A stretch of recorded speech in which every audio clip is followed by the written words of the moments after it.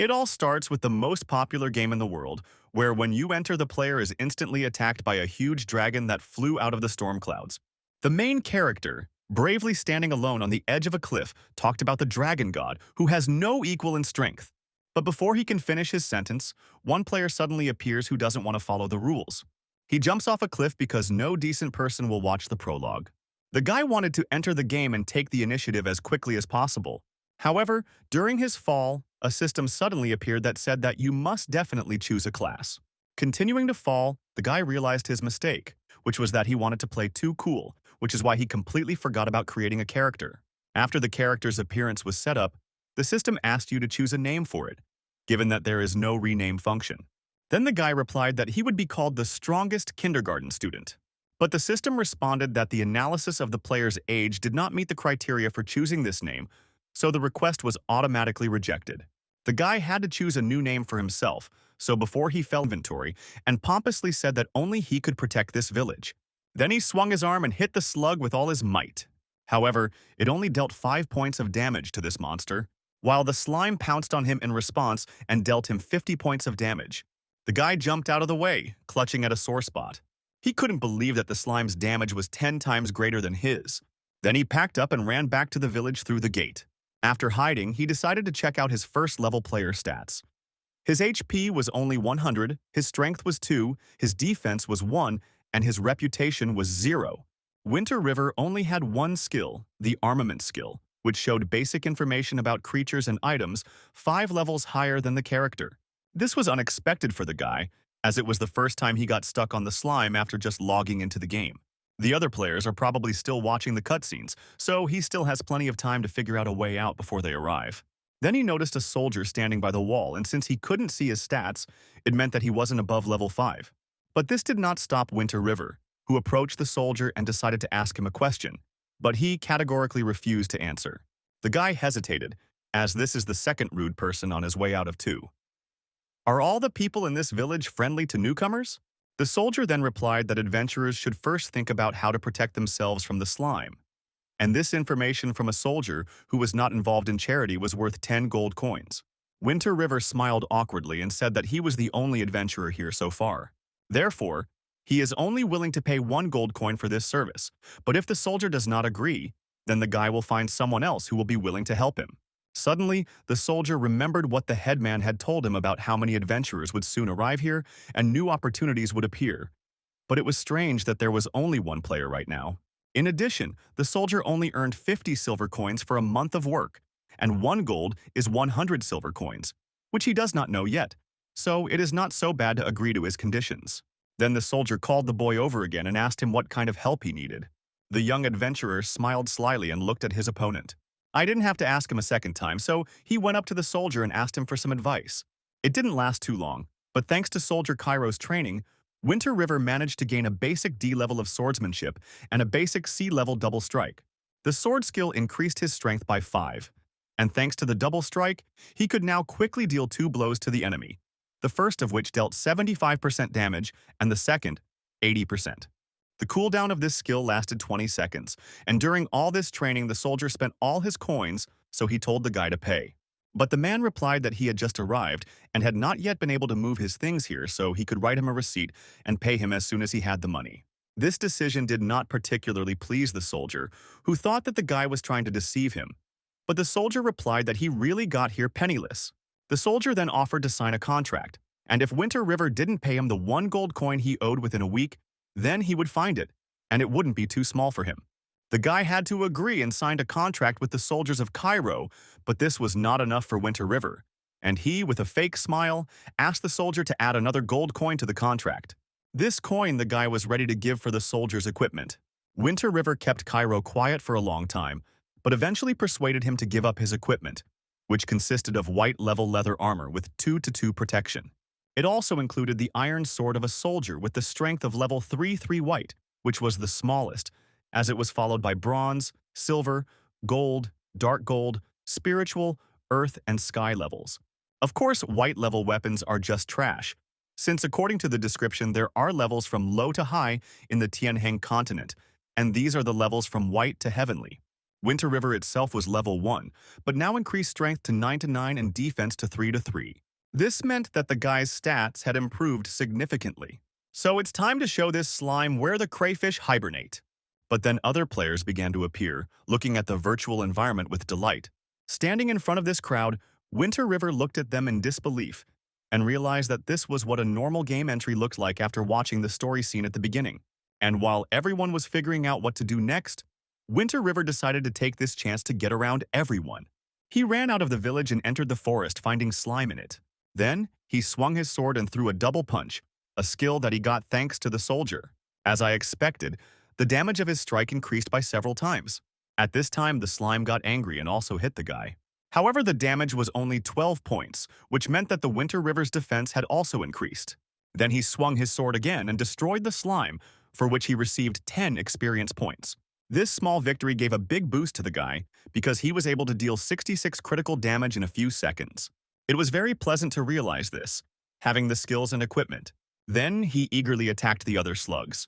After some time, he reached the second level, which increased his strength and defense by 1 point and HP by 100. This update made him happy, as the effectiveness of destroying slugs increased, and now he could destroy them more quickly.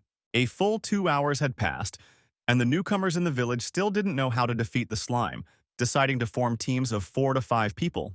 The village chief, watching all this, saw in the newcomers only a pile of garbage which is not capable of anything. But then a guy he already knew turned to him and said that he had proved his strength, after which he threw the bag in his hand in front of the old man. This bag was filled to the brim with slug cores. This surprised the prefect, who changed his mind about the adventurers, thinking that at least some of them had the brains to do it. Thus, the guy finished the mission and gained 20 experience points. But this mission seemed too easy for Winter River, who had already reached level 3. He asked if the old man had anything else to do, and the old man said that he needed to kill 10 demonic gods if the old man dared to do it. This was a dangerous mission, as the Tianheng continent is divided into light and dark factions, the latter of which is home to the strongest creatures called the 10 demonic gods. If you defeat them, you can get an incredible reward, but if you fail, the reputation of the light faction will drop by $10,000, the level will drop by 50, and the old man will have to pay 10,000 gold coins as a penalty. At first, the guy thought that the old man just wanted to buy him 10,000 gold coins, since the task sounded very difficult, but the old man said that he thought better of the guy than all the other trash. Then the guy decided to prove that he really is not like that, and took on this task, the deadline for which was only 1 week. However, he knew that the consequences were too severe, so he asked the old man for a family heirloom as one of the promised rewards for completing this task. Todd agreed without thinking, handing the scroll to the guy, since in addition to it, the hero would also receive countless equipment, gold, and the title of City Lord. However, the headman himself did not believe in the capabilities of the guy at all. Smiling slyly, he thought that this adventurer was a fool who would enrich him by 10,000 coins. Moreover, 100,000 reputation points will encourage all the light factions to hunt the guy. But the old man did not tell Winter River, who accepted the most difficult task for a level 3 player. He obtained a family heirloom in the form of an S-level fire god's wrath and set out. Night fell when a gray wolf jumped out of the bushes at the guy, a regular level 5 monster with 1,000 HP. His strength was quite big for a beginner, as it was 15 to 20 points, as was his defense, which was level 9. However, the guy was able to deal with the monster's bite skill and used his sword to push it back. Then, he dealt him a devastating blow, dealing several hundred points of damage. For defeating the Grey Wolf, Winter River received 80 experience points, which increased his level to 4 and increased HP by 100 points, and strength and defense by 1 point. Also, for this feat, Winter River received only 3 bronze coins, which was very small. He was also confused by the fact that the old man's family heirloom was some kind of disposable scroll that the old man had parted with too easily. With it, a low-level Forbidden Fire attribute spell could be cast once, which would create a 200-meter radius effect and deal 5 million fixed damage to enemies. Winter River thought about quitting his account, but the system said that if he decided to quit his account, the debt would not disappear and he would have to pay back the debt for an outstanding real-life back payment of $59 million. This sobered up Winter River, as now, as a graduate, the maximum he could earn was $8,000 a month, so he urgently needed to continue completing the task. At this moment, he was trying to calm himself down by saying that 10,000 gold coins, where one coin is $600, isn't that much. And in order to prevent the payment of this huge debt, it was necessary to pull yourself together and continue to pump up the skill. He decided not to fight a whole pack of gray wolves, but found one that strayed from the pack. Jumping out of the bushes, the boy pointed his sword at the monster. With one hit, he dealt quite a large amount of damage to the beast. It howled loudly, but Winter River didn't think it was important, because there were no other wolves in the area willing to come to the beast's aid. However, this was an incorrect assumption, since a pack of wolves will always help their kindred, so the guy had to fight with monsters for 2 hours. Thus, Winter River was able to reach level 7 and get new equipment, wolf skin bracers, which increased defense by 2 points. The guy's HP increased to 700, strength to 34, and defense to 15. Now he had to fight the leader of this wolf pack, a level 12 bronze level boss with 2500 HP, 3540 strength, and 25 defense. He used to be an ordinary gray wolf until he was lucky enough to cross paths with a runaway necromancer, who turned him into a cruel and powerful demon wolf king using forbidden magic. As a result, he became the necromancer's guard dog, which protects him from outsiders, which Winter River did not like at all. He thought that attacking this monster was too dangerous, and it was better to do it when the guy raised his level. But it would be a long time to wait, so Winter River chose a difficult path and decided to take the chance to attack the king while there were no other players around. The demonic Wolf King immediately sensed the guy's approach and looked in his direction with red aggressive eyes. It didn't take long before it attacked the Winter River, making a loud growling sound. He approached the newcomer too quickly and didn't have time to react. With the skills of Bloodlust, the special royal aura of the Tearing Claw, the Demon King dealt the guy a powerful blow with his paw, and that, in turn, dealt the wolf only 9 points of damage, which was a huge difference. The Demon King didn't even notice this strike as he prepared for the next attack. Deciding not to delay, the wolf once again ran towards the Winter River with great speed. But then there was the sound of another animal running behind the guy, which turned out to be another aggressive wolf. He ran over and grabbed Winter River's arm, dealing 78 points of damage, thus protecting his king. But the guy just gritted his teeth, as he expected a terrible pain from the bite, but for some reason it was not there. It turned out that it was a very weak wolf that Winter River dragged away from his hand by the scruff of the neck. Thus he took the little wolf cub hostage and extended his hand with it forward. The Demon King stopped in a panic and stared at the small member of his pack. For the boy, this was the chance he was waiting for, as it was clear that the leader would not attack if a member of his stat was in danger. Moreover, it was just a harmless little wolf cub, which helped Winter hand a lot at this moment. Gripping the sword tighter, the guy swung and gave the demonic Wolf King a basic double punch. He tried to dodge, but it didn't work out completely. Now the wolf had to not only destroy the enemy, but also save the cub. So he began to attack more carefully, but at the same time more aggressively. But that was all the guy needed, ready to strike again. Without letting go of the little wolf's grip, he dealt blow after blow of damage to the Demon King. This continued for a full 2 hours, which exhausted both of them. At some point, when the Demon Wolf King's HP was equal to 2510, a terrifying energy began to radiate from it. Winter River was afraid that the king was starting the next phase, which was the random number generator installed by the Staff of Eternity in the monsters. It doesn't matter if it's a normal monster or not. Everyone has the opportunity to advance to the next phase and become stronger. They can even go 3 phases ahead. The leader monster has a much higher chance of phase change than a normal monster. So the demonic Wolf King has increased the power of the Bloodlust skill by 15 points and the speed by 20%, while losing 0.2 HP every minute. And then the king also increased the power of the Blood King's aura skill by 10%, as well as the speed of movement, the effect of which lasted for 30 seconds. After that, the Demon King rushed towards the enemy he hated. He used the Ripping Claw skill, dealing 250% damage to the Grey Wolf. The wolf had to take this desperate step, which dumbfounded the guy, in order to continue to fight the enemy without restrictions of this. Quickly figuring out what was going on, Winter River dealt the Demon King a full 5 sword strikes. He roared in pain, not wanting to let it go. It slashed its claws right at the guy who barely managed to jump away. It was a very ferocious strike, and Winter River knew that one such strike would take all of his remaining HP. He realized that he couldn't defeat the Demon King, but could this monster catch up to him? As soon as the guy started to run away, the monster began to catch up with him in quick jerks.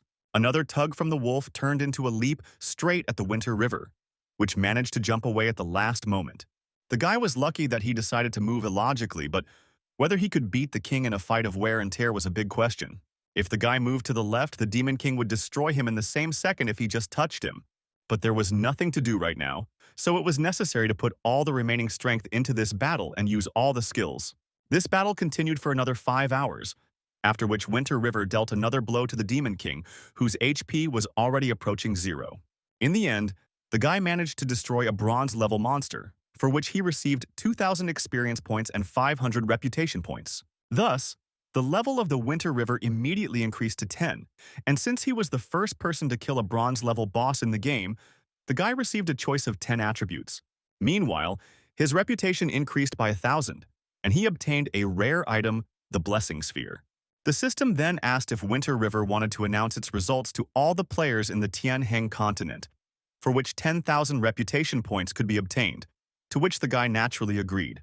As soon as the system released this announcement to the masses, all the newbies were shocked that someone was already able to kill a boss of this level. Winter River immediately started receiving dozens of friend requests, but he blocked all users so that they couldn't even write to him. Having finished this difficult task, the guy let out a tired sigh. It was time to take a look at the loot after the first boss kill, so Winter River headed for the monster's body. But before he could reach his destination, a man's voice came from the side, threatening and displeased. This was a necromancer who was clearly not happy that someone had destroyed his carefully stirred and trained puppet. The necromancer's gaze was more eloquent than any words, as it revealed all of his cruelest intentions. This was the same necromancer mentioned in the description of the Wolf King, who seemed to be a stronger boss now. But Winter River still had one trump card up its sleeve. Even though the necromancer, along with the other strongest ones from the dark green level of the Tianheng continent, was still one step away from the spiritual level. He advised the boy to welcome his death, but Winter River had other plans. He scoffed at such a strong character who was in the novice village, but the necromancer called the guy a fool who should be afraid of death. The necromancer's name was Daniel, and he, like Winter River, knew about the goddess who protected this life and the possibility of rebirth. So the guy said that before he accepted his death, he hoped that a necromancer like a dark green level person would be able to fulfill his request. The necromancer looked at the Winter River with interest and asked what kind of request he meant. The guy, as a last request, asked to look at the page with information belonging to Daniel himself. This request made him dumbfounded, as he was currently badly injured and not in the best condition. But he should be strong enough to destroy the adventurer. But the necromancer couldn't let this small ant see his poor condition, so he just snapped and said that the guy wanted a lot. But Winter River replied that Daniel was going too far with such ridiculous excuses, showing the whole truth with his reaction. So, holding out the headman's scroll in front of him, he ordered the enemy to stop before it was too late. Seeing the forbidden list of curses, the necromancer was really taken aback, as he didn't expect a novice to have such equipment. Winter River reminded that if Daniel doesn't want to die, then let him show the information from his page and hand over all the treasures he has. This ultimatum startled the man, who shouted back that he wasn't afraid of this stupid scroll, as its HP was enough to ward off these curses. And if the guy is really so sure of his victory, then let him try to guess how much HP he has and whether this piece of paper will be enough for him to win. Winter River, without arguing with the necromancer for a long time, held out the scroll in front of him and said that he would still be able to resurrect no matter what happened. Then he tore the paper open with a steady but gentle tug, which strained the necromancer. He knew that if he was at the peak of his best condition, he wouldn't be afraid of this petty curse, but right now he might not be able to handle it. Realizing that his situation was deplorable, Deviv shouted to the guy to stop. And then, in a tired and even slightly frightened voice, I asked him what he was trying to achieve. Winter River replied that his equipment and loot would be enough for him, and then he would leave. However, the guy himself knew that the NPC in front of him was too smart.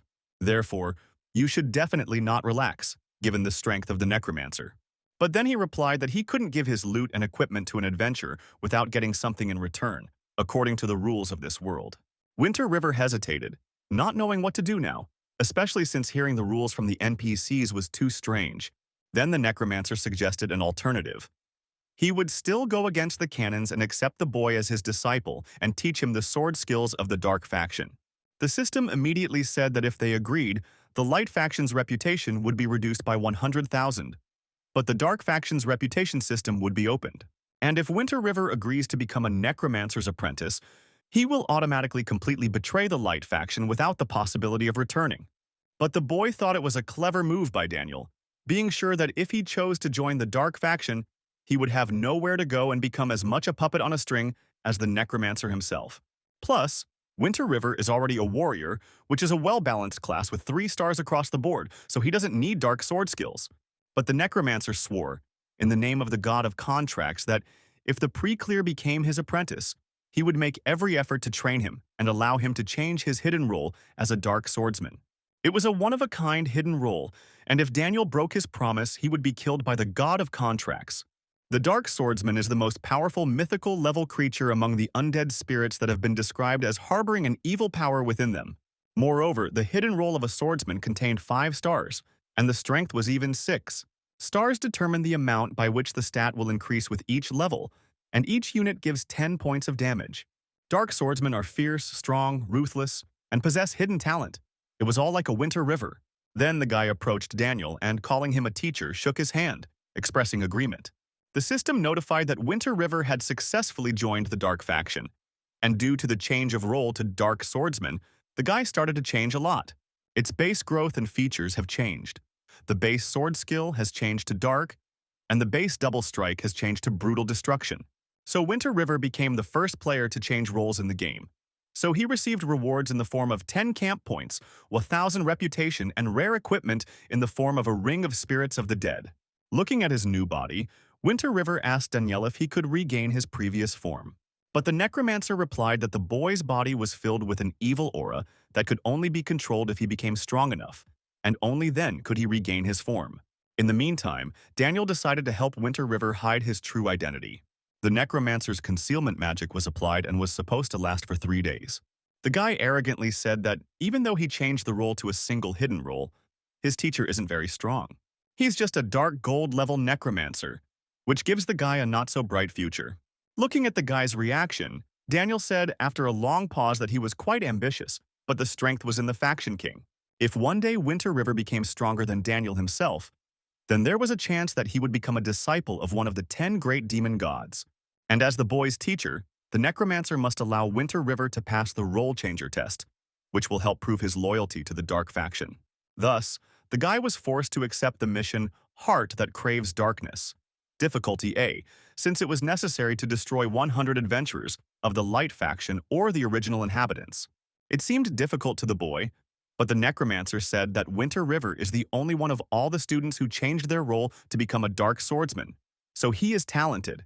Before leaving, the necromancer told the boy to pass the test as soon as possible and get the trust of the dark faction as a reward.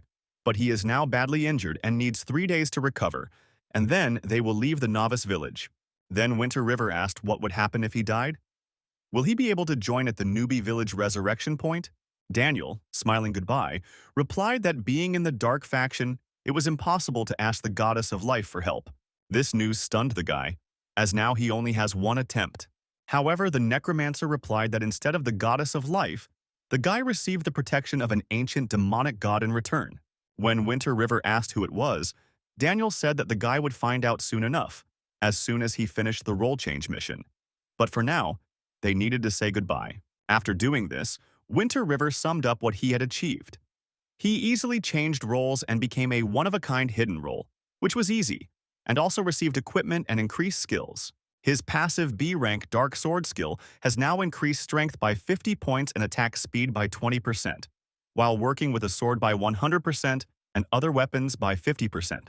The new silver-level Spirit of the Dead ring had a power of 15, which increased strength by 5%, but it required level 10 to use.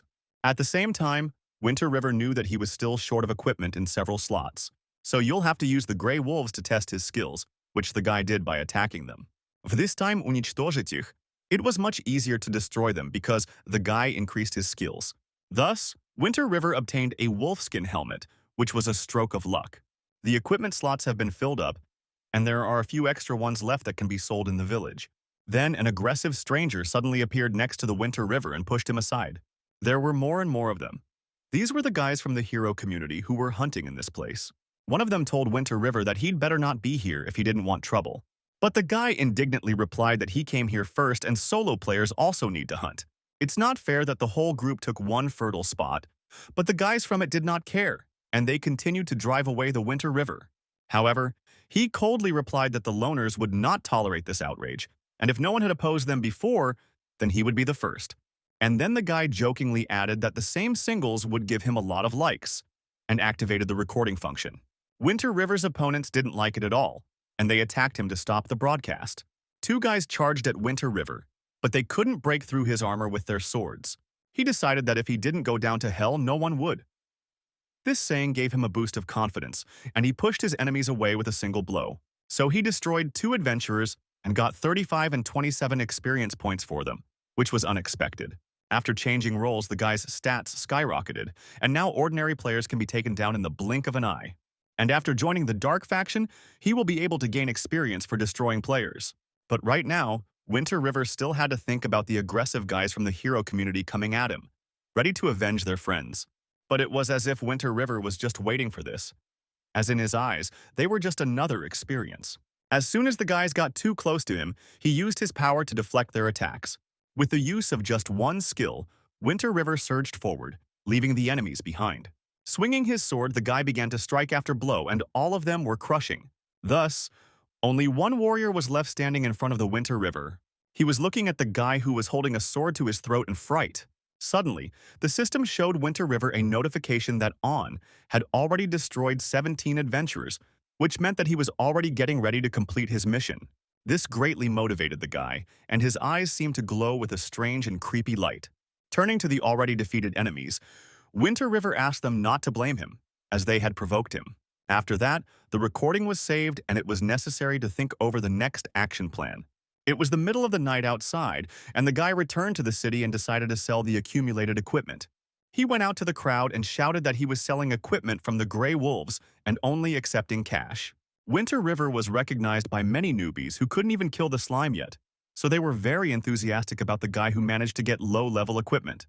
It didn't seem all that impressive, but it was practically impossible for newbies, so they set up an auction. Winter River smiled and said that the highest bidder would win. One of the guys said that he would pay $10,000 and take everything he had, then added that they were from the Dragon Guild and suggested that Winter River join them. But the guy replied that he preferred to be a solo player right now and thought to himself that a member of the Dark faction would go to certain death if he joined the Light Guild. But a player from the Dragon Guild still insisted that Winter River add him as a friend in case he had good equipment to sell to the guild for a good price. Then the guy decided to add the dragon, soaring 10,000 miles away, as a friend, and said that he would keep him informed, warning him not to deceive him. Thus, the deal was concluded between two new partners. The dragon asked to send the guy the number of his bank account to transfer the promised money to him. While all this was being done, it was actually morning. Winter River, all this time being in a virtual reality helmet, decided to take it off after all. As soon as he did, he allowed himself to relax and exhaled heavily. Sitting down at the computer, he withdrew cash for the equipment that he sold for about $40,000. Now all he had to do was upload a video of the group he had defeated and call it Little Bunch of Heroes, which Winter River found funny. As soon as the guy posted this video online, it immediately became popular and collected a lot of positive comments. People supported the Winter River. They say that they did not like this association of heroes for a long time, and now at least someone has piled on them. All this was followed by the guys from the Association of Heroes in real life who did not know what to do now. Andem didn't like that this Winter River guy was still bullying them in the comments, which really annoyed their boss. His ward said that Winter River had written that he would be waiting for them on the southeastern mountain in the novice village. It was as if he didn't want to go unpunished himself, which was just as well for a group of heroes whose leader thought he could easily take on a lone wolf. He's only one person, so now they need to call all the players from the Hero Association and meet with Winter River, as well as persuade other players to join them. And then the leader announced the conditions. Anyone who destroys the Winter River once will receive 50,000 gold, and this amount will increase according to the amount of destruction this guy has. The assistant to the president was surprised by such a huge amount, thinking that they were making a big deal out of a molehill. But the man told him that in the game Eternity, as in business, there are many opportunities. There is no need to be afraid to spend money for spreading fame, especially now they have opportunities to gather more people. The president needed at least 100 to celebrate his union of heroes through such a small step as the Winter River. Thus, at the appointed time, a huge crowd of people appeared on the hill to fight the Winter River. But this did not frighten the guy at all, but on the contrary, he saw for himself a lot of experience in these people. Taking out his sword from its scabbard, the guy asked if all of the people present had come to cause him trouble. But no one from the crowd answered him, because they were only interested in the money they could get, so everyone immediately attacked the guy. But the man only smiled slyly in response, as if he was eager for this attack. However, the players were unwilling to stop and continued advancing in a huge crowd. But the closer they got to the Winter River, the more they felt its unknown power. And that Lish grinned, not even moving from his place, like a predator, to which the prey ran itself. Waiting for the moment, Winter River, with one kick of his ball, he knocked 3 players away from Gray, destroying them. For this small victory, the guy received 31 experience points. The other players were startled, as they only now realized why the hero gathering had offered such a huge reward. They knew that they could respawn, but their level would drop, and they had only just started playing. But then came the voice of the president, who promised compensation to those who would die today and ordered them not to panic, as they had the advantage in numbers. Moreover, it would be possible to make a good profit on the Winter River and take away his equipment. But the latter only smiled and replied that his evil level does not increase from killing, unlike the experience scale. And this scale was already almost full. So the guy confidently began to call out to the rest of the players. Winter River understood that the game had only just begun, and some people were only at the 2nd level and couldn't handle the slugs, so they didn't have a chance to beat him. There is not a single player who changes their role, nor are there archers, mages, or any other long-range role to provide support. Thus, it was only an easy experience for Winter River. He began to scatter the newcomers around him like flies. They began to panic greatly, not believing what they were seeing with their own eyes. All these people were ordered to destroy Winter River, but he destroyed them. The guy even got excited as it seemed to him fun. Thus, after 20 minutes, many newcomers were already lying on the ground, but the HP of Winter River also decreased significantly. This could not but please the members of the Assembly of Heroes, who were sure that they would defeat the guy by numbers, but then suddenly his HP level rose to the maximum, due to the fact that Winter River destroyed many advanced experience. The president motivated his guys and ordered them to fight on, but the Winter River continued to throw them around with ease. The players didn't understand how this guy could handle more than 200 people. It was harder for them to defeat this guy than the boss. But after 5 minutes, Winter River's HP still dropped, which encouraged the adventurers surrounding him. But as soon as Winter River gave these guys hope, he immediately took it away. His HP increased in the blink of an eye, as did his level, which increased to 12. After fully replenishing his strength, Winter River told Steel to work harder, as his equipment was already almost worn out. The president couldn't believe his eyes, just like all the other players who realized that their initial assumptions about Winter River gaining experience for destroying other players wasn't a joke. But the guy in front of them said that they look like cowards while the whole internet is looking at them, which should be a shame. Some players, even though there was a large reward, no longer dared to attack the Winter River. They asked their leader, who was called Chaos in the world, what they should do now, and the latter, gritting his teeth, although he did not want it as much as possible, ordered to retreat. As soon as this order arrived, all the players immediately rushed back, away from the Winter River. The guy shouted after them that his equipment was still with him, so he would have the last laugh. Who would have thought that everything would happen so smoothly after all? Winter River was able to raise his level twice. But now, destroying these low-level players won't give them much experience anymore, much less increase their evil level, which was 0 until now. Suddenly, a red alert notification appeared in front of the system notification, which said that the Winter River teacher was currently in a desperate situation and would most likely die. The system suggested that the guy help the teacher as soon as possible, because if he dies, then the reputation of the Winter River in the Dark Faction will decrease by 50,000. This news didn't make him happy at all, but rather made him angry, since he hadn't even left the novice village yet. And if his master died, he definitely wouldn't do it, so he should have run to help him now. The path was not the closest, but rather dangerous, through narrow stone gorges. It was there that the necromancer Daniel was attacked by someone from the Light Faction. I want to get a big reward for him.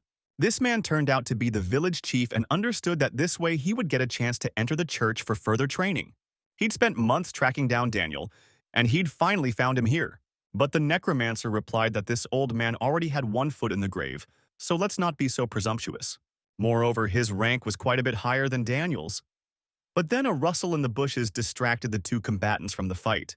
A guy who was unexpectedly familiar to the necromancer's enemy suddenly jumped out of them.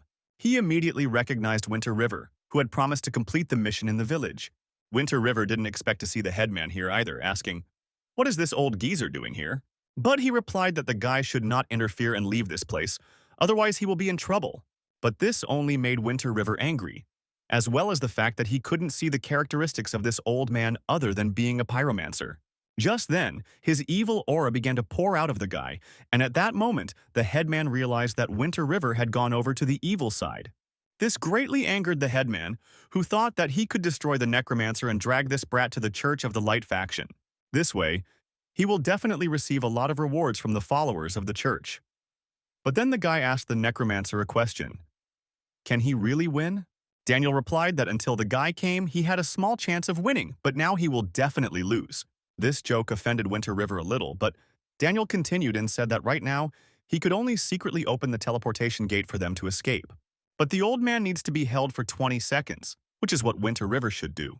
But the guy replied that the teacher from Daniel is not conscientious, as he will allow his student to use a precious item that he kept secrets for the sake of escape. Therefore, Winter River said that he would only do it as a mission for which he would receive a reward.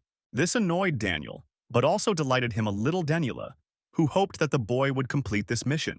It was of difficulty A and sounded like a pyromancer block, and to complete it, you need to block Brandy's pyromancer for 20 seconds, for which Daniel promised an unknown reward.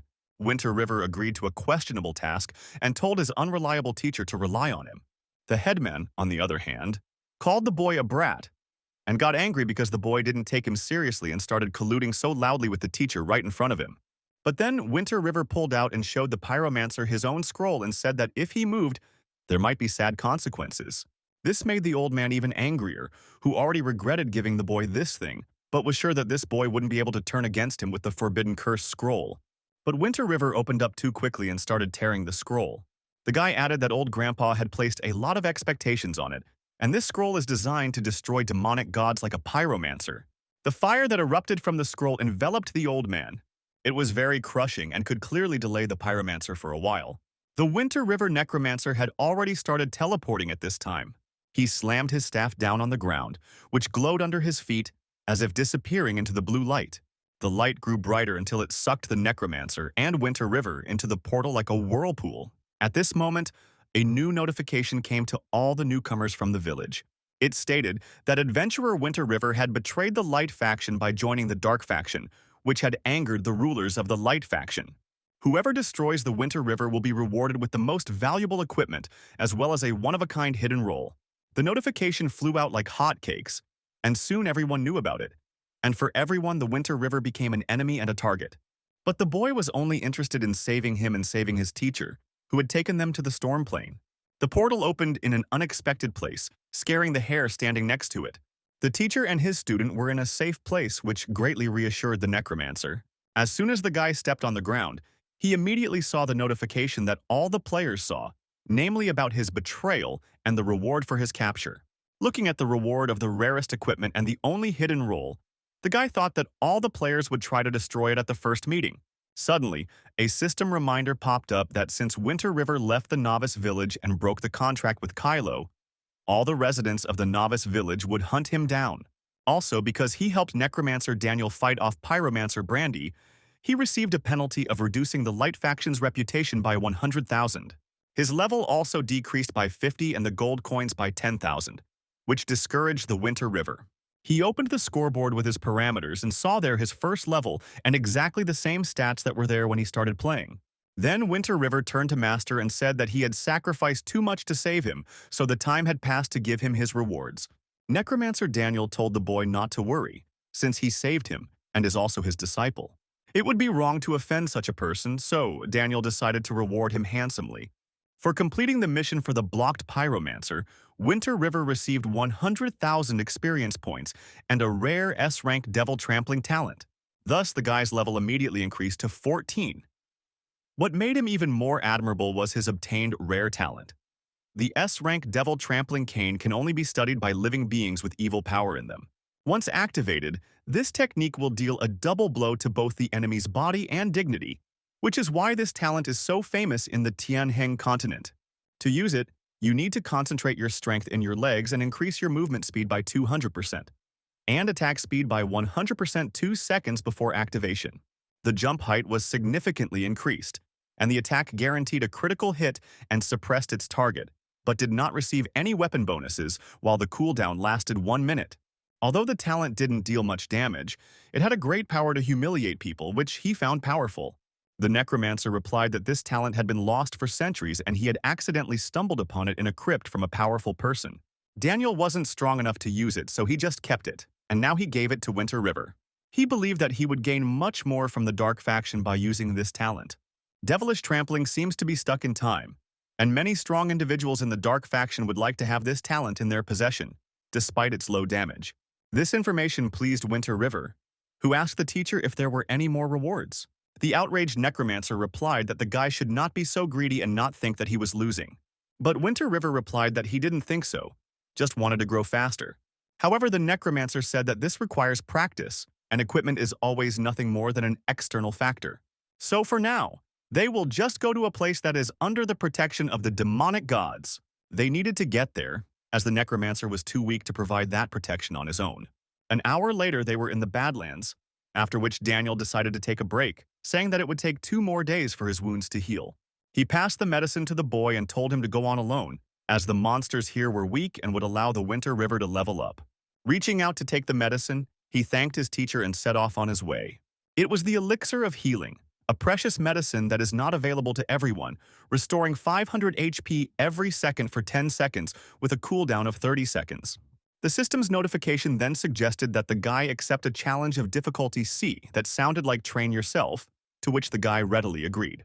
Mission objective: kill 500 demonic lizards, hone your skills, become stronger, and report back to Daniel for an unknown reward. After walking a little further, Winter River noticed huge demonic lizards on the horizon. These were normal level 18 monsters with 2000 HP and 120-125 attack. They were originally just lizards living in the Gobi Desert, but their bodies had undergone drastic changes after being trapped by the demonic aura. Lizards had a dangerous nature, and their talent was to bite and tear, which made them very dangerous. And the defense is 3 times higher than that of a level 12 demonic wolf king. Still, Winter River was stronger than them, and as long as they didn't attack him in a group, it would be fine. Running up behind one of the lizards without being noticed, the guy was too fast to get close to the monster. Then, he jumped high to deal more damage to it, because their defense was quite high and was 9100 points. Thus, Winter River dealt 1869 points of damage to the lizard in 1 hit, while using the Devil Trample and Suppression effect. Because of this, the opponent couldn't fight for 2 seconds, which allowed the guy to make a mad destruction of the enemy. Blow after blow, he continued to deal more and more damage to the lizards. She tried to growl and fight back, which was actually very dangerous. The enemy was strong enough to attack back, so it bit Winter River's leg, causing damage. According to the guy, this Tyran was quite good, but the lizard was unlucky that it was Winter River that turned out to be its opponent. With a single swipe of his sword, he knocked the huge lizard away from him, defeating it and gaining 500 experience points. But he definitely didn't need to relax, since there was a whole flock of such huge lizards gathered around him. Winter River decided to maintain some distance between them so that they wouldn't get trapped while continuing to fend off the monsters. A couple of minutes later, the guy hit the last lizard that attacked him with the ball. Thus, there were still a large number of monsters around him, but they were definitely not dangerous now. Then, Winter River received a notification that someone was calling him, and he decided to check who it was. It was the fellow from the novice village named Dragon Soaring 10,000 Miles that he sold his equipment to. As soon as the guy accepted the call request, he immediately heard the voice of the dragon, who happily greeted Winter River, noting that he was quite famous. All the forums are buzzing about how to destroy him. But Winter River was more interested in his finances, which consisted of 1 silver and 2 bronze coins. It was too little, but suddenly the dragon offered Winter River to sell his character to enrich himself. If Winter River did that, the dragon would destroy him, get the money, and they would split it in half. But the guy had already joined the Dark Faction. If he dies once, then his account will disappear, which is why the response to this offer was sharp and negative. But then the dragon said that he was offering 20,000 for this deal, which discouraged Winter River, as this amount looked too impressive. As an ordinary player, after a few days of starting the game, he could offer as much as 20 million real money, which is enough to live in chocolate and without an account. But if it wasn't for the Dark Swordsman's excessive power building method, maybe the guy would have considered selling the account. 20 million is a lot, But now he can get even more, and moreover, the equipment, Winter River suggested that the dragon send a sneaky thief to enter the wasteland in the place he indicated. But first, the dragon, according to the terms of the Winter River, had to transfer money to him, which he did not argue with. And while the dragon was carrying out this fraud, Winter River decided to continue to destroy the lizards for the sake of completing the mission. Taking off, he ran straight for one of them. With a single swing of his sharp sword, he was able to deflect the monster's attack and destroy it. As soon as Winter River did that, his body was filled with energy, which meant that he had just reached level 15. But suddenly, the guy's body seemed to be shrouded in darkness, which was very strange, as if he had evolved. But the system said that due to reaching level 15, the power of the Dark Swordsman awakened, and Winter River comprehended the talent of the power of death. The Dark Swordsman is another version of the undead swordsman who walks on the borderline between life and death, but is very aware of himself, and his ability to recover is terrifying. Even Holy Light can't control it, and it's basically a divine technique that allows you to restore 30% HP in 1 minute. This made it possible to escape and then return with full HP in at least 4 minutes. But suddenly my thoughts were interrupted by the dragon, who transferred the money to the guy. Winter River hid the equipment and set its location, and the system reminded that the white equipment will become a draw and will be updated in 24 hours, with bronze equipment after 3 days and with silver after a week. The dragon thanked Winter River and said that if he got new equipment, he should remember the Dragon Guild. The guy knew that he would always get a fair payment for it there, and he promised to write, but now he was going to have a battle with lizards. An hour later, the mission to destroy 500 demonic lizards was a little closer to completion, as there were as many as 407 lizards left. But something finally fell out of the last of the destroyed lizards, which was very rare in this game. These were sand bronze boots that had a defense of 6 to 10, increased movement speed by 2%, and the required level to use them was 16. It was a pair of shoes that everyone who is going to plow the sand should wear, as these shoes have good grip and are not easily damaged. The stats of this equipment weren't bad, but it was a pity that the level of the Winter River wasn't enough to use it, so he decided to continue swinging. But then someone from the real world called the guy and said that he was not so diligent, even when he was studying for the state exams. The game is really exciting, but the voice insisted that the guy log out and at least eat, which he did. And while the guy went about his business, his actions and strength were discussed on a completely different level in one of the offices in the city center. The president was reporting to a certain brother, too, that he didn't foresee that Winter River would be so strong that even 200 people couldn't defeat him. But the man sitting across from him said that this problem had nothing to do with the guild president, since it was impossible to manage a lone gang. Therefore, the president just needs to continue working further, having previously rested. Then the president suggested that brother 2 also go on vacation, but the latter seemed to ignore his words, thinking about DKLA. Winter River has created a problem, so as long as he plays forever, the people who want to destroy him will never end. But Winter River himself didn't care, and after dealing with things in the real world, he entered the game again. The surroundings seemed quiet and peaceful, but one only had to look around. Just then, the guy sensed that there was someone behind him, and then he was knocked off his feet by the tail of another huge lizard, which dealt 10 points of damage to the guy. He thought that it was a young demonic lizard that seemed to have no idea about a fair fight, but it turned out that the demon lizard king was standing in front of him. This was a level 20 bronze level boss with HP 100,000, whose talent was not only to bite and tear, but also to scatter enemies while having a poisonous skin. The guy decided that he could kill this boss because he is only a bronze level with an attack of 180 and a defense of 120. However, he was a mutated form of a demonic lizard with enhanced strength. A true king of the wastelands, but Winter River didn't mind that, and he charged. With a high jump, the boy flew straight towards the snarling lizard. With a swing, he ordered the monster that was mercilessly destroying everyone to shut up, using devil trampling. Thus, Winter River dealt 1073 points of damage to the boss, and then used the suppression effect. Now the opponent couldn't move for 0.35 seconds, but the monster had a hidden trump card up its sleeve that the guy had forgotten about. It was the monster's skin that started releasing a volatile poison that Winter River had to jump away from. But it was a little late, and the poison that hit the guy started to lose 50 HP every second for 10 seconds, but Winter River realized that he couldn't save the medicine that Daniel gave him, so he drank it. After getting rid of the poison's effect, the guy once again attacked the huge and dangerous boss. With a single slash of his sword, he dealt only 575 points of damage to the monster. But it was followed by many other equally weak blows. The monster clearly didn't like it, and its gaze became truly terrifying. Having moved away from the Winter River at the necessary distance, the boss decided to pull off one of the maneuvers already familiar to the guy. Since the tail strike wasn't unexpected, Winter River easily dodged it. And then, quickly finding his bearings, he raised himself up and slashed with his sword, depriving the monster of a tail-shaped weapon. Winter River was determined to take revenge on this boss for his torment in this battle. The plan that matured in the boy's mind seemed like a good one, and he rushed back. A couple of minutes later, Winter River dealt the boss a few reinforced punches from behind, managing to hit it. As soon as the boss was destroyed, a lot of silver and gold coins immediately fell from it, which was a nice bonus. However, most of all, the guy was waiting for the equipment, which, when it appeared, threw him into shock. It was an ironstone armor and a bronze-ranked demon stone staff. The armor increased defense by 8% and was quite strong, and the flame staff for beginners and novice mages increased attack by 20%. The armor's stats weren't bad, but it needed level 20 to use, and even though the staff was good, the guy wasn't a mage, so he immediately dialed a familiar dragon to the player. Winter River wanted to sell his new equipment, but Dragon replied that the level of this equipment was too high for anyone in the novice guild to use it. The guy replied that these items might be useful in the future, but the dragon still only offered 50,000 for them, and Winter River had no choice but to accept. Moreover, he already received 100,000 in just a couple of days, so this potential will definitely bring more benefits in the future.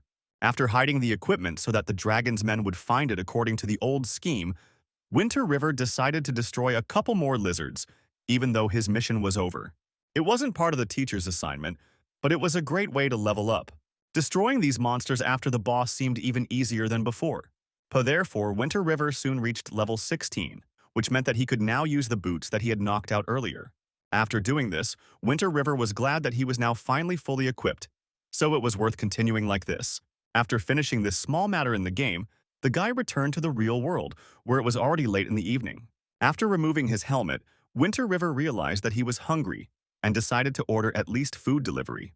But then, the guy noticed a text message on his phone from Wang Kai, who actively invited him to the barbecue. It would be a crime to refuse such an offer, so Winter River replied to a friend from uni that they should meet in their place. They met because of a video game, but became really close when they graduated. After leaving the house, Winter River went to his designated location. When he reached the tables of one cafe, the guy immediately noticed a friend waving at him in the crowd. As soon as they met, Wang Kai called the guy little brother Han and greeted him warmly, saying that there was a job for him. The boy's interested look spoke for itself, so Wang Kai replied that it was about a pro player. With the Winter River skill, it would be remiss not to play professionally, and Wang Kai is currently working in a studio that is preparing to make a big splash in eternity. So the guy suggested that little brother Han meet these guys to work together, but he flatly refused. But Wang Kai continued, saying that they pay well there, and officially Winter River could receive about 8,000 a month, plus the insurance and pension. This will provide the guy with a comfortable life, and moreover, with the skills of the Winter River, you could earn even more money. But the guy smiled and said that he preferred to work independently. This answer completely surprised Wang Kai, as he thought that the conditions offered by him were more than excellent. But only then did Wang Kai realize that his brother Han had already started playing Eternity, which he didn't even know about. But Winter River said that the virtual reality of Eternity is so realistic that it is called the second world, and this tempted him very much. Then Wang Kai immediately asked what his friend's nickname was, but the guy waved it off and replied that it was a secret.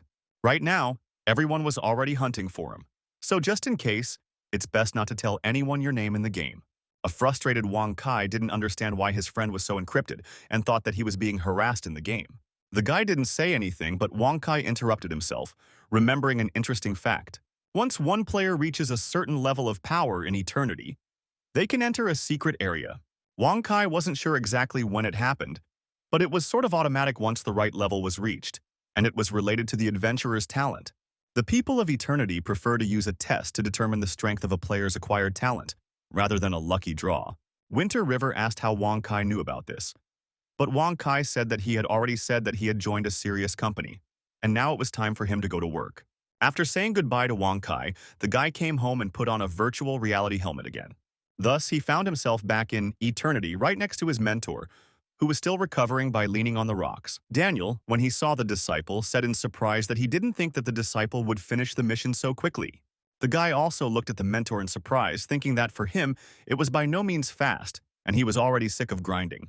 But right now, Winter River was waiting for his reward from the teacher, who, while getting up, told the guy not to worry, as he would never offend his students.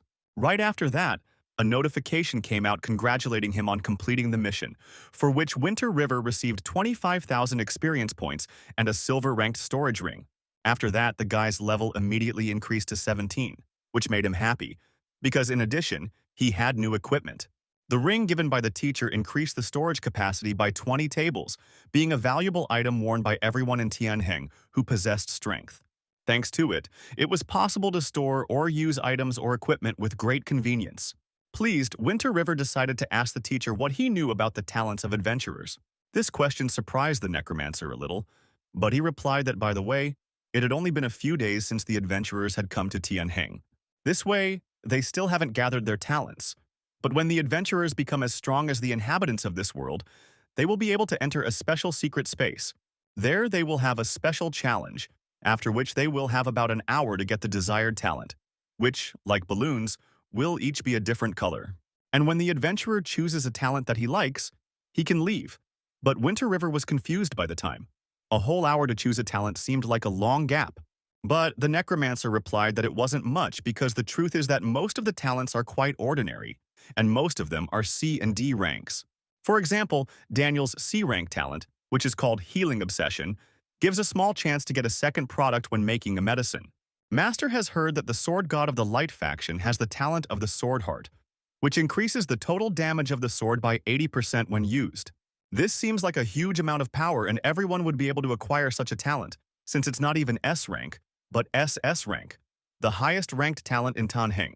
The guy asked if there was an SS rank talent, but the necromancer said no, since even people with SS rank talents on the continent can be counted on their fingers.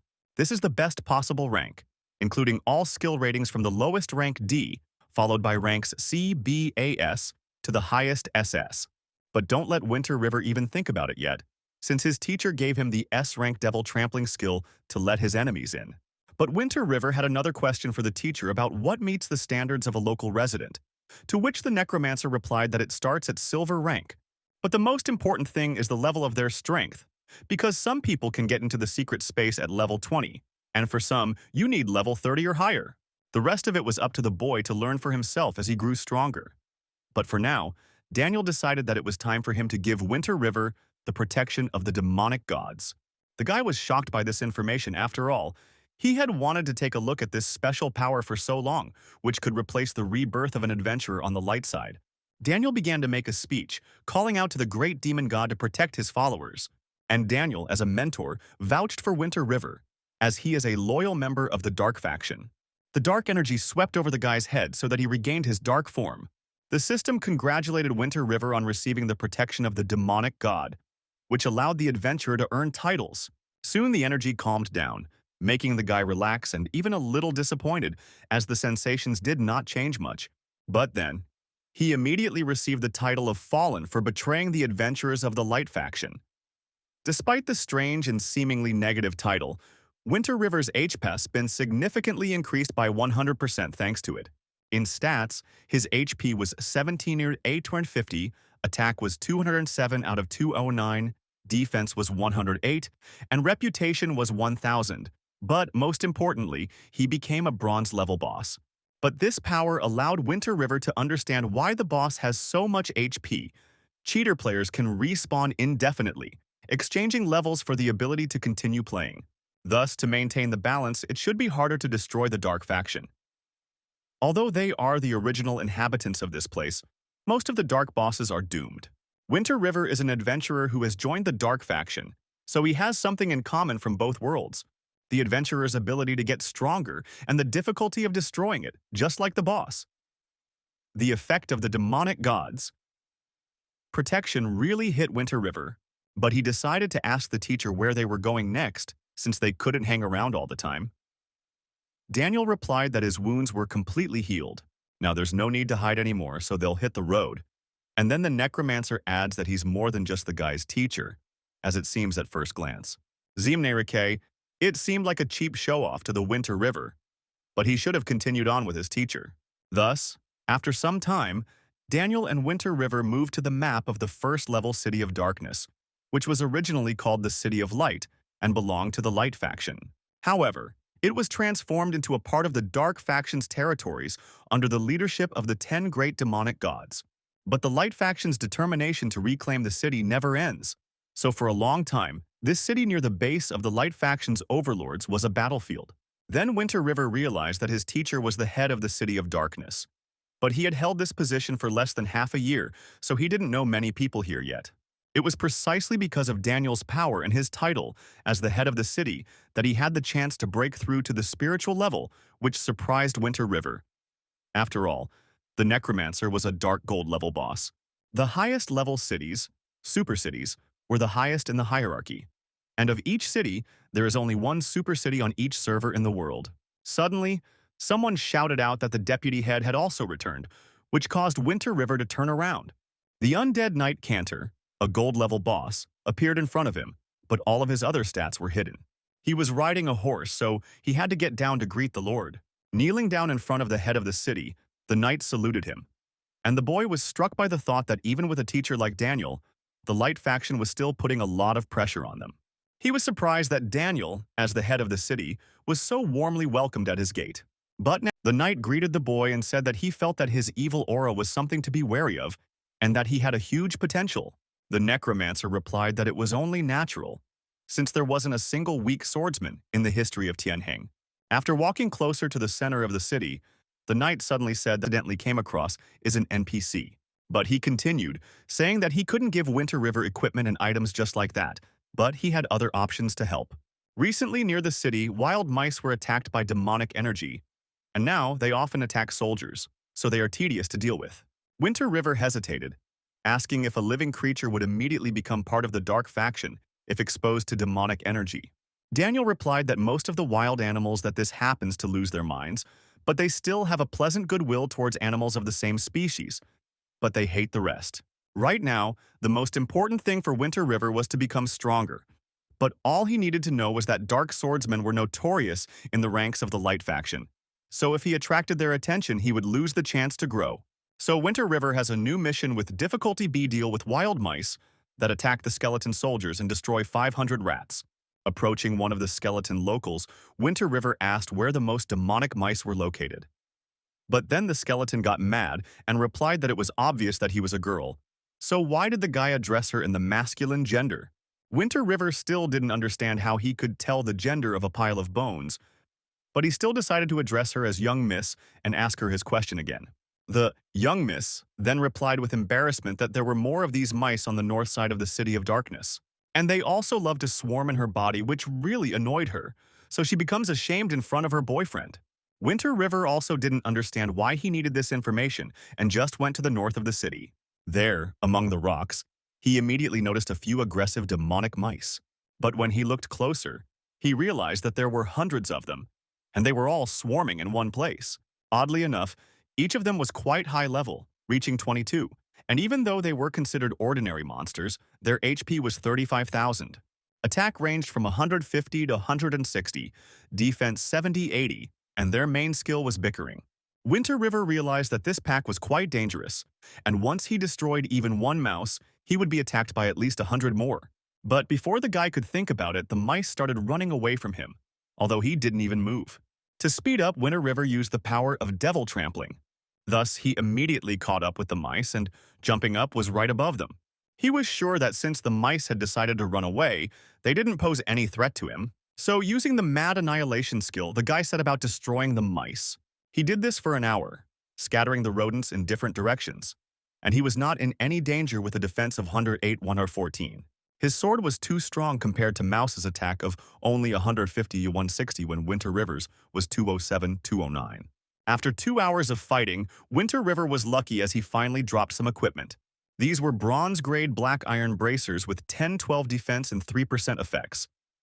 They were part of an armor carefully crafted by a level 3 city blacksmith. This defense was easily accessible to adventurers, but it could only be used from level 20, so for now, it would go to inventory. All of a sudden, a system news notification popped up stating that the Forbidden Area of the Gods player from Mirui had obtained a talent of the Agility rank. So he became the first adventurer to receive a talent and a reward in the form of an increase in reputation by 10,000 points and 10 free stat points. For the Winter River, this was expected since many people now use cheats, but it still looked strange. Then another notice came out that really interested Winter River, stating that the guy had caused the boss's wrath by exterminating the devil mice. It was a silver-ranked boss, the demonic Mouse King. That was already closing in on the guy. The ground around him began to shake and crack, indicating the appearance of an unknown-level boss with 150,000 HP. This was the Mouse King who had stumbled upon a source of demonic energy, which caused the king to become stronger than normal mice. Normally, the king would hide from everyone, but if he was angered, he would attack, and his attack power was 230. Not to mention his defense was 155. Although his defense wasn't too high, but his attack looked impressive, but for some reason Winter River couldn't see the king's level and talents. They weren't supposed to exceed the guy's level, but this was a silver level boss, so Winter River just had to destroy it to be able to get talent. If he succeeds, he will become the first player to destroy a silver level boss. Obtaining the talent motivated Winter River greatly, and he was already prepared to fend off the attacks of the king running towards him. The boss looked creepy and imposing, aggressively looking at the enemy with his red eyes from anger. But Winter River decided to immediately use devilish trampling by jumping over the mouse. Thus, he was able to hit the king's face, as the latter, thanks to the guy's skill, froze for 0.2 seconds. But this only made the huge mouse even angrier, and it wasn't going to give up. In the next second, the boss approached the guy with great speed and bit him, taking away half of the HP. But the title of Winter River allowed him to recover from an incredible amount of damage inflicted by the king. This increased the guy's chances of winning, so he swung his sword again. But his strike, unfortunately, dealt much less damage to the Demon King than one might think.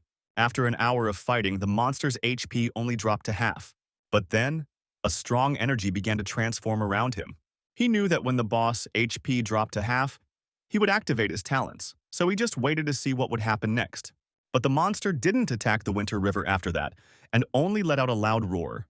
This alerted Winter River, who immediately started looking around, sensing something was amiss. Then a huge number of mice began to run out of all the Earth's cracks. There were more than a few thousand of them, and all of them, together with the king, surrounded the Winter River. But the guy's aura didn't allow the small mice around him to get close to him. Sensing something was wrong and frightened, the mice again began to run away from the Winter River, climbing back into the crevices from which they had crawled out. The demonic Mouse King stared at all of this in disbelief, but there was nothing he could do. Thus, the evil aura surrounding the Winter River made the demonic Mouse King afraid of the guy's strength, and he chose to escape. But this situation did not satisfy Winter River, who had other plans for the boss. Gripping his sword tighter, the boy ran after it.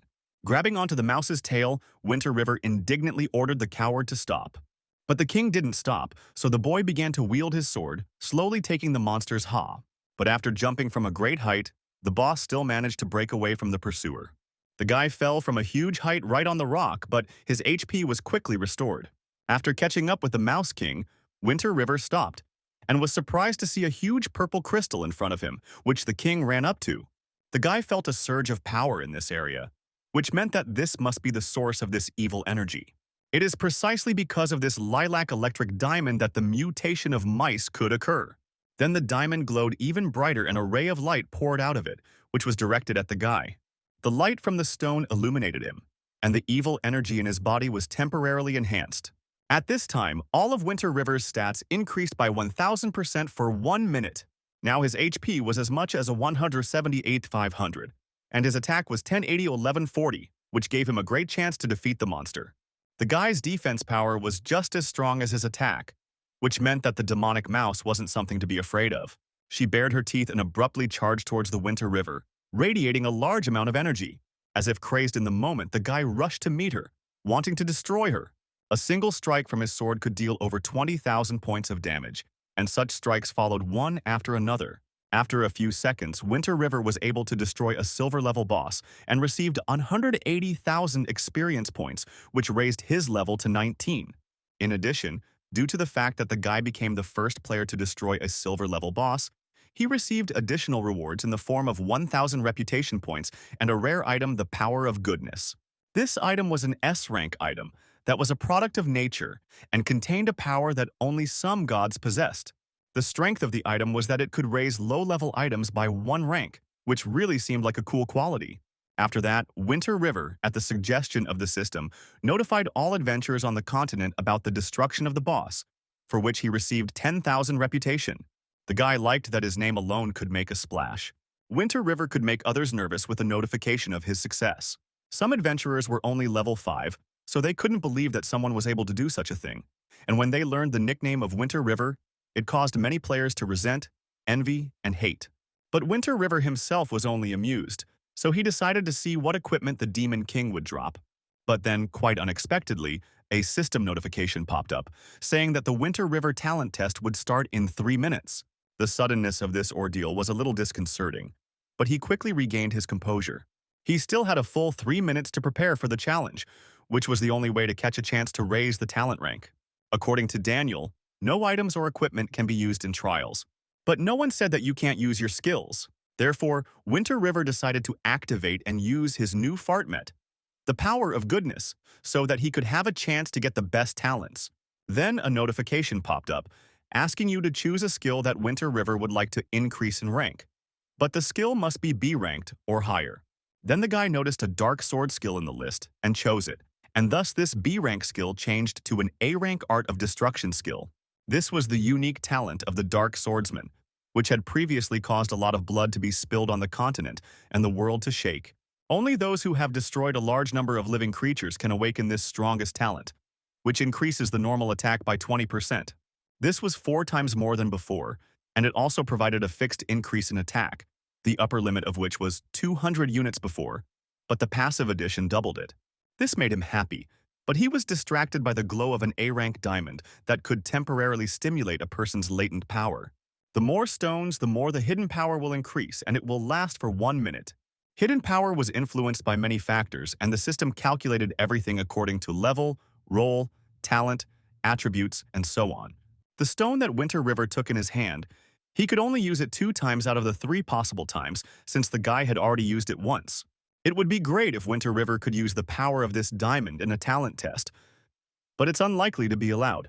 At this time, a notification appeared that there were 10 seconds left until the talent test, after which the countdown began. When the score reached 1, the guy disappeared as if he was out of the game, but that was far from the case. He was transported to a dark forest, which meant the beginning of a test in which you had to destroy the enemy in 10 minutes.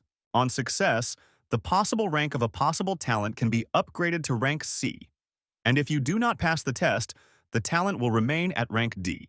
Looking around, Winter River only noticed a large, well-fed rabbit standing in front of him. It was a level 1 wild rabbit with 100 HP and low attack and defense stats, which meant that it was a completely ordinary animal. His stats were lower than those of the slime, so this trial seemed increasingly strange to Winter River. Even though the guy's level dropped by 1, he could still deposit the gift 20 points that the system gave him. Without hesitation, Winter River added all these points to the attack to make it easier to complete the task. After kicking a normal wild rabbit with his foot, he completed a system task, allowing his talent to increase to D rank. Then a new enemy appeared, for the destruction of which in 10 minutes the system promised to increase the rank of the talent even more. It was a skeleton, and after destroying it, the talent's rank would go to B, and if the guy didn't make it, the talent would still be D-ranked. The skeleton didn't look like a dangerous and powerful enemy at all as it advanced on the Winter River. The guy's level automatically increased from 1 to 10, which is logical, because during the test, the level of both sides should be equal. At this time, the skeleton had already looked around and decided to attack the Winter River, but the latter, swinging, did not even give out a single emotion, struck a blow to the skeleton. The force of the blow sent him flying several meters away, turning him to dust. This intrigued the guy, who was very eager to know what talent he would get for playing a dark swordsman, besides the art of destroying.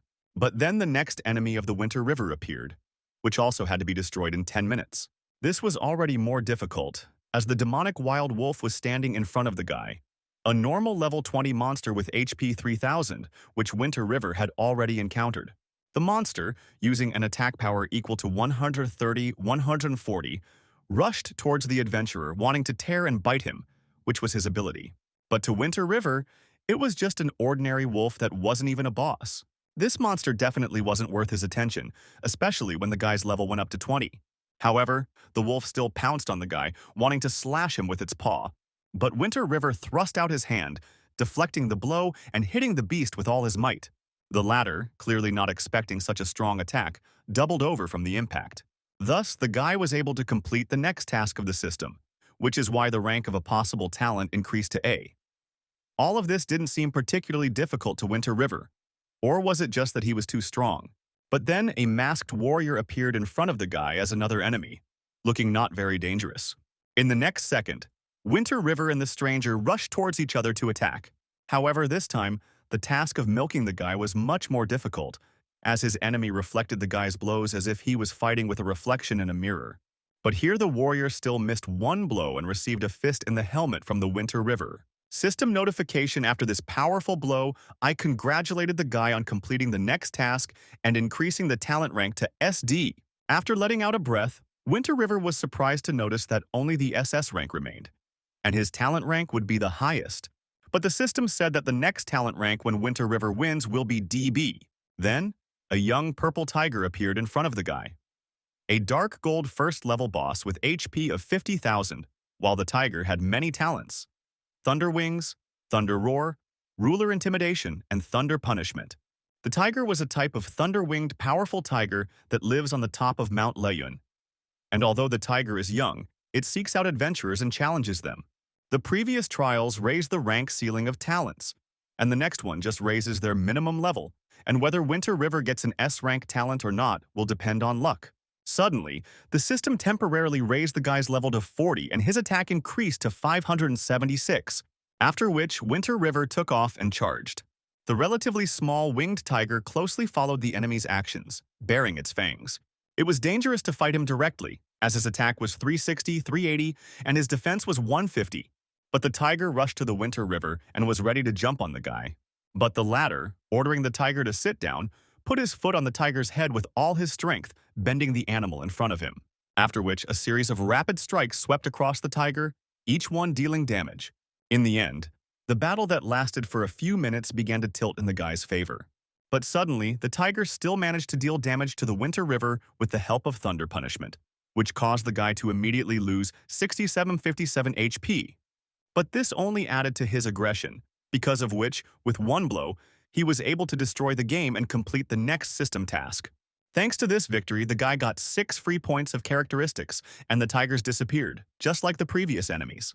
The presence of the received and additional rewards made Winter River very happy. All these points the guy decided to add to the attack to increase the power of the blow.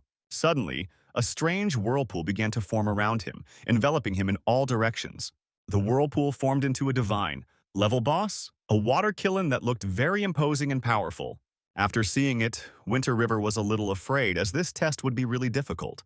The guy's level was temporarily raised to 50 so that he could have a better chance of standing up to the monster. His HP hit 25,000, and his attack hit 600, which raised his reputation to 120,000. A huge amount of attack points increased the power of the Art of Destruction talent, which, in addition to a fixed attack, increased the attack by another 100%. It was definitely not superfluous against such a boss, which needed to be destroyed in 10 minutes, for which the talent's rank would be raised to SA. The HP of a water killen reached 100,000, and its talents included Water Breath, Rolling Ice Wave, Triumph, and Divinity, Prohibition Possession of the Ocean. The water killen was an extremely rare creature that few people had seen, living in the vast seas and possessing innate control over water. When he was young, he was strong, and after reaching adulthood, he would have the opportunity to enter the deity realm and become one of the strongest beings on the continent.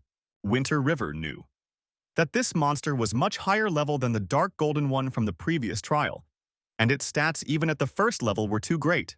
The monster's latest talent, Forbidden Ocean Possession, was very interesting to the guy, who suggested that the monster could already cast curses. All of a sudden, the monster launched a 680-point attack and shot a water beam at the guy. It was so unexpected that Winter River didn't have time to understand what had happened at first. But thanks to his quick reaction, he dodged the huge jet that was shot at him. However, a few copious drops still managed to get on the guy's feet. As if they were burning, they began to deal a large amount of damage despite the fact that it was a normal attack. But the monster wasn't going to stop there and charged again. His description said that the appearance of a Killen in one of the levels of the talent trials could affect the real world, and perhaps it was physical injuries. The monster used its normal attacks, but it was still able to put Winter River on the ground, dealing it a large amount of damage. After that, the water Killen opened its mouth and began to gather the destructive energy into a huge ball. The impact of this energy was meant for Winter River, who was under the boss' full control. The guy didn't know what to do and was about to accept his end. But then something inside him turned upside down. He didn't want to lose like this when he had already achieved so much, but suddenly, the monster itself bounced off him after Winter River spat water at him. As if choking on its energy, the water Keelan moved too quickly away from the Winter River to a safe distance. He coughed, as if spitting out something he'd choked on, but the boy knew what it was. The water Keelan here wasn't the only one who could spew water after all. Humans also have innate control over water. But this only increased the water Keelan's hatred of Winter River because of his taunts by 1,000 points. And now the monster was going to use the Forbidden Ocean Domain talent. Water began to fill the space under surprised Winter River's feet. The guy was scared when he realized that this attack could take him down in one hit. But then something inside him seemed to wake up, making him feel stronger. Within him, the hidden power of a dark swordsman was unexpectedly awakened during the battle. As Winter River learned the S-rank Dark Reincarnation skill, the dark energy in his body at this moment seemed like it was about to explode, and Winter River couldn't control it, but the sensation was amazing. The Dark Reincarnation skill increased the player's stats by 50% for 5 minutes, but after using this skill, the level drops to 10, and recovery takes 7 days. This skill was harmful to both the opponent and the guy himself, so ordinary players need to think twice about using it, but for Winter River, it's simply divine. After all, he could level up again, but he only had one life because he was from the Dark faction. Dying meant starting all over again, and I didn't want to lose my level 17 and its excellent stats. Therefore, Winter River used his new skill and increased all of his stats by 50%, feeling extremely powerful at the same time. Looking at the guy, even the Water Killen was surprised at how much he was able to grow. The boss asked how an ordinary novice could become the owner of such a powerful dark power. The fact that the monster was talking startled the boy for a second, who had previously thought of it as an ordinary animal. But an idea immediately formed in his mind, and he smiled and said that he would tell the Killen everything if he gave up. But he only became more angry, causing a destructive water energy to appear around him. Realizing that the monster was definitely not going to give up, Winter River didn't say anything else as he charged. While the guy was running, he used Devil Trampling to suppress the Water Killen for 0.5 seconds and stab it. Leaping high above the monster's head, Winter River swung wide with all his might. And then, blow after blow, he began to deal more damage to the boss in front of him, which began to fill the space around with water. The monster noticed with indignation and surprise that the power of the Devil's Trampling was long lost in time. But where did it come from for an ordinary adventurer? But he only replied that he can breathe underwater, so now the boss's strength is not a hindrance for him. Realizing that the opponent was strong, the boss used the Forbidden Ocean Possession skill to defend its position. Thus, he summoned all the strong sea creatures that were supposed to attack in this area within 3 minutes. Being underwater and looking around, Winter River didn't understand what kind of sea creatures they were, but he didn't really want to know about it either, so he decided to get it over with as soon as possible. But then a strange creature appeared in front of the guy like a snake made of water. It was the venomous sea snake that attacked Winter River, who was now losing 500 HP every second for 10 seconds. But it seemed like a small thing since it was only 5,000 HP, so the guy rushed towards the Water Keelan to attack. But then suddenly, someone suddenly grabbed Winter River's leg and pulled it to the side. It turned out that it was a water frog that wrapped its tongue around the guy's leg. But this creature, although it dealt damage to the guy, was weak, and he easily got rid of the frog. After finally catching up with the Water Keelan, Winter River only had one fierce thought in his mind: his destruction. The guy started throwing a large number of aggressive punches again, which reduced the boss's HP. But the Chilin was not a coward and had honor, so he was even angrier about it. Winter River suddenly shouted out that this monster was supposed to be just an auspicious symbol, so why is it so good at fighting? But the Killen ordered the adventurer to be quiet, as in his opinion, this ordinary person shouldn't have spoken to him like this. He realized that it was useless to talk to the monster, but he just wanted to distract Killen without using another skill. But then, a voice came from the depths of the waters, calling out to a certain GR and asking him to keep calm in the battle while keeping his talent cooldown in mind. Winterpeck assumed it was one of the denizens talking and watching the talent test. Then Winter River said that a person who spied on him riding a Killin should not be expected to do any good since he only arouses suspicion. Then, referring to Killin as GR, the guy advised him not to listen to this strange spectator. But he just grinned and threw off the Winter River in one move, and then used the skill of Rolling Ice Wave. But the guy interrupted its use using Devil Trample, suppressing the enemy for 0.5 seconds and escaping the Ice Wave. After that, he started hitting the boss with old equipment, and in the end, left him only 10% HP.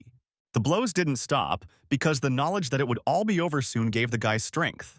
However, during the Battle of Killin and Winter River, a huge water sperm whale swam above them. But that didn't bother Winter River, who continued to finish off Killin. In the end, he dealt the monster a blow that was the last for it, after which the boss disappeared into the water. Then a notification came out that the rank of talents that the guy could get had increased to SA, and now Winter River finally got to the talent selection stage. But then a voice came out of nowhere, saying that the guy might not be so bad, but unfortunately, he turned into the wrong camp. But Winter River responded by saying that even if you join the Light faction, you can't always match the Light. The voice replied that given the guy's strength, they would definitely meet again sooner or later. In response, Winter River only said that he hoped they wouldn't see each other as enemies. The system congratulated the guy on entering the talent selection stage, and now he had to choose a suitable talent that would stay with him for life. This talent couldn't be improved, replaced, or forgotten. But Winter River still hoped that there were trials for SS-ranked talent. However, the system didn't respond to this and started to transform the space around the guy. She reminded that he has a choice of 1 hour, after which he will return to the continent Tianheng. There were a lot of balls around the guy, and they were all talents. After touching one, he found a hard rock talent that increased defense by 20%. All A-rank talents were very strong, and it was very difficult to choose one, especially since it wasn't just defense, but the ultimate defense. People with such talent had full defense points and were extremely hardy and resilient compared to an ordinary person. However, for Winter River, the best defense was attack, so you need to choose a talent related to attack. But the system insisted on defense. He was eager to find an S-ranked talent. 10 minutes later, he grabbed another A-rank talent. After 20 minutes, his search was still unsuccessful, as everything was about the same. But then, as he grabbed one of the balls, he felt a strange energy radiating from it. This was the S-rank talent that Winter River had been looking for among others for so long. It was a passive talent of immortality that recovered 0.3 HP per second during combat, and 2% per second after exiting combat. This was unbelievable, because if immortality and death were to overlap, then the recovery power would simply be abnormal. So outside the battle, you can restore all HP in less than a minute, and during the battle, 0.4 HP per second. But there is one thing. It wasn't an attacking talent, so he decided to hold on to the immortality talent for now and try to find an attacking talent in time. If he didn't succeed, he would take back what he had found, and his search continued. He was only 10 minutes away from the end, and he still hadn't found an attacking talent. But suddenly, at the top, among the balloons, Winter River noticed one with the inscription S. This was exactly what he had been looking for so long, so he immediately reached for the orb. The boy knew that everything now depended on this ball, so the hope inside him did not fade. And it turned out to be a passive madness talent that reduced defense by 20%, but increased the final attack by 40%. Although the talent had a negative effect, but the attack improvement was huge, so at the last stage of the attack with this power, the effect will be significantly increased. Then the system asked the guy if he wanted to choose madness with his talent, and reminded him that it would not be possible to change it. Without hesitation, Winter River agreed, and now he had a new special talent. Once the guy became the owner of this talent, the only thing he regretted was that he was never able to see the SS-ranked talent. However, he became the second player on the server to receive a talent. So the guy received a reward in the form of an increase in talent level, reputation by 1,005 free stat points. But then something strange happened, and the rank of the madness talent was unexpectedly upgraded to SS rank, becoming a dominating talent. Winter River didn't expect the game to be so generous to the second player who received the talent, but it was insanely cool. Thus, the guy finally finished the talent trials and was returned to his original position. After receiving this system notification, Winter River once again materialized among the rocks. As soon as it appeared, the mice that were around it immediately began to run away. And Winter River, after opening the system, decided to take a look at the improved dominance talent, which increased the final attack by 50%. The effect of this talent was simple and crude, but unlike Insanity, it didn't lower the player's defense, and the final attack was increased by an additional 10%, which is no worse than the Sword Heart talent and the Light Sword God faction. And in fact, dominating really did seem like a stronger talent. Realizing how much money he had hit, the guy shouted out that he adored this system. But then he remembered another pleasant fact for himself.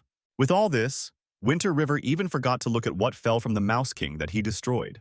Looking at the source of the bright light, the guy realized that it seems to be full of good equipment, which could not but please him. After returning home, Winter River began to observe one of the players located in the Forbidden Zone of the Gods of the Assassin class level 19. This was the player who had first obtained the talent on their entire server, but it was an A-rank passive talent that increased the final movement speed by 30%. All the players admired and envied this guy, but only Winter River, looking at him, considered him arrogant since he only has an ordinary talent. When the guy had had enough to eat and drink, he decided to re-enter the game and put on a virtual reality helmet. Thus, he teleported to the same place where he left last time.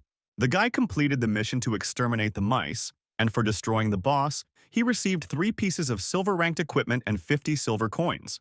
The first item was a shiny gold helmet that increased HP by 8% and had a defense of 18 to 20, but it required a level 22 player to use it. The second item was a silver-ranked Machine King sword with an attack range of 60-80 and a 10% increase in effect and attack speed. The last item was shiny gold boots with 20-25 defense and 100 HP, which increased defense by 8%. Unfortunately, the Mouse King sword required level 25 to use, and the boots required level 30. Up to level 20, the guy was only 27% short, which could be easily replenished.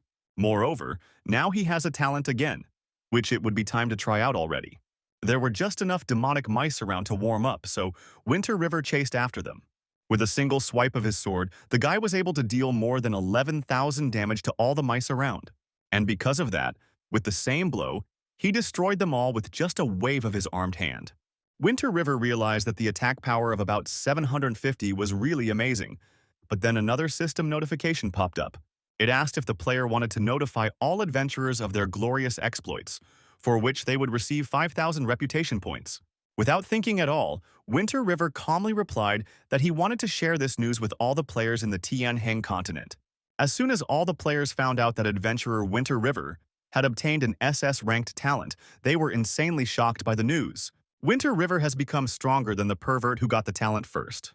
Was it really so easy to obtain this talent that even a novice could do it? All these questions were nagging at the players. Then someone called Winter River using the system, and he decided to answer the call. It was the familiar 10,000-mile soaring dragon that congratulated him on his achievements. Then the guy added that if he hadn't met the Winter River earlier, he would have suspected that he was an insider sent by the developers. The guy thanked him for such compliments and replied that he was just lucky. But the dragon asked him not to be modest and asked him to tell his secret for a tidy sum. After thinking about it, Winter River decided that this information wasn't very dangerous, so he could reveal it. But there was no special way because the only thing you can count on is your skills and player class growth stars. But getting an SS-ranked talent was really almost impossible, especially for beginners even at the expense of the passive stat bonus. Moreover, it is necessary to have hidden class growth stars, and they are difficult to obtain. And even if the players met both of the first conditions, they would still need to spend a huge amount of time and money, for which they would receive the maximum S-rank talent. As soon as Winter River finished his story, the dragon was clearly a rich man. The dragon thanked the guy for the information regarding the growth stars, since he didn't know about it himself. He knew that 5 stars still felt much weaker compared to the 6-star attack. But 4 stars seemed too small an asset to acquire a talent like Winter River's. One of the players named Tiger Dragon Battle asked his friend if he knew the star growth rate of a unique hidden class. The guy told him that Winter River had already said that you need a full 4 stars for this. Raising the level of stars is important, and as they progress along the path of changing 2nd and 3rd grade, the difference in strength will only grow. The guy was going to do it but decided not to level up at the moment, as he considered securing a unique hidden class as his priority. Then Tiger and Dragon Battle replied that he could get some guys from their guild to help his friend gather information, to which he agreed. At this time, Winter River didn't even think about the other players, wanting to receive a reward from the mentor for completing the mission. His level had finally reached 20, and now he could put on the Lizard King's equipment and return to his teacher for the reward. It was already late at night outside, which enveloped the entire city. Upon arriving at the chambers of the main person of this city, Winter River addressed him, indicating his presence. Turning around to look at the guy, the necromancer was satisfied with his stats. As in addition to the high level, the guy's attack was equal to 750, which was an unbearable amount. Even though Winter River's luck had finally reached 1, and his HP had reached 25,000, he still had a low-level profile. He decided to undermine him so that he wouldn't let the teacher know that he was now an SS-ranked talent. But he suspected that Winter River's attack had increased by more than 3 times, which was already beyond his mentor's comprehension. Overjoyed, he said that his disciple had acquired a very good talent, but if the guy didn't want to tell, the necromancer wouldn't insist. He only asked what equipment his disciple wanted. The fact that Winter River could choose his own reward made him very excited and surprised. But for the necromancer, it was as a matter of course as he used the resources of the Dark City to train his disciple. And even more so, he wasn't going to deceive him, which made Winter River even more happy. But he told the teacher that he already had a pretty good weapon, but the required level to use it was quite high. The only thing that interested the guy was whether it was possible to lower this level. Looking at the weapon that the guy handed over to his teacher, he replied that this weapon would really suit the student quite well. Therefore, the necromancer gave the guy 150,000 experience points as a reward and a C. Rank item, a gift sphere. But it should only be of silver rank or lower. By choosing the Mouse King sword, he was able to upgrade its stats to gold rank, and now its attack power has increased by 15%, and its attack speed has increased by 20%. Moreover, the sword has an additional vampirism effect increased by 10%, and this sword has become sharper. The weapon's attack was simple, but after adding the attack percentage and the advantage of his talent, it's no longer just a mere 180 points.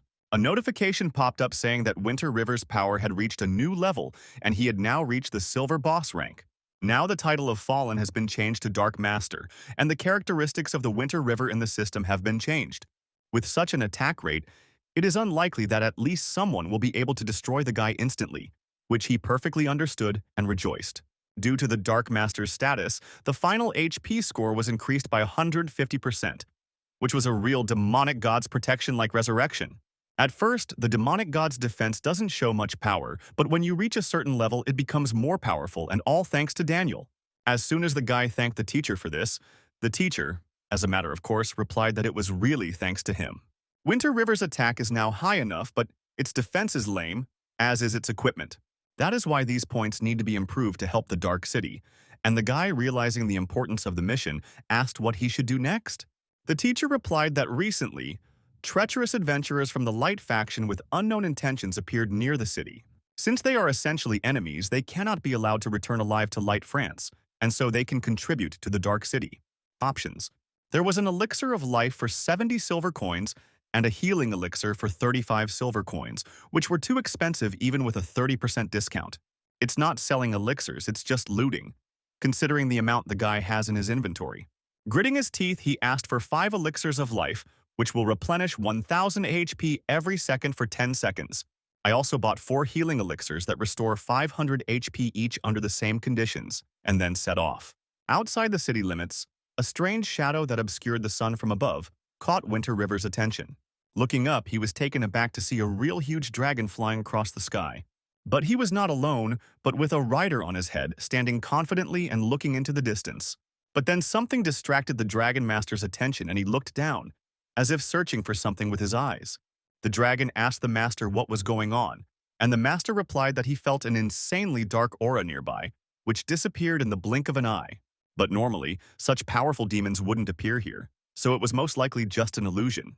The dragon was about to go back and check, but the man seemed to think their mission was more important. Even if the demons are really here, it will be difficult to contain them, and there is no need to waste time on it. Looking at the rider, Winter River thought that it was very cool to ride a dragon, but such a chance can only fall to players in the last stages of the game. But then the boy felt as if someone was watching him from behind the rocks. It was one of the adventurers who was a master of deception and a novice thief. He got too close, so they noticed him. The adventurer immediately recognized Winter River and was terrified to see him and what had become of him, as he was already a silver-level boss. Winter River noticed this fool, and he was already wondering what he would do when he knew that this was a silver-level boss. Turning to the adventurer, the guy asked why he was following him. But the novice thief didn't answer him, only thinking about how they could have such different titles. It occurred to him that Winter River might be an NPC, and his name just looked like the player's nickname. But NPCs don't get rewards for killing players and equipment, which is what happened in the video that was so heavily hyped. So the thief decided to find out what this Winter River was up to, given that the bounty on his head would drive anyone crazy. But the boy swung his sword and told the adventurer to attack him, since he was so brave, but the thief didn't have time to blink, as the Winter River sword destroyed him. Thus, the player moved to the starting point with a lost HP 11,998, which surprised him very much because this is only the beginning of the game. It's impossible for someone to be so strong, and it was just a normal attack. Then the guy asked the system to send out the coordinates of the Winter River to everyone and warned everyone to be careful, since the strength of his attack is more than 10,000. The players didn't believe it at first, as even a god-level item couldn't increase the attack so much. Everyone started discussing what the guilds would soon unite against the Winter River, but that only flattered the guy. In the end, he decided to hide and avoid being caught by the others, as there would definitely be players who would want to destroy him. Winter River was lucky that he was given the scrolls with forbidden curses at the very beginning, but it was because of the developers' stupidity, however, it could happen again. If someone decided to use such an item on the Winter River, they would immediately die. So for now, they decided to run deeper into the forest. After 10 minutes, too many people appeared near his location. However, even they didn't pose a threat to the guy, as it was almost impossible for newbies who hadn't even passed the talent trials yet to defeat him. However, these people were all too determined and wanted the reward for Winter River's head. Their leader, Sharpblade, Fierce Storm, looked for the boy with his eyes the most and asked where he was. The thief who gave away Winter River's location replied to Sharpblade that this was the same place where Winter River had destroyed him 10 minutes ago. Sharpblade ordered everyone to start searching, since the guy couldn't go far, because they wouldn't get a huge reward for catching him. All the newcomers standing nearby accepted the order and rushed off to search. They scattered through the rocky and wooded area around them, continuing to search. Then someone sent a message that Winter River destroyed it, and then sent the coordinates of where it happened. The entire team immediately rushed to this place, confident that they would find their target there. However, when the players arrived, they only noticed their comrades disappearing into space, who had already been destroyed, but the Winter River was not there. Sharpblade didn't like this game of cat and mouse, even though he knew it was very dangerous, as a single swing of their enemy's sword dealt over 10,000 damage. He didn't expect that the map of eternity would be so big that one dark city and the towns closest to it would be able to accommodate more than 10,000 players. Although the game has been playing for about 5 days, most of the players are still stuck in the novice village. Therefore, it was unrealistic to mobilize tens of thousands of people to find a single player. But the Sharpblade team, losing fighters, learned new coordinates. This seemed impossible, since all players, as soon as they met the Winter River, immediately died, without having time to write the coordinates in advance. Realizing his chances, Sharpblade said it was too dangerous and told his brothers to go back. Although he spent a lot of money on special items for this meeting, Winter River destroys them one by one without even using any items. The guild suffers heavy losses in this way, despite many sacrifices for the sake of defeating Winter River, who easily coped with the enemies. After destroying another adventurer, the guy very quickly increased his level to 22. After that, he destroyed the last 500 adventurers to complete his mission, so it was time to collect the reward. The system also notified that the Light faction wouldn't just leave a lot of adventurer deaths near the Dark City. This was the last straw of their patience, and in a week they will be ready to take back the City of Light, which rightfully belongs to them. This notification was seen by all the residents of Garoda and all the players, which caused a huge panic. Only then did Winter River realize that the battle for the city was coming. The first major event in the game since It's a First Turn. This will test the cooperative and organizational abilities of the entire guild, as launching a large-scale attack on the city is not an easy task. The system also warned that if Winter River, as the third-ranked boss of the defense line against the Light faction's troops, did not participate in the battle, there would be bad consequences. The level would be lowered by 10, and the stats would be permanently set to 1,000, which left the guy with no choice. He wasn't ready to be one of the 3 bosses defending the city, especially since the Light faction almost always won. Tiemu City is the main city of the first level, for which the Light faction can send even stronger NPCs. It was hard to be happy about the upcoming battle, given Winter River's confidence that he didn't have the stamina to fight back. Therefore, it was necessary to consult with the mentor to decide what to do next. Necromant understood the whole situation, but he definitely didn't expect Winter River to be involved in Tianheng's affairs. This speech of the mentor once again made the guy doubt that he was an NPC, since he was definitely not talking according to the rules of the game. But Daniel told the guy that he would definitely not let him get hurt. And when the time comes, he will send help and help overcome the restriction of the rules by teleporting him. This surprised Winter River, but the necromancer once again repeated that he was not afraid of death, especially when his mission was completed. Therefore, death will be a kind of release for him now. But Winter River was only interested in what kind of mission the necromancer had in mind. But Daniel said that, in the future, the guy will understand everything himself, and he definitely does not need to worry about him. Winter River didn't know what to say to that, so he just looked at the teacher with surprised eyes. But Daniel sighed and only said that he needed to solve problems as they came in. And since the mission he gave his student was still completed, judging by his characteristics, then it was time for him to choose a reward. Without thinking, Winter River blurted out that he wanted a pair of matching shoes. With a wave of his hand, the necromancer gave the student 20,000 experience points and silver-ranked equipment speed boots for completing the mission. They increased their movement speed by 8%, with the speed runes carved on them, and kept them warm in winter and cool in summer, allowing them to move quickly. The guy was glad that now he has another silver-ranked equipment, and you can use it from level 22. And since Winter River had just reached the required level, he could also wear the Mouse King's equipment, although the attack did not change much after that. But thanks to such equipment and with a 5-star increase in defense, Winter River will become a tank. The guy was very grateful to Daniel and asked what else he could do for him. The necromancer replied that his disciple had an incredible talent, thanks to which the guy will learn powerful skills, but sooner or later, he will have to learn the basics. So he handed the disciple a letter of recommendation and asked him to go to the swamps to find an undead swordsman. He will be able to teach Winter River powerful new techniques to make him grow stronger. Thus, the boy received a new mission: to find the undead swordsman who lives in the Swamp of Ghosts and became the ruler of Bolt thanks to Daniel, and give him the necromancer's letter. Then the guy asked where this Swamp of Ghosts is located, because the game does not allow you to mark information on the map, but requires players to explore everything on their own. Then the necromancer pointed to the north and said that we should go in that direction. The boy thanked the teacher and set off. He soon found himself outside of the City of Darkness, and headed in the direction Daniel indicated to find the undead swordsman. This task was of difficulty C because the mysterious swordsman was hiding in the swamps, and his power during his lifetime led the swordsman to gain consciousness. Finding the ghost swamp was equally difficult for members of the Dark and Light factions, as none of them marked this place on the map. But in the end, Winter River entered the ghost swamp location following Daniel's instructions.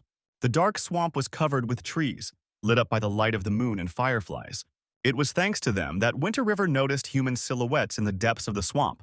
However, they were not people, but rotting corpses.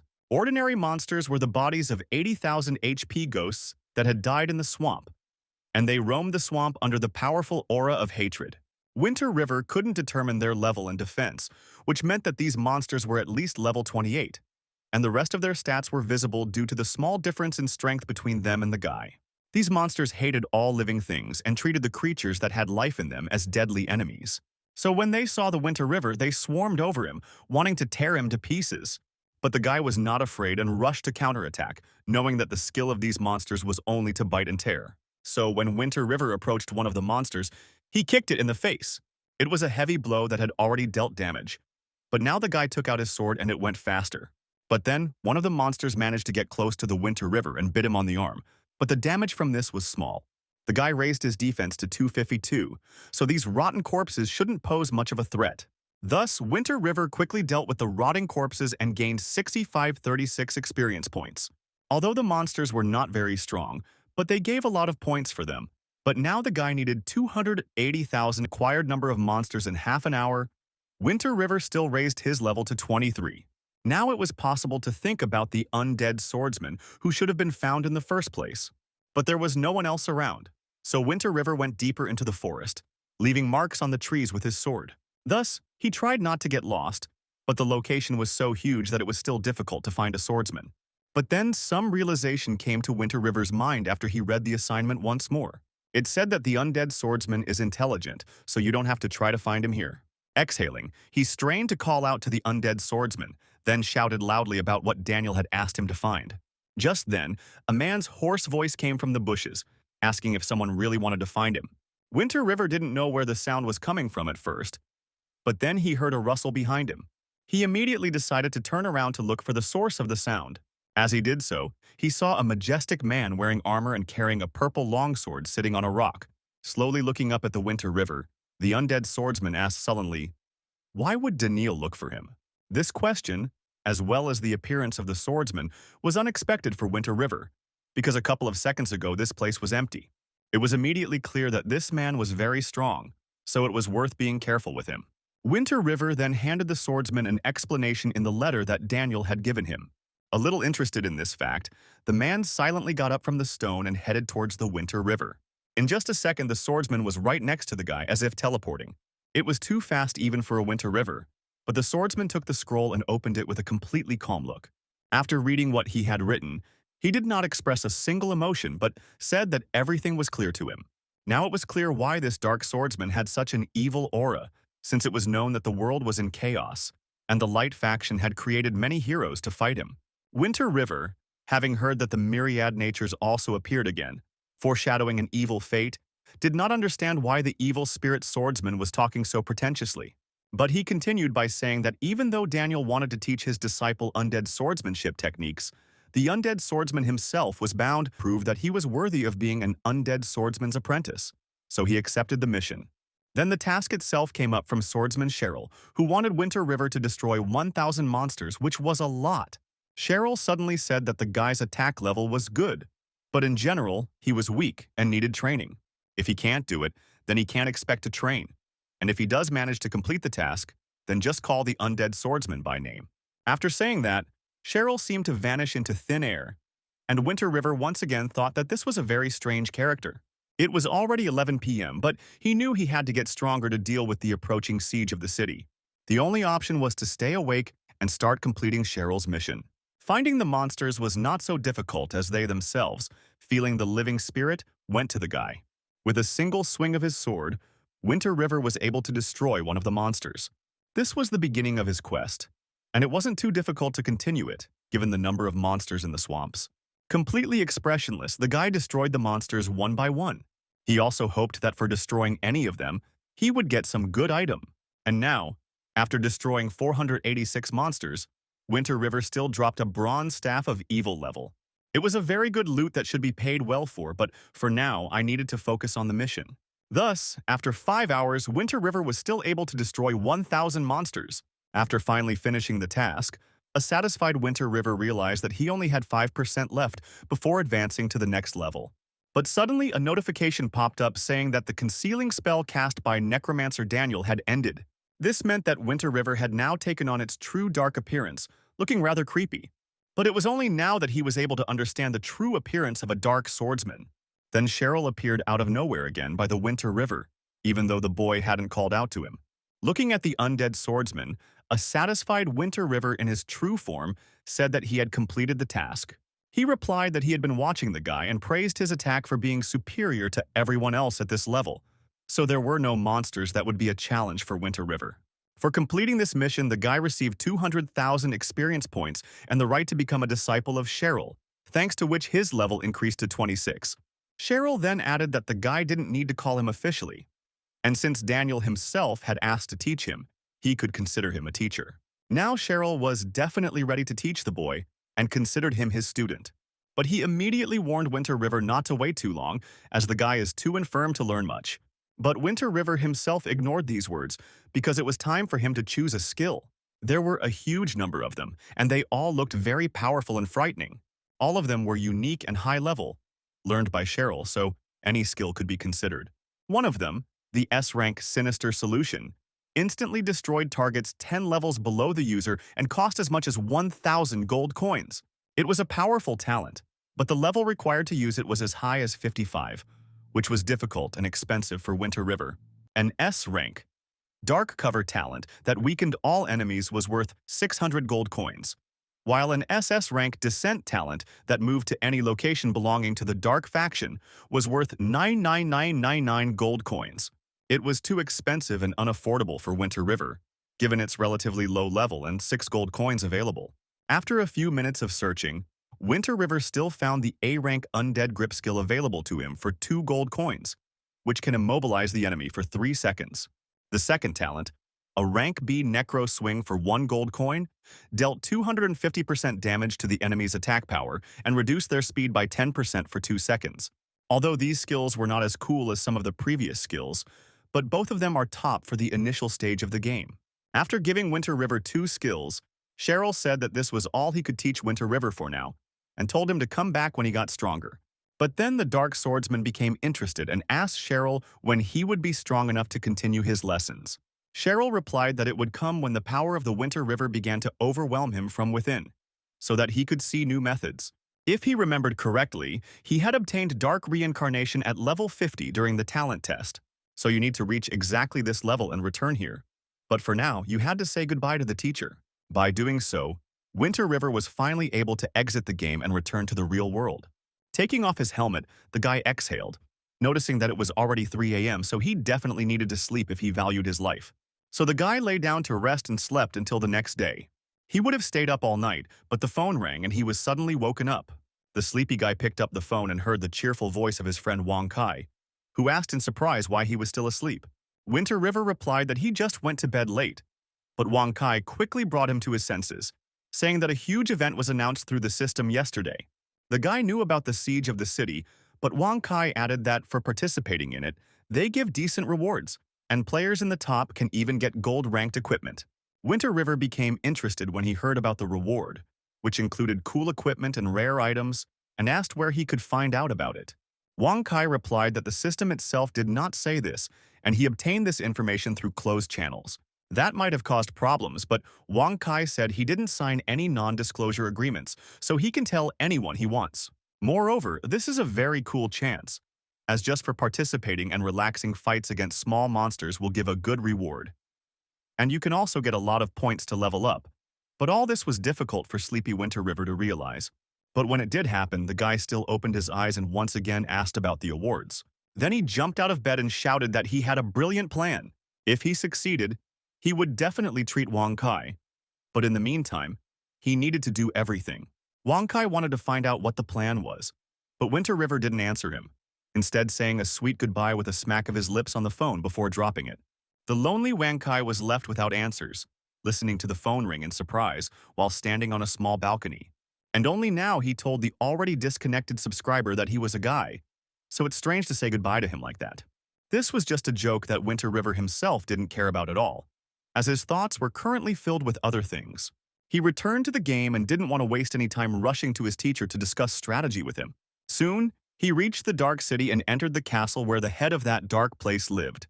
Turning to Daniel, who was twirling the flask in his hand, the guy blurted out that he had an effective plan against the Light faction to protect the city. A little interested in these words, the necromancer still turned in the direction of the disciple and decided to listen to him.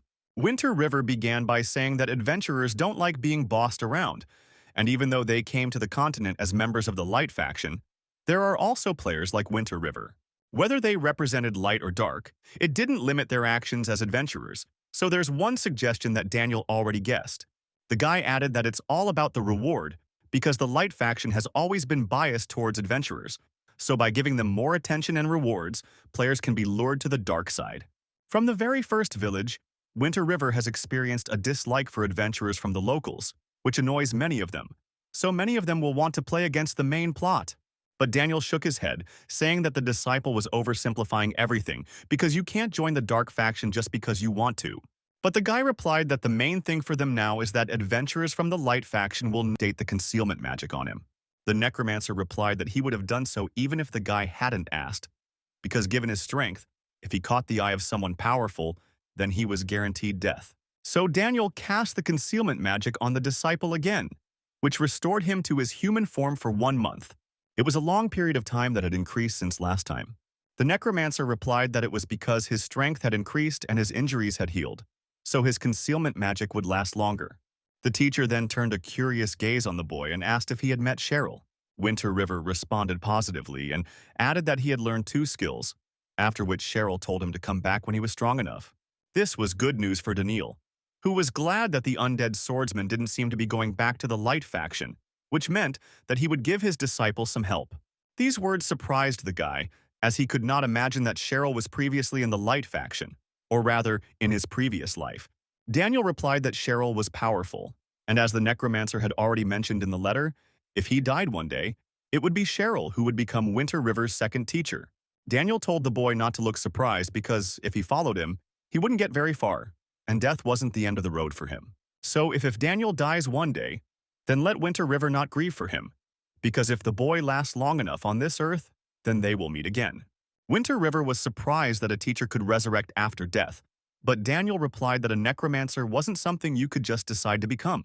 Therefore, now the guy needs to think not about this, but about how to become stronger in order to be the first in the siege of the city. So Winter River received a new mission to make trouble difficulty S, which was to take first place in the city's defense rating table, and in case of failure, the guy will lose the protection of the demonic gods. Winter River, as the creator of the plan, carried a fee for possible defeat, which meant that this mission was given automatically to all players by the system, and not personally by the teacher, but the guy still accepted it. The next mission issued by Daniel popped up next, which was to destroy the Light Faction's camp and ease the pressure on the city's defenders. The teacher added that he had increased the difficulty of the task, and hoped that the student would not disappoint him and not disgrace the name of the Dark Swordsman. The guy accepted the task with dignity and went to the southeast of the city to clear out the human army and destroy the Light Faction camp boss. They were dangerous as they were planning to attack the city with part of their forces, so they needed to be found. After a while, the guy entered a new location of the Radiant Forest, where the bright sun shone. Finding the campsite wasn't so difficult, as they were quite noisy due to the large number of people in it. Guarding the camp were the Star and Moon soldiers, elite warriors sent to the Radiant Forest by the Star Nebula City, who are strong enough to attack the City of Darkness. Winter River only saw a soldier's HP of $100,000 and defense of 250, but the soldier's progress was 5 levels higher than the guy's, so he couldn't see his level and attack. In any case, Winter River first decided to attack those standing alone to test the ground. But the soldier was perfectly prepared and immediately sensed the approaching enemy. But before he could even turn around, Winter River used the Undead Grip skill, which immobilized the soldier for 1 second, and then, running into him from behind, dealt 24th and an interesting idea for the Winter River. The guy suddenly decided to stop and braked sharply, turning to the soldiers. He looked directly at them and started teasing them with a bunch of useless ants. The soldiers naturally started attacking, using the star formation skill and increasing their attack by 15%. But even with the attack raised for Winter River, they were just a bunch of bugs that were easy to deal with. The guy destroyed soldiers with 1 hit and received more than 11,000 experience points for each of them. This was a great way to level up, so Winter River wasn't even going to run away, unlike the terrified soldiers. But after 10 minutes, the guy was able to destroy almost all the soldiers guarding the camp. He was even disappointed, as he thought that there would be at least a few hundred soldiers, but it turned out that there were only 20 to 30 of them. But suddenly there was a loud crunch behind the Winter River, and the boy immediately turned around to find out who had made it. It would have been better if this hadn't happened, since a huge and formidable warrior with 2 equally large axes in his hands towered over the Winter River. Judging by the concubine who ran out after the warrior, it was the general of the Stars and Moon named Kinton who was running this camp. He was also a silver-ranked boss with unknown level, attack, defense, and skills, but with a huge HP of 250,000, but now, according to rumors, he was losing his power. Without seeing much of the soldier's stats, Winter River realized that his scout skills were becoming less effective. The general suddenly said that he recognized Winter River's abilities since he had defeated his soldiers, which was a very unexpected statement for the guy. The general said that Winter River was far from unknown in the Light faction because there was a big reward for him that Kinton wanted to get. The general added that when he finished off the Winter River, he would be swimming in money and would be able to get any woman, but the guy had big doubts about this. He said that Kinton wouldn't last a minute, which angered the general, who rushed into battle. He really wanted to get a unique battle class, fame, and money as a reward for the head of Winter River, so he swung his huge weapon. The impact was truly strong, and the ground shook from it, but Winter River managed to bounce back in time. He then hit Kinton with the Devil Trample skill and dealt 11,571 points of damage to the enemy. But due to the large difference in levels, the suppression effect didn't work, which Winter River definitely didn't expect. The general took advantage of the guy's confusion and started attacking him, dealing damage points. Winter River understood that despite his high attack, his defense level was much lower than the general's, so it was impossible to defend for long. Then, Winter River used his agility and was able to run behind an enemy who wasn't expecting it. And then, coming from behind, the guy attacked from behind, striking a strong blow with his sword. Kinton, exasperated, said it was an impressive move, but he wasn't going to give up. Increasing one's power and ensuring a good future greatly motivated the general, who launched a merciless attack. A concubine watched from behind a tree, biding her time, watching all this beautiful and complex battle. The girl watched and really worried about the general, because her life depended on him. At this time, Winter River's HP had already decreased from 46,290 to 13,800, which was already more than half. And at that moment, the guy realized that it was time for healing and took out a bottle of medicine.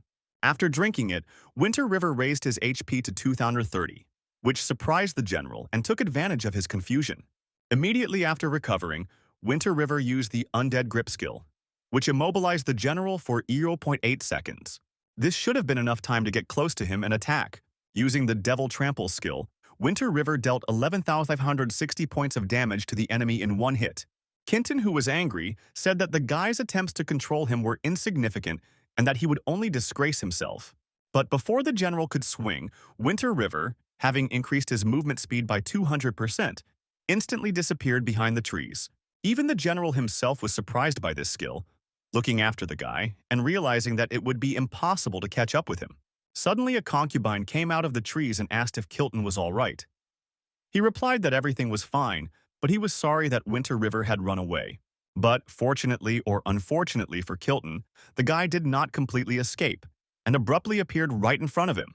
His HP had been completely replenished and now he wasn't going to run anymore, so if the general was so eager for a fight, then so be it.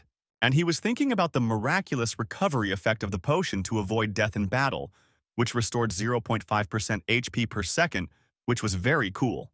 The furious general couldn't believe that the guy dared to come back, but he was glad that he had another chance to destroy him. After 2 minutes of the fight, Kilton managed to take away half of the guy's HP. Suddenly, Winter River once again immobilized the enemy with his skills. A split second was enough to approach and strike the general, and as soon as Kilton was able to move again, Winter River ran away with great speed and hid behind a tree, restoring HP. The general, who only had a little more than half of his HP left, considered Winter River to be an impudent person who had absolutely no fighting manners. Then, the concubine suddenly turned to the general again and said that they could just leave here. Kilton considered the suggestion, finding it not a place to waste time. But this angered Winter River, who ran out of the trees and swung his sword threateningly. Was the general really going to run away if he couldn't win? It's really a shame for the likes of him. Enraged, Kilton lashed out at the guy, not understanding how he could talk about him so seriously. But Winter River asked, why wouldn't he say that if it was true? But the general replied that only the Winter River constantly runs away here. Attacking, the guy replied that he was glad that the general appreciated his skills so much, so he had the right to show off a little. Today they will fight to the death, and one of them will leave this world, but the generals arranged such conditions. He suddenly turned into a whirlwind, and his punches became too fast and powerful. Winter River realized that this silver-ranked boss was truly impressive, but his HP was still slowly being restored. But he still decided to wait until the general's skills were finished and then attack. But for now, it was better for him to escape again. It didn't take long for the general to get exhausted and lose his guard. At this time, Winter River suddenly appeared again and took cover and began to attack. Swinging his sword, the guy dealt a fairly large amount of damage to the general. He clutched his shoulder and only now decided to ask why Winter River's stamina wasn't running out, since his HP was almost at zero. The guy replied that he wasn't as weak as everyone thought. After that, he used his next skill to deliver the final blow and defeat the boss of the Light faction. Thanks to this, the guy's level increased, and also some rewards fell out. In addition, etava Vupala, equipment was dropped. A silver-ranked rock armor, a thunder axe, and 2 gold coins. The armor was heavy, durable, and quite distinctive for its 60-80 point defense parameters, and it was also Kinton's favorite armor. The thunder axe was very heavy to wield, but it increased the attack speed and reduced its speed by 10%. The armor was cool, but the weapon required a high level of 35, so it was also not as powerful as the Machine King's sword. Then, the guy decided to sell the axe and recruited an already familiar guy to sell it. The dragon glanced at the axe and said that its level of use was too high, as the strongest player was only level 23 so far. Well, the guy had to sell this axe, as well as the equipment, since he lost access to the storage functionality after joining the Dark Faction. Now, if he suddenly dies, his weapon will evaporate along with the character. So Winter River still managed to negotiate with the dragon for 200,000 coins for the axe. Then the guy, as usual, threw off the coordinates and asked the dragon to send a person to pick up the hidden weapon. When the dragon transferred the correct amount once again, Winter River rejoiced at the honesty of this guy, who didn't even check the accuracy of the data, but already transferred the money. Then, Winter River's attention was drawn to the general's concubine who had been hiding behind the trees during the battle. As soon as the guy looked at her, he noticed that the girl was very scared and worried. Then Winter River decided to check out how realistic the NPC in Eternity is and went to the girl. She started shouting and moving away from the guy, fearfully asking what he wanted, but Winter River did not answer, reaching out to the girl in her arms.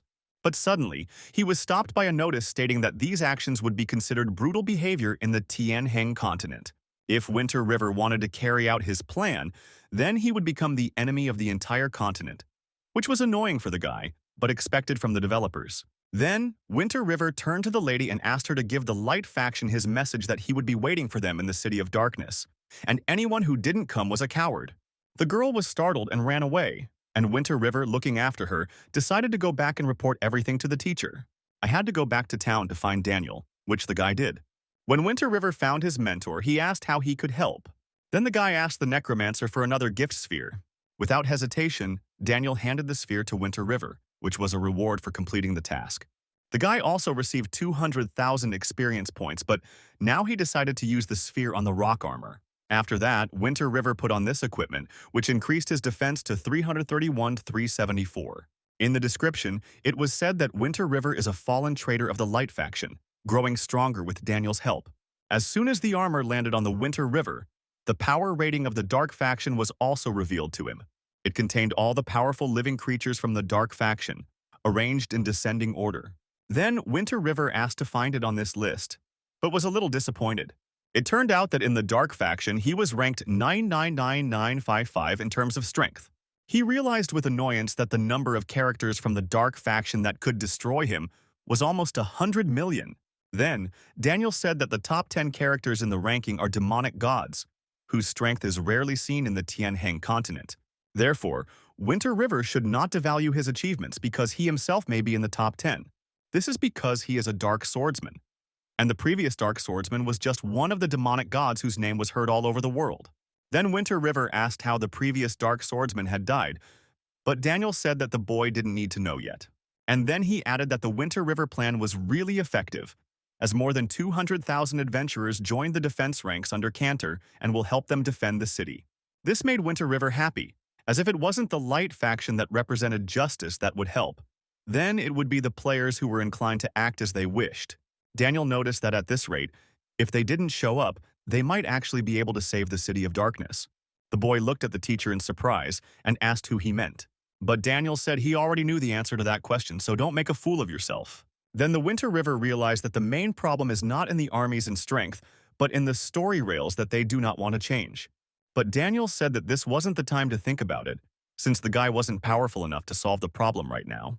Therefore, he should accept a new task to train the skeleton warriors guarding the city in the amount of 5,000. Their own skills aren't enough to stand up to the Light Faction's elite, but after accepting this task, the guy is out of the game. He decided to start with a snack, but then he noticed a new notification on his phone. It was Wang Kai, who had invited a friend to eat spicy beef noodles, and the guy agreed to meet. After meeting at their favorite place, the boys ordered food and started discussing the events in the game. Wang Kai decided to ask what level his friend had reached, to which he replied that he was already at level 20+. This surprised Wang Kai, who realized that his friend seemed to be at the top of the leaderboard. Wang Kai himself was level 19 and ranked 39 with the nickname Triumphant King. But he was wondering what his friend's nickname was.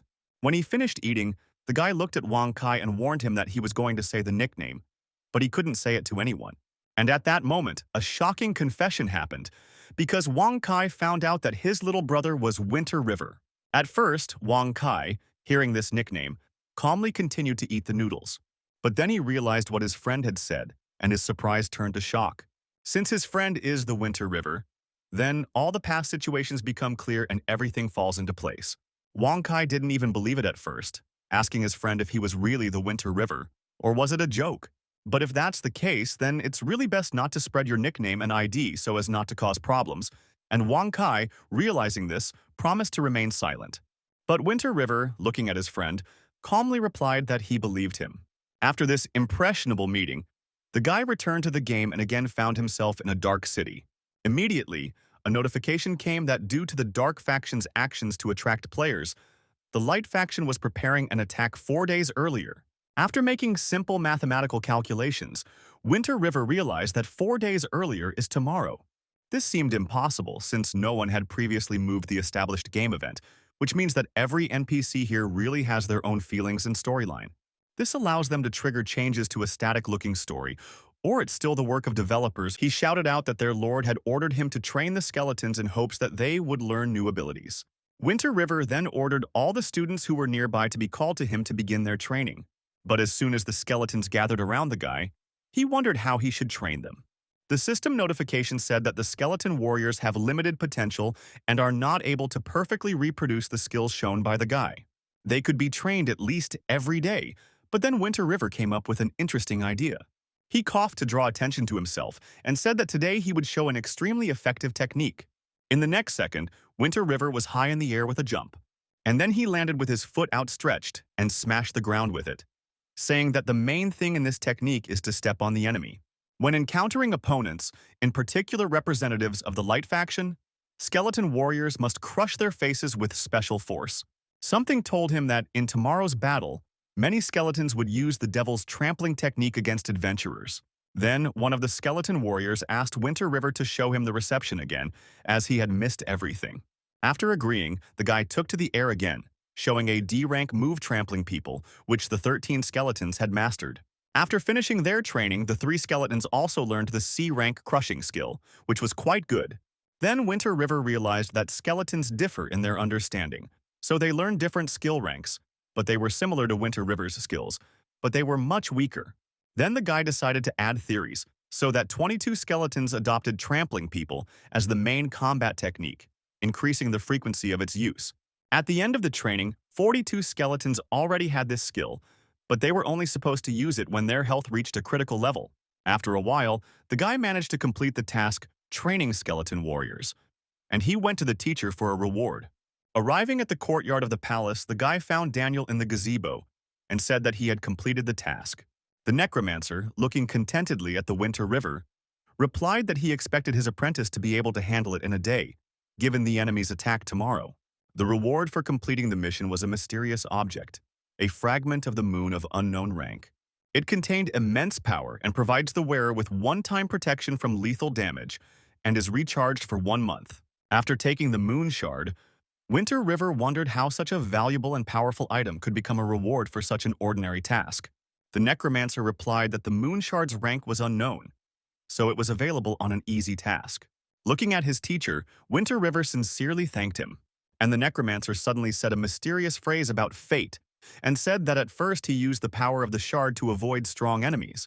At one point, it stopped recharging, and that was when Daniel met Winter River, who unexpectedly became his disciple. The guy asked why the teacher gave him the stone, to which the latter replied that his mission was completed and his death was destined. Rather than let the imposters from the Light Faction take the moon shard, Daniel chose to give this value to his disciple. But this is all too sentimental. The only thing the necromancer added was that he wished Winter River to live longer in this world, which would allow them to meet in the future. Then the guy once again asked who Daniel is, but the latter, turning around, replied that when the guy becomes powerful enough, he will find out the truth himself. Now, the main thing for the Winter River is to remember that its main task tomorrow is to protect itself. Winter River was silent as he watched his teacher walk away, knowing that he didn't need to say anything right now. So I decided to return to the real world, deciding that it was getting late and I needed to get some sleep to be ready for tomorrow's battle. Winter River, after returning home, Skazu immediately fell asleep and slept until 9:30. By this time, he was already mentally and physically set up for a fierce fight. Taking the helmet, he put it on with special pleasure and excitement to enter the game and start the battle. However, as soon as he was in the Dark City, a whole crowd of pre-switchers caught his eye. These were the same players who had betrayed the Light faction. But suddenly, a lot of notifications came out, saying that the Winter River mission to protect the city will start at exactly 10 o'clock. Also, if he does not take the first place in the rating table, he will lose the protection of the demonic gods. And if he does not appear at the post assigned by the Light faction, he will lose 10 levels. Apparently, such sanctions were imposed on the guy for the confusion that he introduced among the players. But then one of them called out to the guy. Winter River made a splash with his appearance, receiving positive comments in his direction from all the players. The guy began to fill up with questions, but he did not answer. Began to push people aside, asking them to let him pass. Winter River knew that he had been assigned as the boss of the Third Frontier, so he needed to check what was going on the walls first. It was there that the guy found his teacher, and then a notification came that the event had started. The system also drew the guy's attention to the fact that he, being a silver-ranked boss, should not enter the battle ahead of time. Winter River didn't know how to figure out when the time would come, because the huge army that was coming at them worried him much more. The level 20 bronze rank boss, Challenger Xiaozuo, was leading the first wave of Light faction players into a siege. This player was strong, having an attack of 200 to 350 and skills in the form of a mighty punch and rage. And on top of that, he was very active in cheering on his army. The head of the city, Daniel, raised his hand and ordered his soldiers to go forward. Instantly, the city's gates opened to release their vanguard. Thousands of skeletons began to rush out, ready to defend the city. The first skeleton warriors who ran out immediately decided to use their newly acquired skills in action. Using the human trampling skill, the skeletons caused the adventurers from the Light faction to hesitate and stop in disbelief. This was to the advantage of the Dark faction warriors, who crushed the adventurers one by one. Some of them were afraid and were glad that they were standing in defense, since the rule of "do not hit the face" did not work for skeletons. Looking at the chaos, the necromancer stole a glance at the Winter River and nodded approvingly, saying that he was his best student. This insidious move was truly worthy of applause, and even some adventurers decided to record the fight to review it. One of them was running away from the skeleton and shouting that these monsters couldn't do this before and were too weak. But now, it's not like that at all. But then, their leader appeared among all the adventurers, throwing the skeletons aside and condemning their dirty tricks. He immediately ordered all the defenders to take up positions and hold their defenses. Then Winter River decided to look at the rating of the best defenders, where Insomniac was in first place, earning 20 points. The battle has only just begun, and the Storm Legion's HP is quite high, so they won't be wiped out quickly. Obviously, adventurers attacking the city earn points for defeating the defenders. So just in case, Winter River decided to do something and asked the player for his spare weapon. But it was a bow that was unlikely to help a warrior, but Winter River reassured the guy, saying that it didn't matter to him, offering 10 silver coins for any junk. Thus, Winter River had an ordinary wooden bow with an attack of 6 to 8. The system had warned that if this bow shot out, it would be a miracle. But Winter River didn't care. After changing his weapon to a bow, the guy's attack power dropped to 842, but he had already pulled the string. Taking careful aim, the guy released the arrow and it flew into the crowd. Fortunately, she reached the goal and destroyed one of the Light faction adventurers, for which Winter River received 1 point. This Prickliuya Ensum was the deputy leader of the army of the Light faction, which scared the rest of the players because the dead man had a defense above level 20. The former owner of the bow was also shocked, as he knew that this weapon wasn't even of the disciple class, and he as an archer wouldn't be able to deal so much damage. And Winter River is a swordsman, but his damage was amazing, but he wasn't going to stop there. Drawing the bowstring a second time, Winter River took aim at the next victim. An arrow shot out from the side of the wall with great speed. It hit right on target, dealing 9,968 points of damage to the adventurer and giving the guy another point.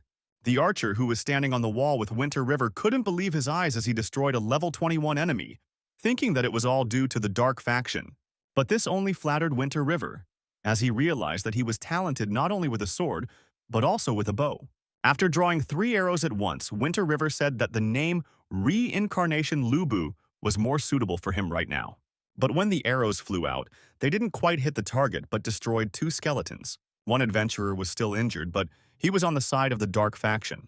For such inattention, the guy was removed 3 points for each of the members of the dark faction he destroyed. The necromancer, looking at all this with annoyance and disappointment in his eyes, did not want to look at the Winter River. The boy himself was ashamed, but Daniel still addressed the disciple as a flying general and warned that if he continued to shoot like this, the entire Dark Army would beg for mercy from him. Then, Winter River decided not to complicate matters any further and aimed for where the enemies were clustered. After 20 minutes of fighting, the leader of the Light faction lost almost all of his HP, but he didn't want to give up. But the final blow destroyed him and the hope of regaining the City of Light. The players immediately pounced on the items left behind by Xiaozuo's challenger, ignoring the fight. For player Sleepless's victory over challenger Xiaozuo, he received 25 points, with only 129 points, which pushed Winter River into 4th place. After all, he had only 51. The competition was quite fierce, especially for the first place, where Besson had almost twice as many points as the second place. Suddenly, a notification came out that the Thunder Legion, led by a level 25 bronze rank boss Angus Thunderaxe, would be laying siege to the second wave in 5 minutes. A second wave in the form of a huge and stronger army was already ready. Their boss, who sent the Ice Legion brothers to attack, was stronger than the previous leader, having 160,000 HP and 450 attack. Their formation was more constructive and complex, because they were already trained fighters and a strong leader with the skills of a mutually sharp blade and onslaught. The archers were the first to attack from the walls, destroying the vanguard of Angus Thunderaxe's army. The arrow strikes were strong enough to explode, knocking enemies back. Suddenly, the necromancer ordered to go on the offensive and go to the battlefield, because the dark faction also had its own folded army. It was led by the skeleton general, a level 25 bronze boss with 250,000 HP, who led the 2nd Battalion of Skeletons and Adventurers to attack.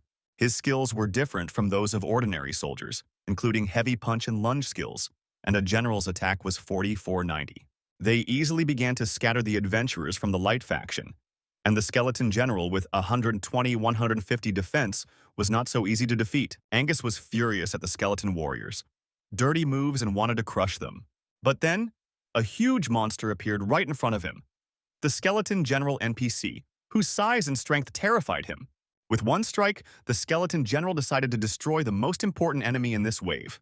He succeeded and Angus Thunderaxe fell. But since the skeleton was an NPC, the points for destroying Agnes were not counted. The warriors from the Light faction, upon noticing that their master had been finished off, immediately fell into fear. But it gave a lot more confidence to the warriors from the Dark faction, who ran to attack, using the enemy's confusion. But as soon as this army was defeated, another notification came out that a third wave was coming, the Legions of New England. They were led by a level 35 silver, ranked boss, the fierce soldier Cairo, whose name seemed familiar to Winter River. He's already defeated this one once, so it could be a different character, just with the same name. Here, the Dark faction's soldiers were blown apart by a swing of the sword from one of the Light faction's soldiers who was seeking revenge on Winter River. This was the same Cairo who had become quite a powerful person by a whim of fate, having received the support of the headman from the novice village. After recognizing his enemy, Winter River remembered that he owed him 2 gold coins, but it was unlikely that he had come here for them. However, Cairo fought too bravely and quickly destroyed enemies, having an attack of 850. He also had the skills of combo strike, advanced swordsmanship, rage, and silver light blade. But then a skeleton general came out to meet Cairo. The soldier easily dodged the monster's strike, especially since he had a defense of 420-450. He could not be afraid of the monster's attacks. Then, with a swing of his ball, the Cairo soldier landed a heavy blow and destroyed the skeleton. But the points for destroying it were also not counted. The furious Cairo soldier was also an NPC, who was currently leading the entire army in an attack. Looking at this, Winter River thought that there was no intrigue in the battle of level 35 and level 25 soldiers, so it was time for him to join the battle. But then Daniel turned to the guy and reminded him that the main goal of his student is survival. So let him not let the fervor of battle drown out the voice of reason. After thanking the teacher for his advice, Winter River immediately jumped down from the wall going into battle. The system immediately notified all adventurers that the third line of defense would be led by a level 28 silver rank boss, Dark Master Winter River. All the adventurers from the Light faction noticed that this guy got into a fight and immediately wanted to finish him off in order to secure a huge amount of wealth. Then another notification popped up, saying that the Winter River needs to hold out for at least 20 minutes before retreating back to the city. He realized that the system clearly didn't want him to get out of this mess, but then a sword point flew towards him. At first, it seemed unexpected, but the guy's agility was up to par and he dodged. His opponent from the Light faction once again raised his sword to strike Winter River. One of the adventurers ordered the others to surround the guy and attack him together. They understood that if Winter River was destroyed by someone, whether it was the attacking party or the defending party, a reward would be issued for it.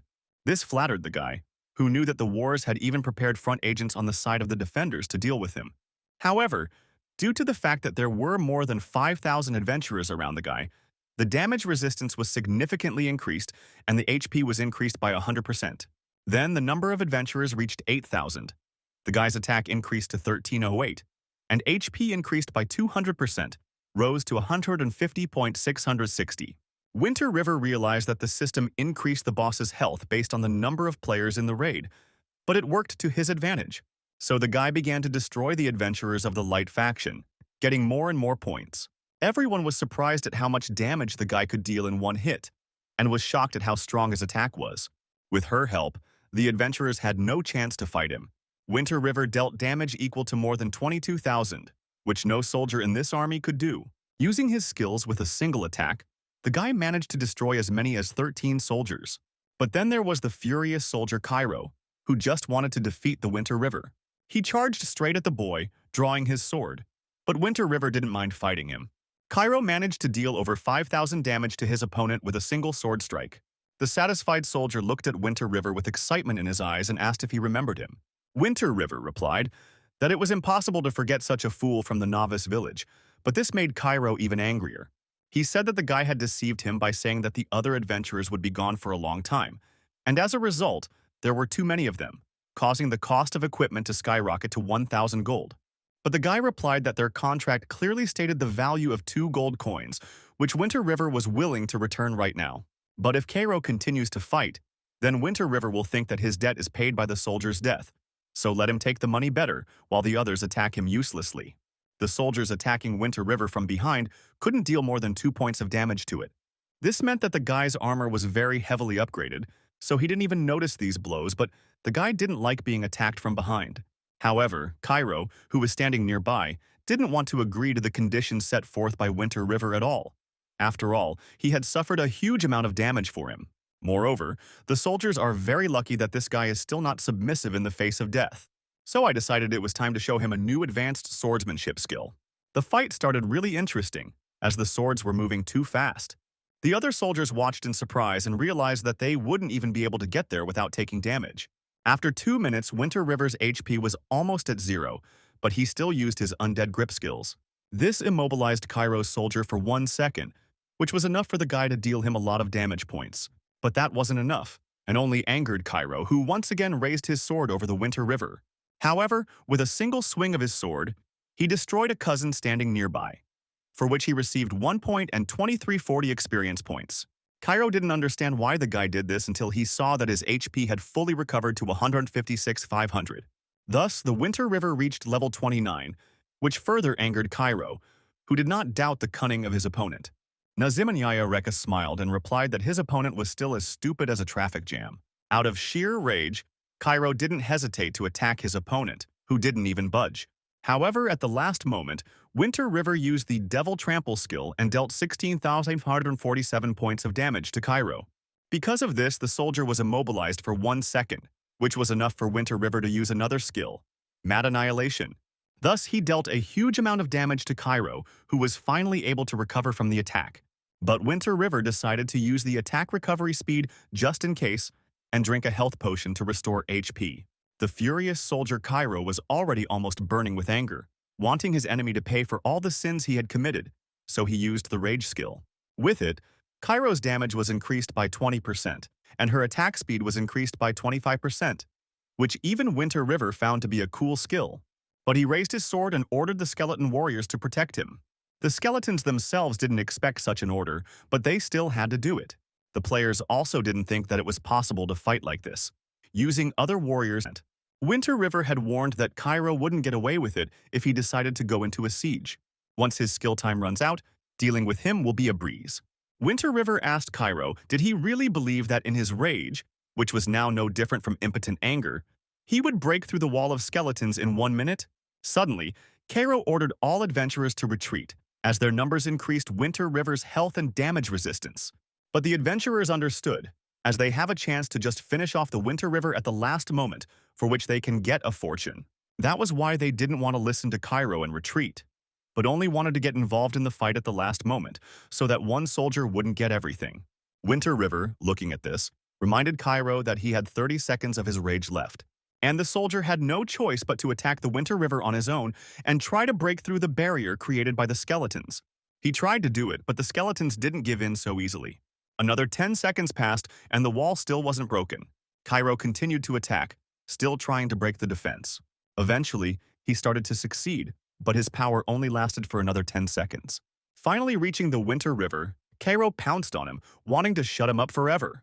But the guy knew that there was only 1 second left, and his enemy's strength would run out.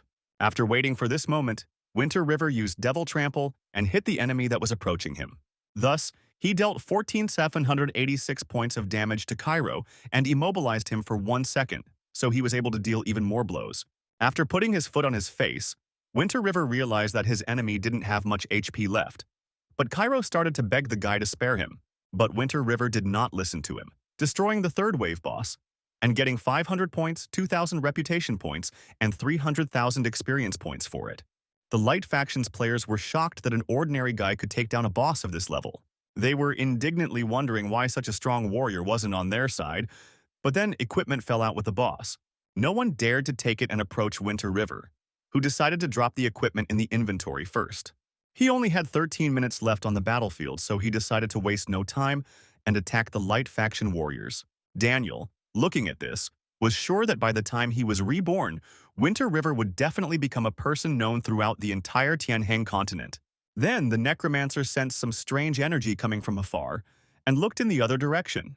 Smiling, he recognized Brandy's energy, calling him a really persistent ghost, but it wasn't up to him right now. Winter River had already spent 4 minutes catching up and destroying all the adventurers of the Light Faction, who thought that it was simply impossible to destroy him. Many players started to run, but then one of them tried to stop them, saying that this way they would only become an experience. This was a man who didn't expect that there would be so many people at the front line, but he was sure that he would happily take the reward for the head of Winter River. The guy immediately noticed it, thinking that it was some top-ranked player called Kufeng Wutong, who was a raging flame swordsman. He was at level 25 with a HP of 20.070, and his appearance indicated that his skills were related to fire, flame strike, dragon dance, patronage of the fire god, and rage of raging flames. Winter River realized that this guy had a secret class, but he didn't understand why he was still taking it out. Kufeng Wutong replied that according to the rumors, if you give up another secret class, the game will also give out a corresponding reward in return. Winter River understood this guy's position and was already ready to defend, as his attack was 705, 752 points, and his defense was 3583, 377. Kufeng Wutong then said that he was quite curious about Winter River's personal abilities, as SSS rank abilities were something to be envied. The guy immediately used the Raging Flame Rage skill, which increased all stats by 50% for 2 minutes at the cost of losing 10 levels. Winter River appreciated the opponent's powerful skill, but it looked like the opponent had decided to put everything on the line to finish him off here.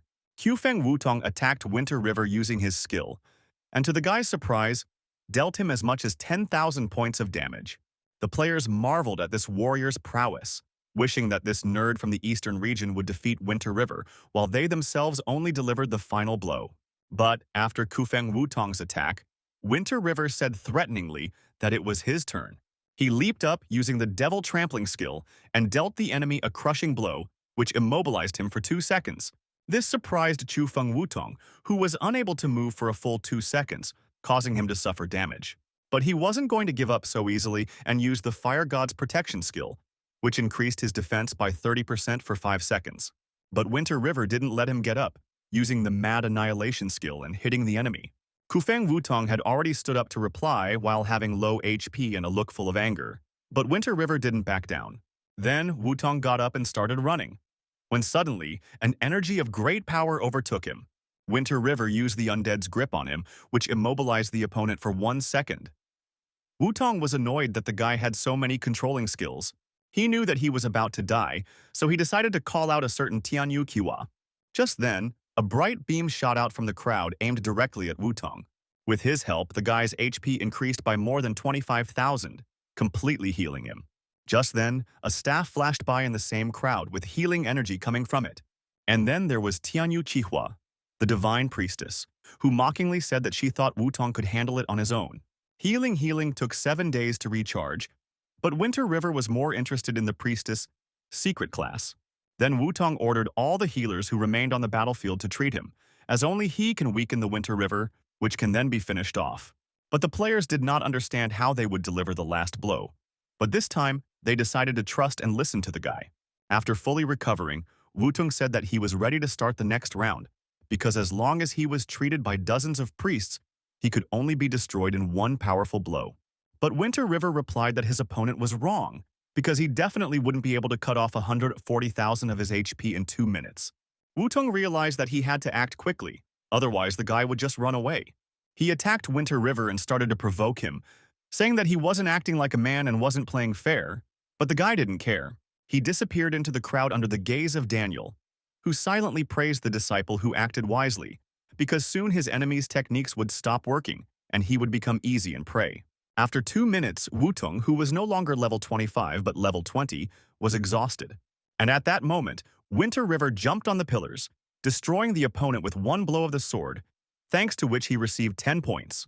After which, he immediately pounced on the Chihua priestess and received 8 points for her destruction. It was too easy for Winter River, but now he had gained level 30, increased his strength and health. But it was strange to him that there were actually a lot of nerds, like this raging flame swordsman and divine priestess, among the players of the Eastern region. A new system notification popped up, stating that the Ice Legion, led by a level 50 gold-ranked boss, would be laying siege to the 4th wave in 1 minute. At the same time, there will also be a 5th wave under the leadership of a level 80 dark gold rank boss, which really scared the players in the dark faction. It turned out that this was a story event and now they would have to fight the strongest bosses, so the necromancer who was standing on the wall fearfully ordered Winter River to return, since there was no place for him in the next battle. But the guy himself, looking at his first place in the ranking, thought the next battle was awesome, because Uhi already had 11,099 points, which was 70 points more than the second place, so they should have been enough. He realized that he had better go back to the city and wait for the right moment. But then a scary and powerful figure of a guy appeared in his way. It turned out that it was Sleepless, who was in second place in the ranking. He said that players would never defeat Winter River with normal methods, but the latter recognized this guy and ordered him to get out of the way. But Insomniac said that they had no hurry because they had an unresolved issue. Standing in front of the Winter River, Sleepless held out a forbidden spell scroll in his direction. This was exactly what he was most afraid of, as it was the most effective weapon against evil. Sleepless knew that no matter how strong Winter River was, it might not be enough to withstand the terrifying power of the forbidden spell scroll. The system immediately notified that a Sleepless player had used a forbidden spell that triggered the sacred storm of 9 heavens.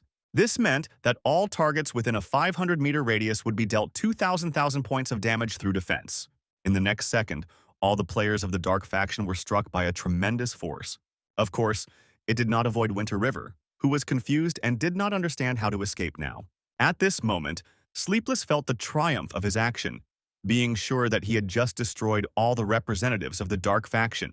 All of this was done in order to obtain the secret class and the reward for the head of the Winter River. But then Daniel's voice came out of the clouds of dust and said that none of this was going to happen. While protecting the surprised Winter River, the necromancer said that no Sleepless one had attacked many adventurers defending the City of Darkness, that you can't go unpunished. Sleepless couldn't believe what was happening, since the ban on the non-scroll spell was supposed to destroy the Winter River, but it certainly wouldn't be blocked by an NPC. It was already strange for an NPC to interfere in an adventurer's fight, but he was able to destroy Insomniac in one hit. Winter River, turning to the teacher, said that if he had received a direct blow, then his life would have been saved by a fragment of the moon. But Daniel said not to worry because one day he will die anyway and the moon fragment is extremely valuable to waste. It is better to stay just in case, which may happen with right now. Before the necromancer and his apprentice, an entire army appeared, led by the ice mage Jennifer and the fire mage Brandy. who pretended to be touched by the teacher-student relationship. In fact, Brandy wanted to collect the necromancer's debts, but apart from his name, all his other stats were unknown. Winter River only realized that this old one was level 80, and the difference in strength between them was so huge that he couldn't even see the value in the status bar. Then the skeleton general appeared and told the Winter River to leave it to him and the city lord, and the guy himself should have rested in the city. Daniil agreed, and ordered the boy to hide so that he and Cantor could manage on their own.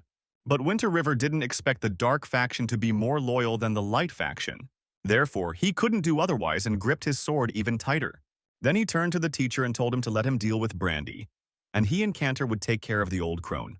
Daniil had shouted at the disciple this time and ordered him to retreat to the city and escape if possible, and that wasn't up for discussion right now. A system notification immediately popped up, suggesting that the guy accept the mission Escape from Death, but he resolutely refused. The guy said that these old men had always harassed the dark faction, and if the guy ran away now, then these magicians would continue to pursue him in the future. They had better join forces to deal with him once and for all. And these arguments finally convinced Daniel, who agreed to give the old woman to the guy. Jennifer was furious at the boy's audacity, so she decided to take it on herself and leave Daniel on Brandy. The Ice Legion was ready to tear apart all the members of the Dark faction and went on the attack. All the attackers had used the group skill Storm Rain, which allowed them to move too fast. The Dark faction players realized that level 40 skills could pulverize them in one hit and began to retreat. Daniil ordered everyone to follow him into the city to take cover and take advantageous positions. Everyone obeyed their commander and started running into the closing gate. Brandy didn't want to let it go, so he gave chase. He and Jennifer managed to run under the gate before it closed. As soon as the gate was closed, the enemy began firing arrows. But the two mages didn't move, as these arrows didn't do any damage to them at all. The archers were surprised by the armor's strength, but then they remembered that they were level 80 and 50 bosses after all. Suddenly, Daniel suddenly appeared and hit the enemy from behind with magic. But for Brandy, this was unexpected, but too pathetic and weak a trick to defeat him. He believed that this was all a necromancer could do, and he responded with his firepower. At this time, Cantor and Winter River had already crept up on Jennifer, fully prepared for the attack. The guy told Cantor to go head-on while he was supporting, and this simple plan was immediately agreed upon. So the Undead Knight used the Onslaught skill, which increased his movement speed by 35% and ensured that he could knock down the first enemy on the way. Jennifer didn't react at first, and then in an instant, she built a wall of ice in front of her. The knight immediately hit that wall, smashing it with his power. As soon as Cantor broke the ice, the foot of Winter River immediately appeared behind him, which decided to use the Devil Trampling skill. But it only dealt 1 point of damage to Jennifer, who blocked the use of this skill. He was surprised that a level 50 boss could block Devil Trampling with his bare hands. Jennifer also added that Devil Trampling is a powerful skill, but its wearer is simply too weak. Tut appeared Undead Knight, drawing Jennifer's attention to him, said that he was her main opponent, but before the knight could raise his spear over her, Jennifer used her power against him. Winter River realized with horror that a level 40 gold boss like Cantor was no match for her at all. Even this ice witch is so terrifying that they're really doomed this time because Jennifer didn't take them seriously at all. The knight barely got up from the ground and said that their battle wasn't over yet. Jennifer was even angrier, as it was starting to bore her. She immediately gathered her strength and threw icy, knife-sharp shards towards the knight. They hit right on target, taking almost all of the knight's HP. Thus, Jennifer was able to defeat him in one blow, fulfilling his desire to fight to the end. But, in the next second, Winter River appeared in front of the old woman, flying towards her. This made Jennifer even angrier, because she knew that she couldn't be harmed by a bug. However, the guy was unexpectedly able to deal 141,169 points of damage to her in one hit. Winter River's eyes were filled with rage, and he asked if this old woman was tired of showing off. She was lying on the ground, pinned down by the guy's boot, clearly not expecting such strength from him. He looked at her with a fierce gaze and knew that he was ready to destroy him now. However, this kind of power did not appear immediately, and a moment ago, he thought that he would die, since his attacks were useless. But he couldn't back down, as he watched his master and Cantor fight to the last for his life. It was also hard for them, but they were willing to die for their goal and were not afraid of it. But because Winter River was only hindering them, it looked like they would all die here together. The thought of this was very depressing, and the guy refused to accept it, because his character has only one life, and he does not want to lose everything he has achieved now. For him now, this is not a life and death struggle, and he must fight to the end, so he decided to use the lilac electric diamond. This stone could stimulate a person's latent power, and Winter River decided to use it a second time. When he did, he awakened his hidden potential, and all of the guy's stats were raised by 1000% for 1 minute. So when he hit Jennifer, all the players couldn't believe that the damage from that hit was so strong. Jennifer herself could not understand how this was possible, because before that, he was no stronger than a bug. But the guy wasn't going to stop and used Devil Trample, dealing 141,169 points of damage to the Ice Mage and applying an overwhelming effect for 10 seconds. In just 10 seconds, Winter River managed to deal a huge amount of damage to this old woman who couldn't resist. Watching the guy fight, Conter was also surprised as he didn't expect this from Winter River, but he was happy with the result. Suddenly, the guy called out to the skeleton and beckoned it to him, standing over Jennifer. He immediately understood what Winter River wanted from him and threw his spear in his direction. The spear directly hit the Ice Mage, causing serious damage to the woman who started to call for help. She really hadn't expected such force and such blows, so she called Brandy for help. The old man couldn't believe his eyes, as he couldn't understand how a weak boy had brought a level 50 boss to such a state. But in any case, he decided to help his partner and pointed his staff in the direction of the guy.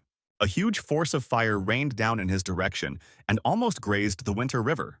Thanks to this, the guy staggered back and lost a few seconds, which caused the effect of suppressing the opponent to disappear. After getting up from the ground, the old woman immediately started running away, clutching her wound.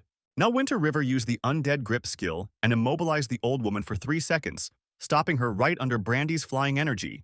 The old woman realized that she didn't have enough time to escape from this force directed directly at her by her ally. Brandy couldn't do anything either, so a huge fiery energy enveloped Jennifer, taking away her life force. The final strike was behind Winter River, who brought up his sword and dealt Jennifer another big damage of 314,587 points. Thus, the guy managed to defeat a gold-ranked boss of level 50, so his level increased by 3, and his reputation increased by 2,500 points. So Winter River became the first player to defeat a gold-ranked boss in the game, for which he received additional rewards: 5,000 reputation points, 30 stat points, and a rare skill. Then the guy once again posted his achievement and received 10,000 reputation points for it, and the notification of his victory spread all over the continent. The players immediately started asking the guy how much he spent on the item that increased his strength so much, because they also wanted to, but the guy just silently tidied up the equipment he got from the boss. But we must not forget about the second boss, Brandy, who was furious about what he saw because he just destroyed his partner with his own hands. The boss decided to use the Flame Shield skill, creating a shield around him equal to 25% of his maximum HP, which blocked all types of physical damage. Winter River understood that he needed to deal the maximum amount of damage while the Lilac Diamond's power was working. Even though there was only 17 seconds left, the guy still tried to break through the shield, but it was useless. It seemed impossible, but there really wasn't any damage as this shield was very powerful. Just then, the tired voice of the necromancer rang out, ordering his disciple to retreat as he was no match for this opponent. The teacher looked exhausted, which didn't escape Winter River's gaze, especially after Daniel started drinking some potion. His strength was almost fully restored, but he said that he could barely cope with this opponent. Moreover, my grandfather completely went berserk and started shouting that he would destroy everyone who is here right now. He then used the Sea of Flame skill, which dealt 10% of his attack power to all enemies within a 50-meter radius for 2 minutes. Those whose strength was too low were immediately mired in the fiery abyss before they could escape, as their speed was also reduced by 10%. Everyone was affected by this skill, from novice adventurers to skeleton warriors, some of whom were even weaker. Winter River's HP also started to drop, but the guy calculated that approximately 15,050 points would be pumped into the attack, since the Lilac Diamond's effect was over. As he drank the health elixir, he realized that even with the power of the diamond, his stats weren't enough to withstand the attacks of this old man. Then Daniel shouted, and once again ordered the guy with Cantor to back off and leave Brandy to him. But the boy, as if he hadn't heard the teacher, said that now he would find a convenient moment to attack from the other side. Brandy was furious, and he didn't like the tragedy of teachers and a student playing out right in front of him, as there was a lot of pathos in it. He thought they were too pathetic to allow himself to be bullied, so he said that today he would send them straight to hell, after which he released another huge stream of fire. Winter River wouldn't have had time to dodge if it wasn't for Cantor appearing right in front of him and blocking him from being hit. Thus, this strike dealt 871,008 points of damage to the skeleton, which was too much. Tucha's skeleton fell to the ground as Daniil screamed, and Winter River stared in surprise. The last thing the skeleton said was that the kid was destined to sow the entire Tianheng continent, not fall here. The boy couldn't believe that Cantor had risked his life for him and wanted to help him. But the necromancer knew it was too late, so he ordered him to leave. Both of them barely managed to dodge the next wave of fire that appeared in front of them. Once the necromancer and his apprentice were more or less safely away, a thought occurred to Winter River. He handed the teacher a blue diamond and asked if he could use it to increase his strength. But Daniil replied that those who have become necromancers no longer belong to the world of the living, so this is impossible. Brandy, by this time, was completely raging and seemed to be mocking his rivals. He decided to see how long they could escape and released a real fire monster in their direction. But Daniel also released a large enough burst of energy in response, as if putting out a fire. Thus, two destructive energies collided, causing the earth to crack. Winter River even had to cover her eyes with her hands against the bright light that these energies emitted. Brandy said that if the necromancer hadn't taken the hit of the forbidden spell, he might have been able to hold out a little longer against it. But now he was too weak. He could only wait for his own demise, but Daniil didn't agree with that. Winter River understood that no matter how hard the teacher tried, he really didn't have much chance, so he had to do something. The guy opened the inventory and began frantically searching for something useful there. Then he saw the skill book, which was a reward for defeating a gold-ranked boss, and gave him the S-rank penetrating gaze skill. This is the most advanced exploration technique, which not only showed the strength of the caller, but also had the chance to reveal their weaknesses, even if the opponent is higher by 50 levels. Winter River didn't hesitate to learn this skill, so it should be useful right now, and immediately used it. So he was able to see all the stats of the Fire Mage, starting from his HP of 10,000, ending with a weakness, the desire to extend life by holy purification from necromancers wanted by the Light faction. Thus, the guy discovered the weakness of his enemy, and it was not an attack of 15,500 is 16,200 points, and not a defense of 11,500, 12,100. The mage's weakness was his low stamina due to aging, which he so wanted to avoid. Then Winter River shouted to the teacher that it was not worth fighting the mage head-on. This is because it is not very hardy and can be handled at a distance. The necromancer became interested in this thought and ordered all the skeletons of the city to go to attack Brandy. The warriors accepted the order and unconditionally began to carry it out, delaying the mage. Brandy was too strong and once again created a fiery whirlpool around him, protecting him from the attacks of the oncoming skeletons. To him, they were just scum that stood in his way and were too easy to destroy. He was sure that even with his stamina, old age, and infirmity, he definitely wouldn't linger on the skeleton warriors. They were too weak to reduce the old man's stamina in any way, as they burned up before they could get close to him. Daniil also realized this and said that he was hoping for skeletons. Empty hopes, since they wouldn't be able to exhaust the mage. But one thing the necromancer was sure of, Brandy wouldn't stop while he was alive, so he was willing to sacrifice himself. Winter River didn't agree with this, saying that as long as they were alive, they still had a chance, but without Daniel, they would definitely lose. The necromancer replied that they originally had no chance, as the City of Darkness would fall, and the Light faction was destined to win.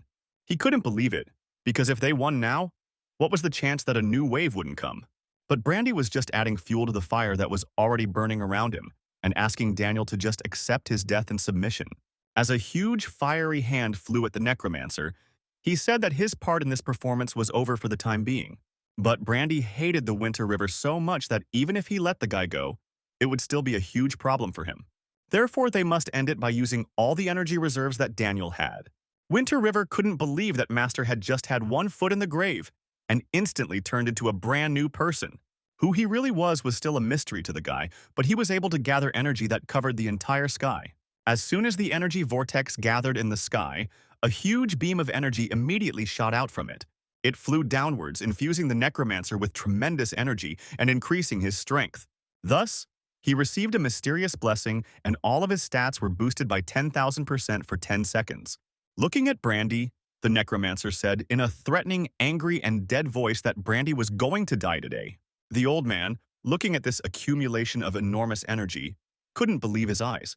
Daniil suddenly turned to his disciple and said that he really did a great job, so he shouldn't be upset. The necromancer had already told him that if he lived long enough, they would meet again, and then Winter River would know who he was. But now, he had to do his job, and sent a huge killing beam of energy straight at Brandy, taking away more than 38,000 HP from him. The old man couldn't believe it, but he had to accept what was happening as this blow destroyed him. Immediately after, Daniel's stats dropped by 10,000% for some unknown reason. The boy looked at the teacher worriedly, but the teacher told him to run before it was too late. But suddenly, from the roof of one of the houses, as if someone flew out and instantly moved to the wall. When the stranger landed, his boots made an unpleasant creak. It turned out that because of the fire mage's death, a hidden story boss had appeared. He started applauding and said that the last stroke of the necromancer is always impressive, no matter how much he sees it. The guy saw that his name was Holy Knight Herbert using his sharp eyes. But even with detection magic, all of his stats were questionable except for his name, which could mean that his level was just incredibly high. Herbert, looking at the dark swordsman and the necromancer, said that today was his lucky day. Daniil replied that Herbert's church was collecting the remains of necromancers, which would definitely lead to disaster in the future. But the knight replied that it was definitely not the necromancer's concern, and took out a golden spear. It was one of the most powerful weapons Winter River had ever seen, and it was the one Herbert aimed at the boy. The knight said that Winter River was loyal and fair, which caused him to admire, but the guy chose the wrong faction. So now the knights decided to show mercy and leave Winter River a chance to say the last word. There was nothing he could do, and that annoyed him a lot. He didn't want to leave after what he had already done, but the silence was a sign of agreement for Herbert, who swung his spear at the Winter River. But suddenly, this strike was stopped by someone with their purple longsword. It was Cheryl, who appeared out of nowhere and started protecting his disciple to the last. The use of Valkruji's enormous powers created huge clouds of dust, which was easy to hide in. The undead swordsman's gaze was full of life and threats, which seemed impossible. Herbert knew that an ordinary undead swordsman couldn't have that kind of power, so he asked who the undead swordsman was when he was alive. But Cheryl clearly wasn't going to say anything, so he grabbed Winter River and started to hide. He did it with such speed that Herbert didn't even have time to catch up and give chase. Daniel, on the other hand, was sitting on his knees, his energy draining out of him, causing him to fall apart. As he disappeared, he spoke to his disciple with the belief that when they met again, his name would be heard all over the Tianheng continent. After that, only a small ball of energy remained in Daniel's place, a piece of the necromancer's soul. Herbert took it in his hands, which meant that he had taken possession of this city. The gates to the city immediately began to open, letting in all the warriors of the Light faction. As soon as they were inside, they immediately bowed down to the Holy Knight who had become their new head. Knight Tuji ordered an increase in the reward for capturing a dark swordsman, dead or alive, so he needed his head. Thus, the city of Tama was conquered by the Light faction, so the points earned by the defending party are doubled for successfully opposing the 5 attacking waves. Adventurers who joined the Dark faction filmed the entire battle and decided to post a video online. But the main character was Winter River, whose reward was increased. They had already seen enough and decided not to stay, as they could be destroyed and lose levels, so they decided to run away, but first download the video. While the players were celebrating their victory, Cheryl ran deeper into the forest along with the Winter River to the Ghost Swamp. After reaching the goal, the undead swordsman said that Daniil had written in his letters that he hoped that Cheryl would save Winter River's life at a critical moment. So the undead swordsman was hiding in the City of Darkness and waiting for the right moment. But he was wondering why Cheryl didn't save Daniel. The swordsman replied that Daniel caused a celestial phenomenon, which is the necromancer's final strike. After using it, Daniel was no longer able to move and was only minutes away from dying. Moreover, necromancers are very important to the Church of Light, and if Cheryl had taken both of them, Herbert would have definitely gone after them. And so the swordsman would not only not have saved the boy, but would have died himself.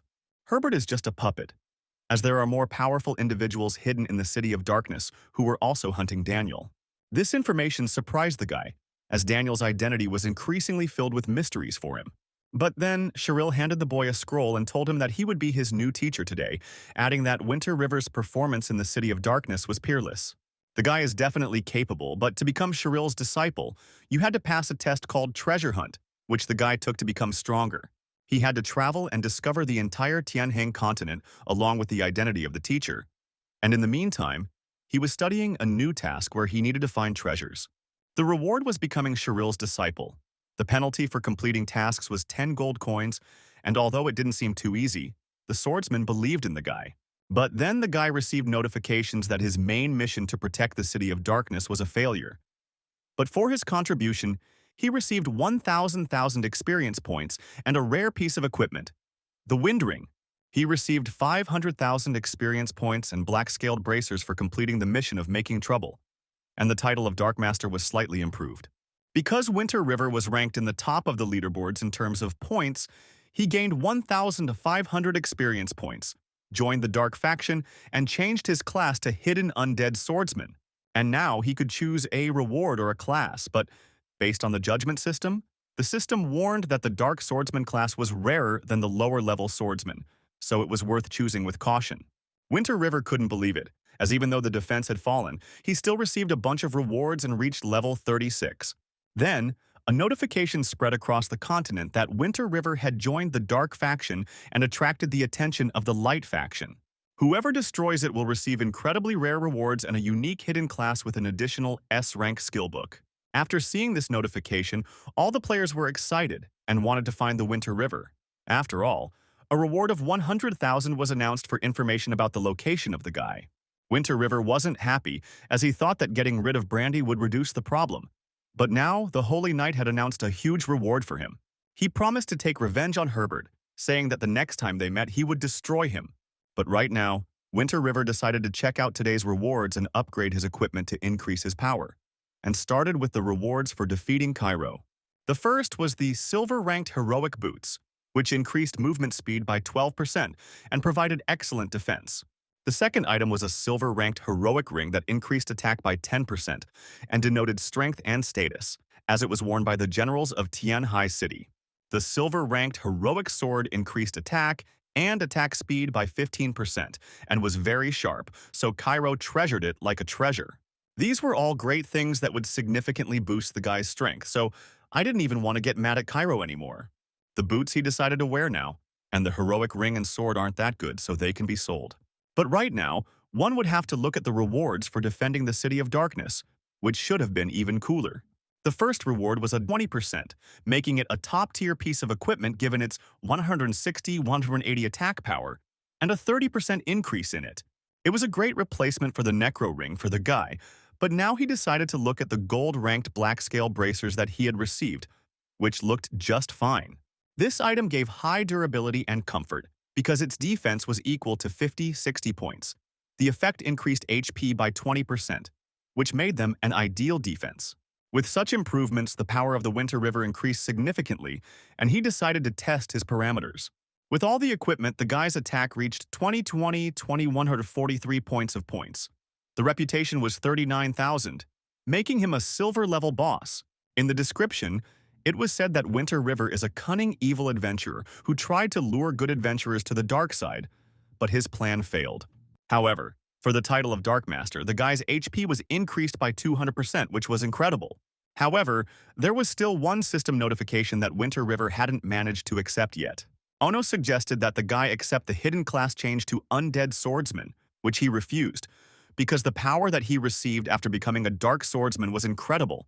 Then the system warned that the rewards could be changed to skills or equipment of the same rarity, so it offered several options for rewards. Without hesitation, the guy chose a reward in the form of a new skill, because equipment, after all, can be changed, but skills cannot. In addition, the skills of the Undead Swordsman's hidden class may be strong, but suddenly a new notification came that the guy received 1,500,000 experience points for getting into the top of the leaderboards in terms of points. In addition, he has a new S-class skill battlefield, which reduces the attack of enemies within a 50-meter radius and increases the attack of allies by an amount that depends on the difference in strength between the two sides. This attack lasted 3 minutes. Well, to use it, you needed a melee class, but the skill itself was very strong. Then the guy decided to study it, reading the description that a warrior who has passed through bloody battles always becomes the center of the battlefield and can inspire fear in enemies and increase the morale of allies. And this skill would definitely not be superfluous. So after studying it, the guy revealed the map that Cheryl had given him. He knew that it was time for him to take on the quest to increase his strength even more. According to the map, it was necessary to go directly to the huge volcano that was located nearby. It was a lava mountain range location where it was really very hot. Winter River, without hesitation, decided to go on the road according to the map. Soon, he saw a huge mountain that was so hot that it heated the air around to enormous temperatures. But what scared him the most was that the map showed that the treasure was at the top, which looked very dangerous. Suddenly, there was a rumble behind the Winter River, and the rocks seemed to come to life, turning into a huge monster. Even turning around and looking at him was scary. But there was no choice. Turning around, he saw a huge level 38 lava mountain monster that was clearly not friendly. Winter River barely managed to get back from his strong attack, because his attack level reached 550 points, and his defense even more, 700-800. Using the Sharp Eye skill, he also saw the monster's other parameters, its HP of 220,000 and its special skills, durability and petrification. Mountain monsters lived around the mountain range, famous for their irritability and love of high ambient temperatures. But because of the more dangerous creatures at higher altitudes, monsters only live in the lower reaches of the mountain, not posing a big threat to the Winter River due to a small attack. This was even a good thing for the guy, since he could now test the power of combat on these small monsters. Combat power increased the guy's attack power and reduced the monster's attack power by 20%. So, with one hit, the guy was able to deal 15,547 points of damage to the monster. He obviously hadn't expected such strength, so he realized that he needed to use his skills. At that moment, he crouched down and used the petrification skill, reducing his attack power by another 20%. However, the monster's defense power increased by 30% for 2 minutes, making it virtually impenetrable. But Winter River only laughed, thinking that the monster used the phrase, "wear the thickest armor to withstand the strongest blows." And the guy knew that this made it easier for him since he would just attack a non-moving opponent, so he destroyed the monster in 1 minute. For defeating him, Winter River received 2,500 experience points, which was decent, but he needed 1.2 million to advance to the next level. Winter River reckoned that he needed to destroy 480 of these monsters, but he didn't have the time as he needed to climb higher. The higher he climbed, the more intense the heat that enveloped him became, but suddenly something caught his attention. Strange creatures resembling monkeys with fiery tails and manes were sitting on the hot stone rocks. They were level 40 toothy fire monkeys with 280,000 HP and 1,1080 attack. They also liked high temperatures and were flexible and aggressive. The description said that they liked to make fun of their opponents, so they were one of the most hated monsters on the continent. Their main skills were taunting and throwing stones, but Winter River didn't believe that they wouldn't be able to mock a player like him. Then one of the monkeys screamed and began to gather all the others, saying that someone had come. When there were enough of them, they immediately started calling Winter River names, calling him scary and funny, making fun of his nickname. They called the guy a weakling and laughed out loud, not afraid of the damage that he could do to them, because their defense was equal to 420 points. However, they clearly underestimated Winter River, who was provoked and very angry. He immediately jumped up, arriving at the top of the cliff next to the monkeys in one bound. He started threatening them that they would meet their end today and launched an attack.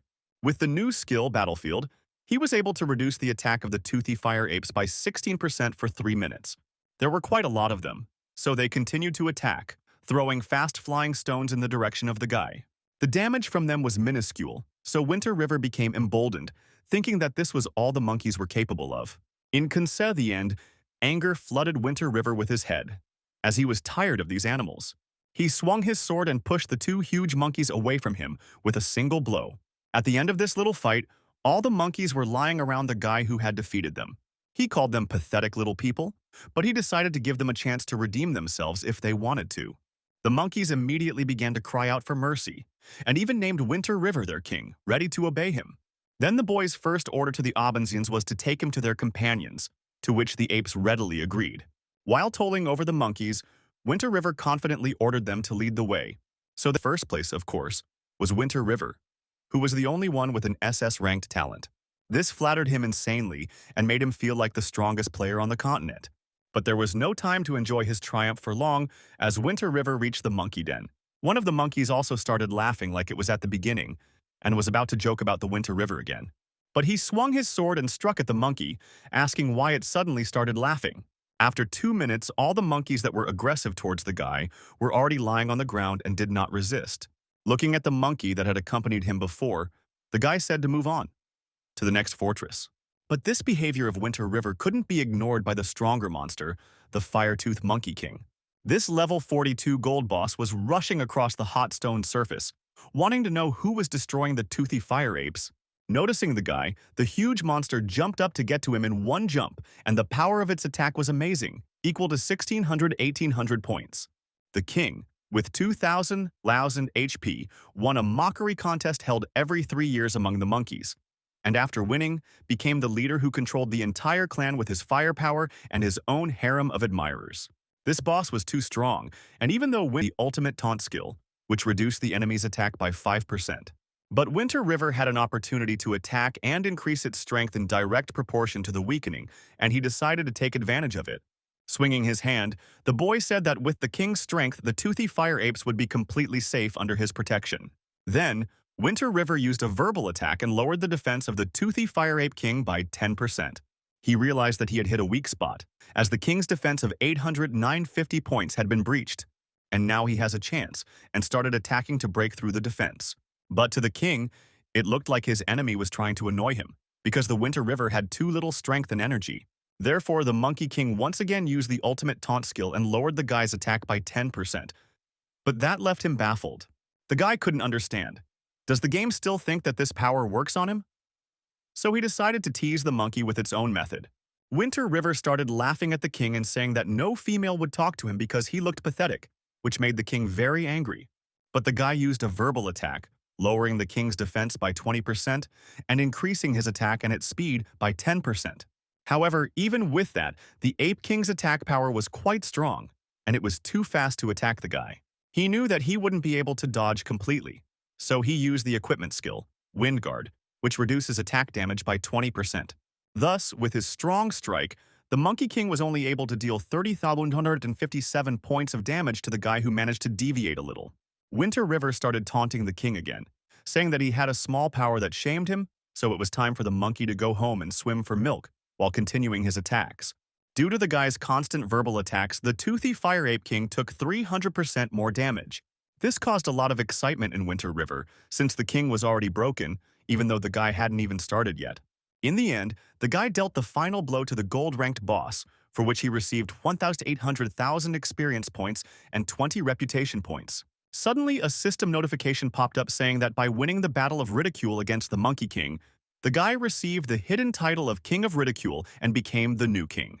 This title increased the damage from verbal attacks by 10%, which didn't help much, but it was very offensive to others, which was great for verbal duels. In any case, the guy decided to leave the title of Dark Master for now in order to increase his HP. Thanks to defeating this boss, the guy's level increased to 37, after which he decided to look at the treasures that fell from the Golden Monkey King. The first reward was a gold-ranked fire helmet with a remarkable level of protection created from precious fire crystals that are hard to hit with ordinary weapons. The second reward was a gold-ranked fire dagger tempered with special flames that cut through iron like it was dirt. But there was one downside: a scorching surface that dealt damage to the user. It was a good loot for the guy, but it would take a bit of training to get him to wear a helmet and use a dagger starting at level 40. The dagger was very good, but since the guy was a swordsman, he got more bonuses from swords, so he decided to exchange it later and now continue on his way. When the guy passed a little birch, the system noticed that in a high-temperature environment, the HP of the host decreases by 10 every second. Winter River knew that the higher he climbed, the hotter it would get, but his death power was restoring 0.5% HP every second. So he was able to continue on his way without much damage and find what he was looking for: a long, white-ranked wooden stick. In the description, it was said that only girls who have lost hope in love choose it, as it is a very weak weapon with an attack of 1. Winter River was disappointed as he thought he would get something worthwhile, but apparently Cheryl just wanted to give him a difficult task and leave the stick as the endpoint. It definitely didn't look like a treasure, so the guy turned around in frustration and decided to go back and finish the quest. Suddenly, Winter River felt that the disguise that Daniel had placed on him was falling off, but the time wasn't up yet, so it could only mean that the Dark Swordsman's potential was being awakened again. The system said that the guy sensed the presence of something of the same origin as himself, 500 meters away. Winter River thought that this was the treasure and went back, but the distance increased. Thus, he began to take a couple of steps in different directions to figure out which way to go, so that the distance would decrease. Eventually, Winter River was able to reach his destination, but he didn't see anything worthwhile. To be more precise, He didn't see anything, so he assumed that it was a treasure underground. Then the boy began to dig with his sword, sticking it into the ground. It didn't take long to wait, as the sword almost immediately hit something solid under the ground. Scooping up the ground, Winter River dug a hole with a single swing of his weapon to see what he found. The system notified him that he hadn't found the hidden location of the God of Suppression Tower, an ancient structure of unknown generations that had retained its original appearance even after endless years.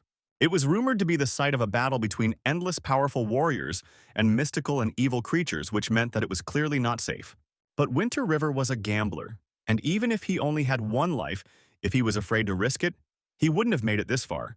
So he took another chance. Jumping down into a huge pit, he landed on the stone floor after a few seconds of falling. As soon as Winter River looked up, he noticed a strange energy essence in front of him, radiating immense power.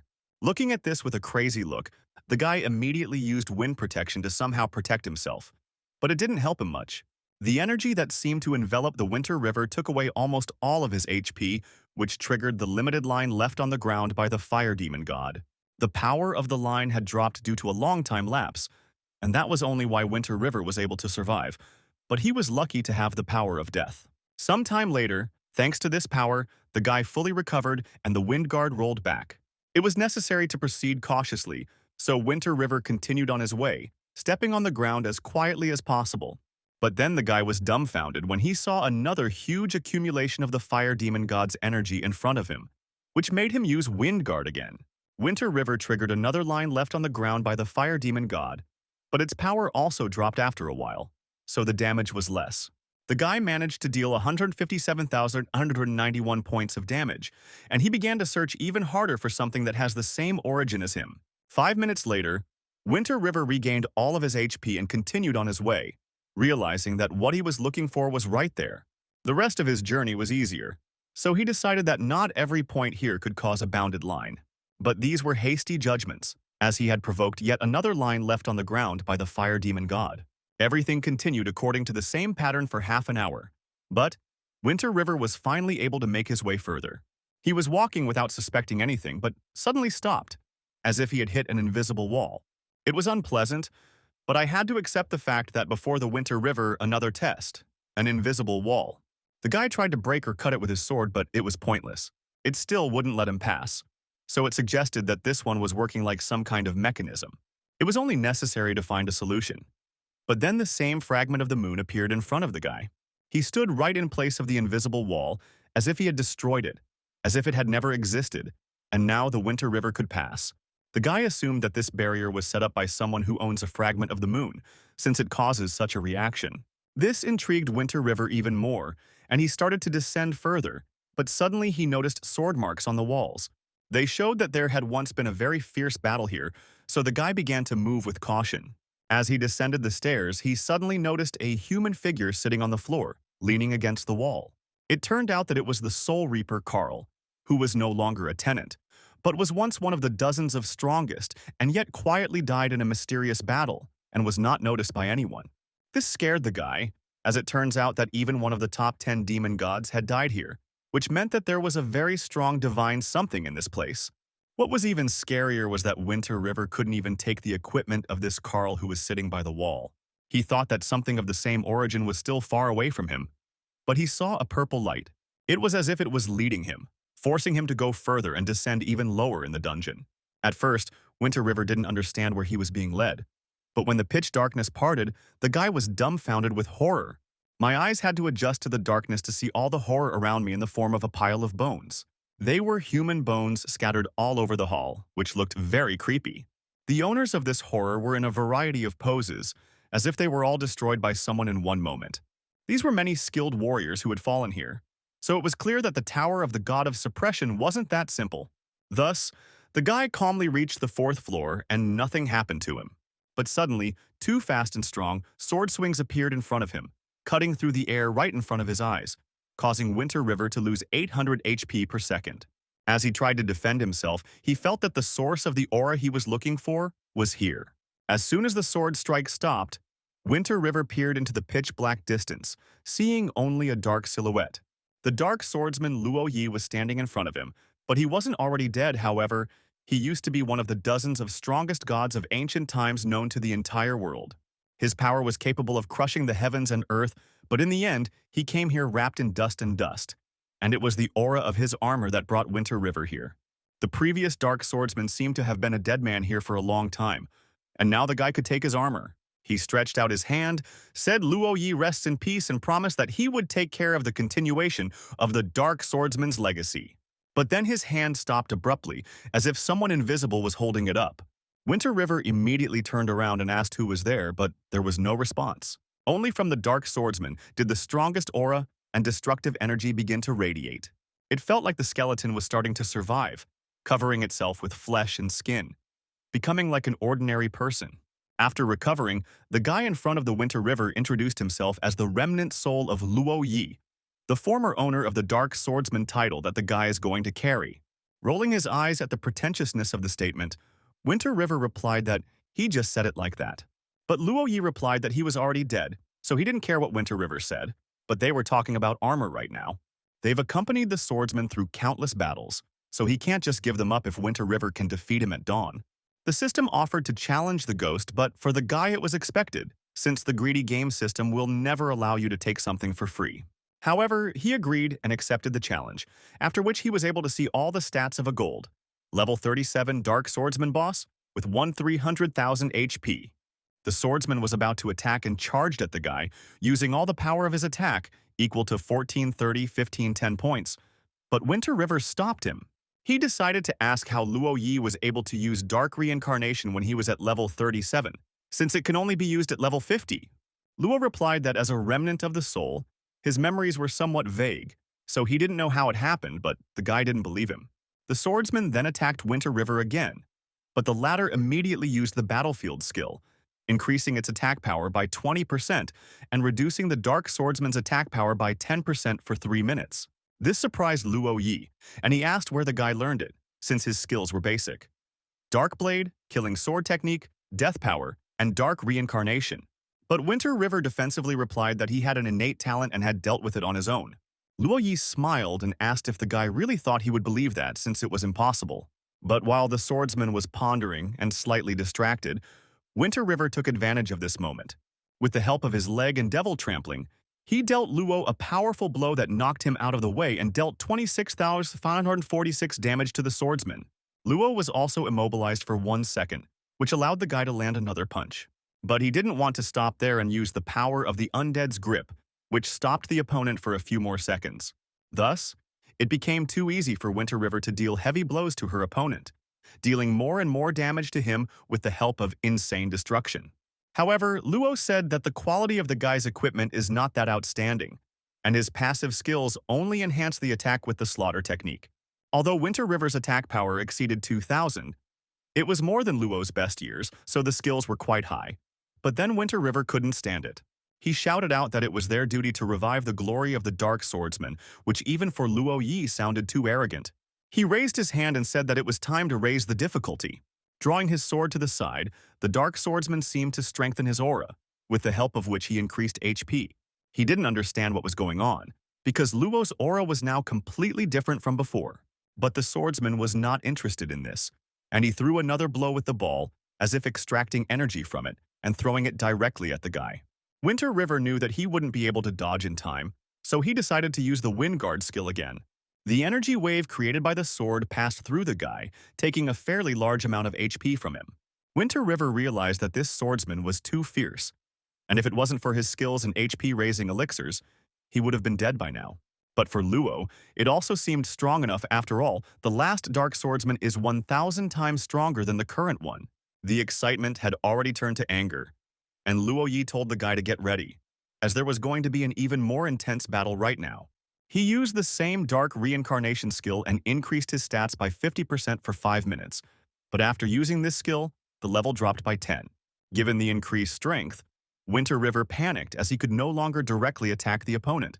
Luo Yi's health was now 300,000 HP, her attack power was 2,256, and her defense was 975, which was an incredible amount. And this strongest spirit rushed towards the Winter River at an astonishingly fast speed. In just a second, Luo Yi was behind a guy who didn't even notice how it happened. With a single strike, the swordsman dealt over 43,000 damage to Winter River, which was quite a large amount. In one hit, the guy lost a quarter of HP, which surprised him, and he had to drink the elixir. But the Dark Swordsman attacked again. But Winter River knew that, with normal speed, he wouldn't be able to fend off the spirit's attacks. The energy was already too close, but Winter River decided to seize the moment. He used evil steps, increasing his speed by 200% for 2 seconds, then dodged the blow and immobilized the opponent for 1 second. Winter River then dealt the swordsman a necro strike, dealing over 8,000 damage and slowing the opponent down by 15% for 2 seconds. In the next second, Luo decided to attack again and swung at the guy who deftly jumped out of the way. He realized that his tactic had worked, as Luo really had slowed down, so it was now possible to dodge his attacks. It was worth continuing this deceleration, so Winter River used undead capture on his opponent. Luo practically froze for a few seconds, but it was enough to get close to him. Luo praised the guy for this, as he knew how to get close and use his skills to slow down the opponent. But Winter River understood that all of the Phantom's skills were written down, so there shouldn't be anything unexpected. But just in case, the guy decided to jump back, and he wasn't wrong, because the swordsman once again released a stronger burst of energy at him. He dinced. The only thing that came to Winter River's mind was to hide behind a pillar at the side. The guy managed to run behind it, but the swordsman's power was too destructive not to destroy the stone pillar. However, the exhaled guy still barely managed to dodge, and by that time there were 5 seconds left before the evil steps were reloaded. But Luo was already too close and swung his sword at the Winter River in a leap. The guy didn't expect this, so he didn't have time to dodge and lost almost all of his HP. The Phantom, watching the battle, even wondered what Winter River would do next. But the guy stood up, realizing that he was almost destroyed by a normal air attack. But now, the evil steps have recovered. Thanks to this, Winter River was able to dodge the impact with a sky jump. Once again increasing his speed by 200%, the guy launched an air kick straight at the swordsman. And then, following the old tactic, he used Necro Sword Strike to take down the unexpected Luo. The swordsman quickly got his bearings and got back on his feet, swinging at the guy again. But he used an undead grapple and immobilized the opponent for a few seconds, after which the guy used the Furious Strike skill to deal more damage to Luo per hit. However, after that, Winter River realized that the control had already ended and it was time to retreat before he was destroyed in one blow. Moreover, due to the large number of control skills, Warrior Luo Yi has gained a resistance that reduces control by 80%. Winter River didn't expect that there was such a setup, but what scared him now was that he wouldn't be able to dodge. He closed his eyes and decided to use the Shard of the Moon at his own risk, which should save him, but this is not a fact.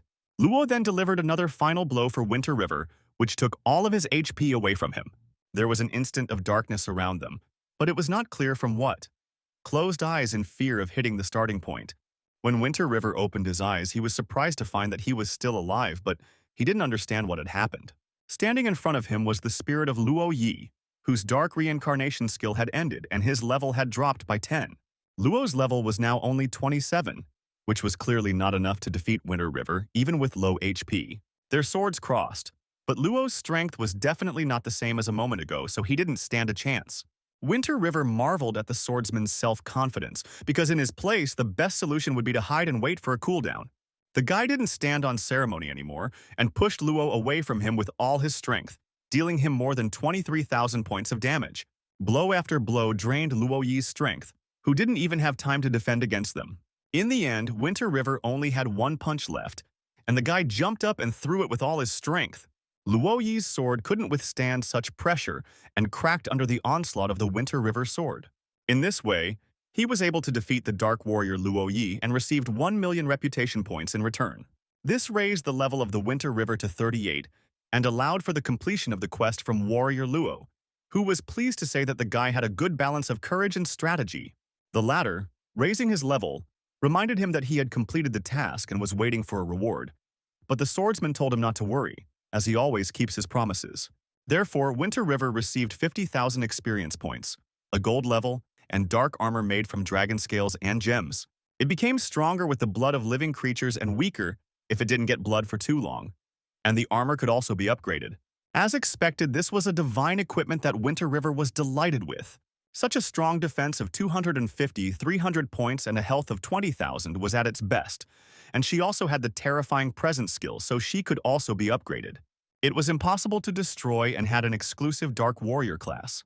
Winter River realized that the gold level wasn't the highest, so it was clear that this armor wouldn't disappoint him. The S-rank Terrifying Presence skill unleashed the power of the Dragon Soul hidden in the armor, scaring opponents and dealing 100% damage depending on the player's attack on all opponents. This worked within a 100-meter radius and reduced opponents' Wax's speed and attack speed by 20%, while taking 5 minutes to recharge.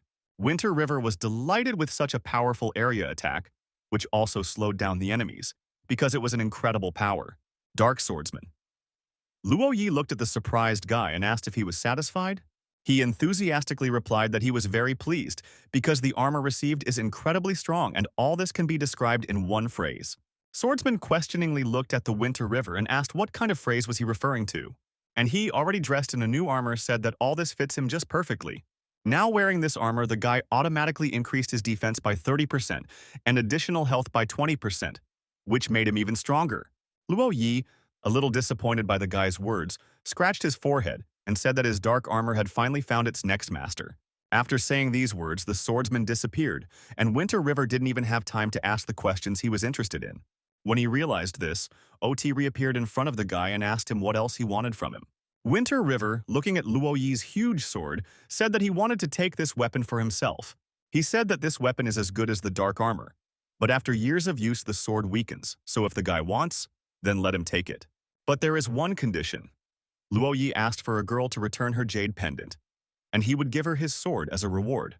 The system immediately notified the guy that he had activated the side quest to recover the jade pendant.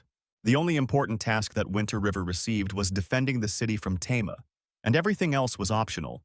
However, side tasks are often related to the main line or provide additional information about the story. But you don't have to do them, and the guy agreed to them anyway. In the quest, it was said that the Dark Warrior Luo Yi was defeated, but there is something that he can't forget, so he asks for the pendant back, but he didn't know who the owner was. Luo added that he didn't have anything serious with her, so he didn't even know her name. Winter River asked if Luo could find out with his power, but Luo replied that this girl had done a good job, so the swordsman only saw her fake name. Moreover, the girl used something rare, and her weapon is a sword, so she might be from the Sword Pavilion.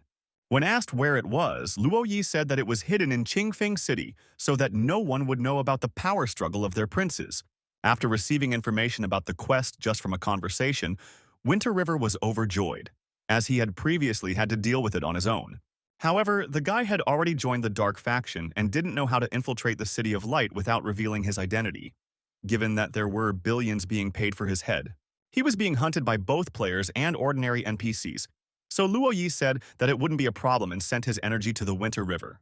The swordsman said that he would teach the boy to hide his true aura by giving him a new skill, the Art of Stealth Level A. The system immediately asked Winter River if he wanted to accept this skill, but the guy definitely answered yes. Now Winter River could hide the title and name so that other players lower by 20 levels. It is more difficult to reveal the true stats, and the duration of the action was 1 day. This was very useful, as the level of the Winter River was higher than most players, not counting the very best.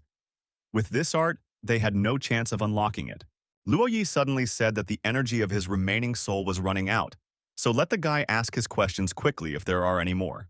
Winter River immediately took out a moon shard from his inventory and asked if the swordsman knew what it was. Upon seeing the shard, Luo Yi almost went crazy from the surprise and shock he felt.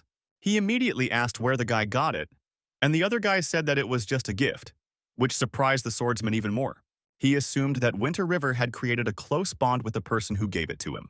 He really wanted to know more, but the swordsman was starting to disappear, so he just asked who Luo Yi was talking about. But he didn't have time to reply that the source of all the corpses was in the God Suppression Tower, a mysterious creature that caused the downfall of the best warriors, including himself. It was clear where this moon shard came from, as well as Daniel's strength now seemed enormous. He still didn't know who this necromancer really was, but now it wasn't surprising that Daniel hadn't told him about the previous Dark Swordsman's death. Does that mean that Daniel destroyed him? But if he really did, why didn't he hate Winter River and even train him? These thoughts completely confused the guys, and he decided that he would think about it in the future, which will show him all the answers. At the moment, he needed to complete a side quest to obtain a powerful weapon. He apologized to the elder and tore the pendant from the skeleton's neck to take it to its owner. As soon as he did, the skeleton dissolved, leaving only a spirit-level sword, whose power, unfortunately, after tens of thousands of years, even reaches 1,000th of its former strength. The attack was equal to 650, 750 points, and the effect increased it by 40%, and the attack speed by 50%, while having an additional effect that adds 15% health during the attack. It had a special skill, Blood Drink, and was also a valuable divine weapon, but to get it, you need to complete the task in 3 days. If this is not done, then the sword will be temporarily unavailable. And to get it, you will need to complete one more task. Winter River took the sword in his hands and immediately felt its special skill, which increased the power of the blood sword for each destruction of the enemy, which added 1% of the attack. The guy knew that this was an unusual skill, because this skill could be changed up to 20 times, and the entire effect remained until the end of the battle. Winter River was happy to realize that the trip to the lava mountains had paid off many times because he had received the strongest equipment. But suddenly there was a whisper that reverberated throughout the huge hall, whispering a request. "Give it back." The voice continued to whisper that it belonged to him, but a bright, strong energy began to radiate from below, which is surprising because the guy thought that there were no more living creatures here. Winter River had already prepared for the fight, drawing his new sword and aiming it at the energy. However, the feeling of unease in him increased, as he felt that this energy was too strong and it was impossible to stay here for long. Then he decided to run away from here, because he decided that he had had enough of the trials, because getting armor and a sword is already a big victory. Half an hour later, Winter River managed to get out of this dungeon. He marked his coordinates on the map and promised himself that he would return here later when he had completed the task. But suddenly, he felt the strange and very dangerous presence of a huge creature behind him. Turning around, Winter River was dumbfounded when he saw the huge snake monster and used the Eye of Insight skill to look at its stats. It was a fire python, a normal level 45 monster ruler of the lava mountain range, with 3,200,000 HP and a huge attack equal to 1,300-1,400 points. There weren't many monsters like this, but the guy chuckled as he looked at it, knowing that it was the same boss. Winter River understood that his stats were much higher after all. What was the cost of his attack, which was equal to more than 3,500 points? The monster, without thinking for a long time, rushed towards the guy, but the guy easily managed to jump away, avoiding his attack. Moreover, Winter River was on top and was able to deliver his signature punch with skills and powerful kicks. The guy then used his sword to deal even more damage to the monster with his punches. After that, he flew into the air and used the Mad Annihilation skill, which slows down the opponent and increases the guy's attack. This way, he was able to cut the fire python in half and defeat it. After that, Winter River confidently looked at his defeated enemy and said that no one in the world dares to threaten him. But the only thing that bothered him right now was that it was already 2 a.m., and he still hadn't slept because of his quests. Then Winter River decided to go back to teacher Cheryl, hand over the assignment to him, and go on a side trip to his world. The guy called out to the teacher, who immediately responded, saying that it looked like his student was able to complete the quest. Cheryl reappeared out of nowhere, and the system congratulated him on completing the task, earning him 800,000 experience points. The undead swordsman looked at his disciple and his stats in surprise, immediately realizing that he was able to achieve a lot in the mountains. After advancing to level 39, Winter River fairly replied that he had several opportunities to do so. The swordsman replied that he had originally placed the wooden wand in a different location, but looking at the way the boy was growing, he realized that he could handle more difficult tasks. Remembering his discovery, the swordsman very interested. Taking the pendant out of his pocket, Winter River showed it to the teacher and told him to return it to a girl. Seeing this, Cheryl was very surprised, as he realized that this locket was from the sword pavilion, and Winter River was just waiting for this because he wasn't sure if Cheryl knew anything, but apparently he was lucky. The swordsman replied that he had once been a disciple of the sword pavilion himself, so he knew the origin of this pendant. Winter River realized that if Cheryl said one day, he was referring to the time before his demise, but the fact that he was connected to the pavilion was really interesting. Taking the jade pendant in his hands, the undead swordsman said that every female in the sword pavilion, from student to teacher, has one. And if a girl falls in love with a guy, she gives him her pendant, which has already become an unbreakable custom in the sword pavilion. Winter River realized that some girl who was in love with Luo Yi had given him her pendant to express her feelings. However, Cheryl added that this jade pendant is quite unusual, which means that the girl's status in the sword pavilion is very high. Then the guy asked if he would be in danger if she found her pendant in his possession. Cheryl, giving the pendant back to the guy, replied that perhaps this is fate, and this girl is waiting for the Winter River. The undead swordsman then added that the sword he possesses is also from the sword pavilion and must be returned. So let Winter River come to him tomorrow. Tomorrow he will give him new tasks, but in the meantime, the guy needs to rest after such a difficult ordeal. And after these words, the swordsman disappeared. Winter River also decided not to waste any time and logged out of the game to get some sleep. In his world, he slept until noon, after which he put on his helmet again and entered Eternity. As soon as he entered the game, he immediately decided to find Cheryl to accept the mission from him. But the undead swordsman didn't take long to find, as he was already waiting for the Winter River, standing right on the same spot. The two of them then set off on their way to the swordsman pavilion, gradually leaving the location of the swamp. During this journey, the guy asked what his teacher thought about him constantly appearing and disappearing. Cheryl replied that he knew that adventurers go back to their own space, which was a very interesting privilege that the god of time and space probably gave them. This answer surprised Winter River, who thought that the game itself had instilled this in the NPCs so that they wouldn't ask too many questions. After a while, the system's notification came that the travelers had entered the location of the Swordsman Pavilion. The boy looked out in surprise from the ravine that he and the teacher had just come out of to take a look at the city. He was shocked by the huge number of light faction soldiers who were guarding the entrance of the city, which made it very difficult to enter it. Cheryl added that to enter Qingfeng City, they would have to teleport out of the City of Darkness. The only problem was concealing the aura of the Winter River, which fortunately he could easily solve by himself. It was about time to try out the new appearance-changing skill, but if Winter River didn't do it, the light faction would destroy it. It was also necessary to choose a fake name, and Winter River wanted to change it to Successful, but accidentally said fake name, which became his nickname in the game. Moreover, the new appearance of the fake name left much to be desired.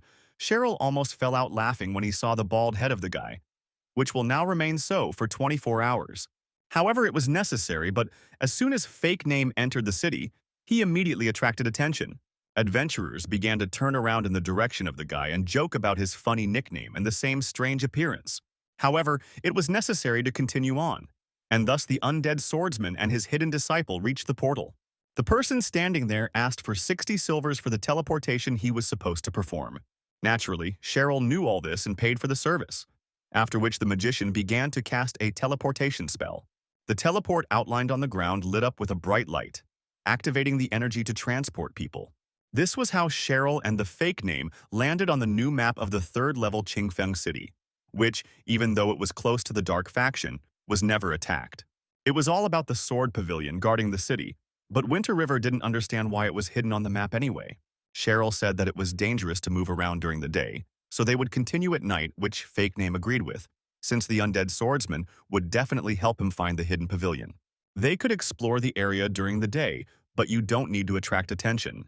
Then the guy said that he wanted to go shopping and restock, and Cheryl just knew a good place to buy potions. Arriving at a small pavilion, the student and teacher met with a nice salesman who asked what they needed. Fake name immediately shouted out that he wanted the best health potions, while having 236 gold, 56 silver, and 3 copper coins that the guy was able to accumulate after destroying the bosses. The guy already thought that he could afford everything, but the seller pointed out one of the best potions that could be used from level 120, and it cost 50,000 gold. In real money, it was a fabulous sum. And although the effect of the potion was incomparable, the fake name decided to choose something more rational. For example, Healing Potion, the most popular potion among adventurers, restoring 500 HP per second, which cost 50 silver. Or a healing potion that could heal injuries and illnesses and restore 1,000 HP per second for 10 seconds, worth 1 gold coin. Laughing, Cheryl told the guy not to underestimate Qingfeng City, because even though it's only level 3, there are top-level masters here. Then fake name noticed something strange, hearing frightened screams and dangerous sounds from around the corner. Right in broad daylight, some knight was molesting an innocent, beautiful girl, trying to go unnoticed. Looking at this situation, fake name thought that this was his chance to become a hero. Both of these characters were probably NPCs, otherwise the penalties for this would be too severe for normal players. The system said that the guy opened another hidden task, which the guy gladly decided to complete and ordered the man to stop.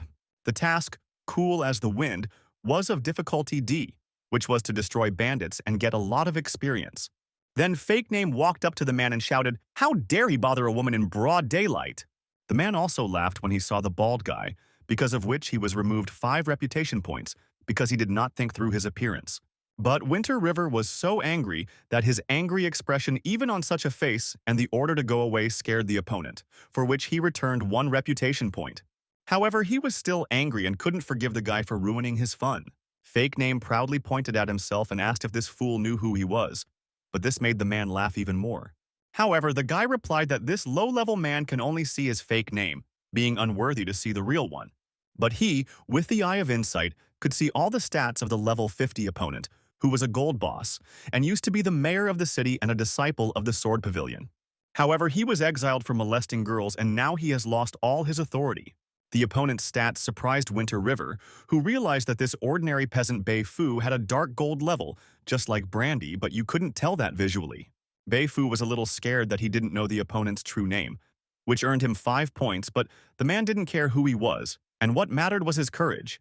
And when Bei Fu was about to attack, Fake Name pointed at Cheryl, who was called Xiaoxi, and said that he would deal with him. Xiaoxi said in a dissatisfied voice that his young master hated it when someone oppressed the innocent, so he would avenge him. The girl, hearing that this boy is a young master, was very surprised, and Bei Fu, once again thinking that if a strong swordsman like Xiaoxi is this guy's subordinate, then his strength is even greater.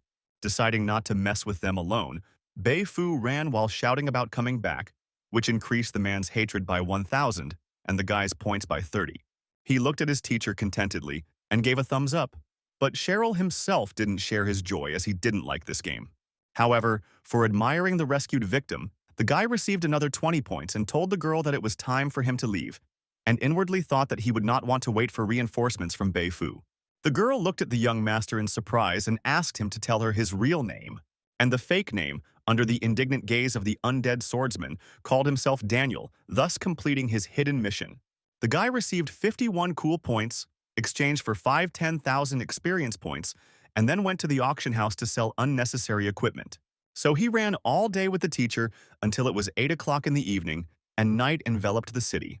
It was about time to sneak into the swordsman pavilion, and Fake Name and Xiaoxi went to the gate. They were ready to start the mission, so they decided to sneak through the gate first. Using the power of the jump, the swordsman and his apprentice flew up to jump over the gate. Thus, the two of them were instantly on the other side of the gate, arriving at the location of the swordsman pavilion.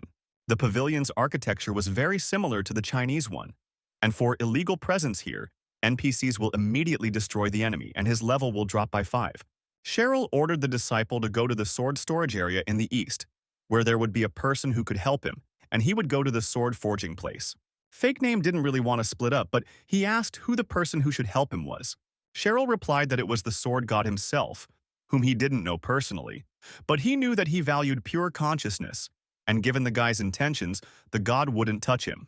Fake Name couldn't believe that his teacher would let him go so easily on such an assignment, but he decided to wish him luck and not argue. The undead swordsman immediately took off, shouting out to the boy not to worry about him, as he would settle everything and stay alive. As he watched the teacher go, he promised himself to be careful, because if an NPC noticed him, he would be finished. Then he went to a huge Chinese building and hid behind a wall, waiting for security to pass. A few minutes later, the Fake Name managed to land next to the sword vault, which was still empty, with only the light from a second-floor window illuminating the building's facade. He knew that the mech god was here, and he wondered if the sword god would destroy him as soon as he entered. But if this sword god is real, then he already knows that the guy is here, so it's best to be honest. But as soon as Fake Name opened the gate, his appearance changed back to that of Winter River due to the presence of a stronger entity in the space. This surprised him, but his skills didn't really seem to match up to the sword god's strength. As Winter River stepped inside, he noticed a girl sitting on a huge chair in front of him, who was the sword god. The girl, hearing the noise, immediately turned around and asked, "Who is there?" The guy couldn't believe his eyes, but he definitely didn't expect that the god was a young beauty. He first heard about this god at the talent test when Daniel mentioned that he had a special SS rank sword heart skill. When the guy asked if the goddess knew him, she furiously slammed the book shut and said yes, because if Cheryl had destroyed Herbert in the City of Darkness, then she would have appeared next. He remembered what Cheryl had said about strong entities, and thought that the Light Faction and Necromancers could cooperate, so they sent Saint Knight Herbert. Cheryl was helping because Daniel resurrected him, and if the undead swordsman and sword pavilion's connection to the sword god is real, then the power Cheryl was talking about is here. And since this girl is a sword god, she should definitely have rare skill books that contain a lot of power. She was holding one of the books in her hands, but it was a novel about the god of swords, and it was unlikely that the guy was interested in it.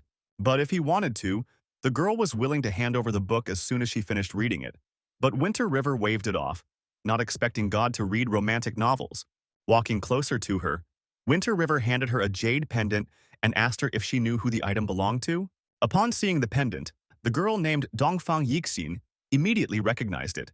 Looking at the Winter River in surprise, she immediately stood up and ran over to the guy, looking harmless. However, despite her young appearance, the true age of the girl was not known.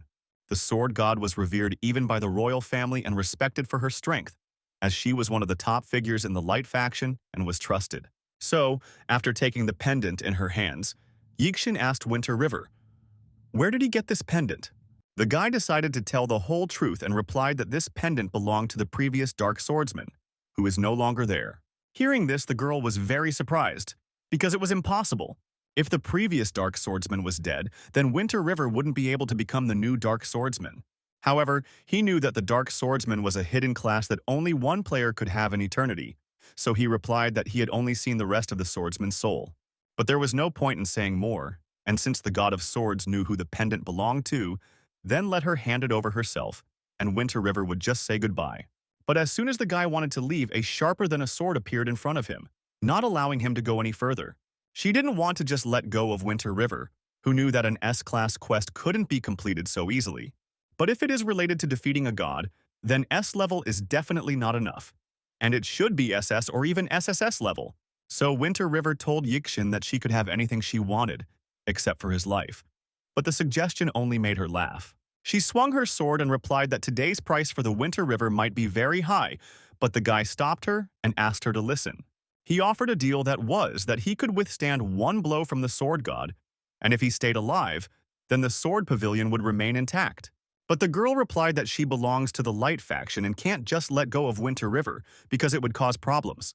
But the guy started to make excuses, saying that he only came here to return the jade pendant, and it would be cruel of Yixin to destroy the hero. Moreover, she would damage her sword heart, which would always be on her conscience, but the girl asked, "What is it?" This question had driven Winter River into a dead end. After all, he thought that the sword heart was like some mysterious will or something. This was understandable to him, but Yixin had been holding back her laughter the entire time and finally broke down. Laughing, she said that she was joking, and it really wouldn't be right to destroy the guy for bringing the pendant. But she still couldn't let Winter River leave safely, as the sword pavilion would face criticism. So the girl had a plan. She will fight a guy with silver level stats, which will lower her level to 39, and if she wins, Winter River will leave the pavilion, and if she loses, this world.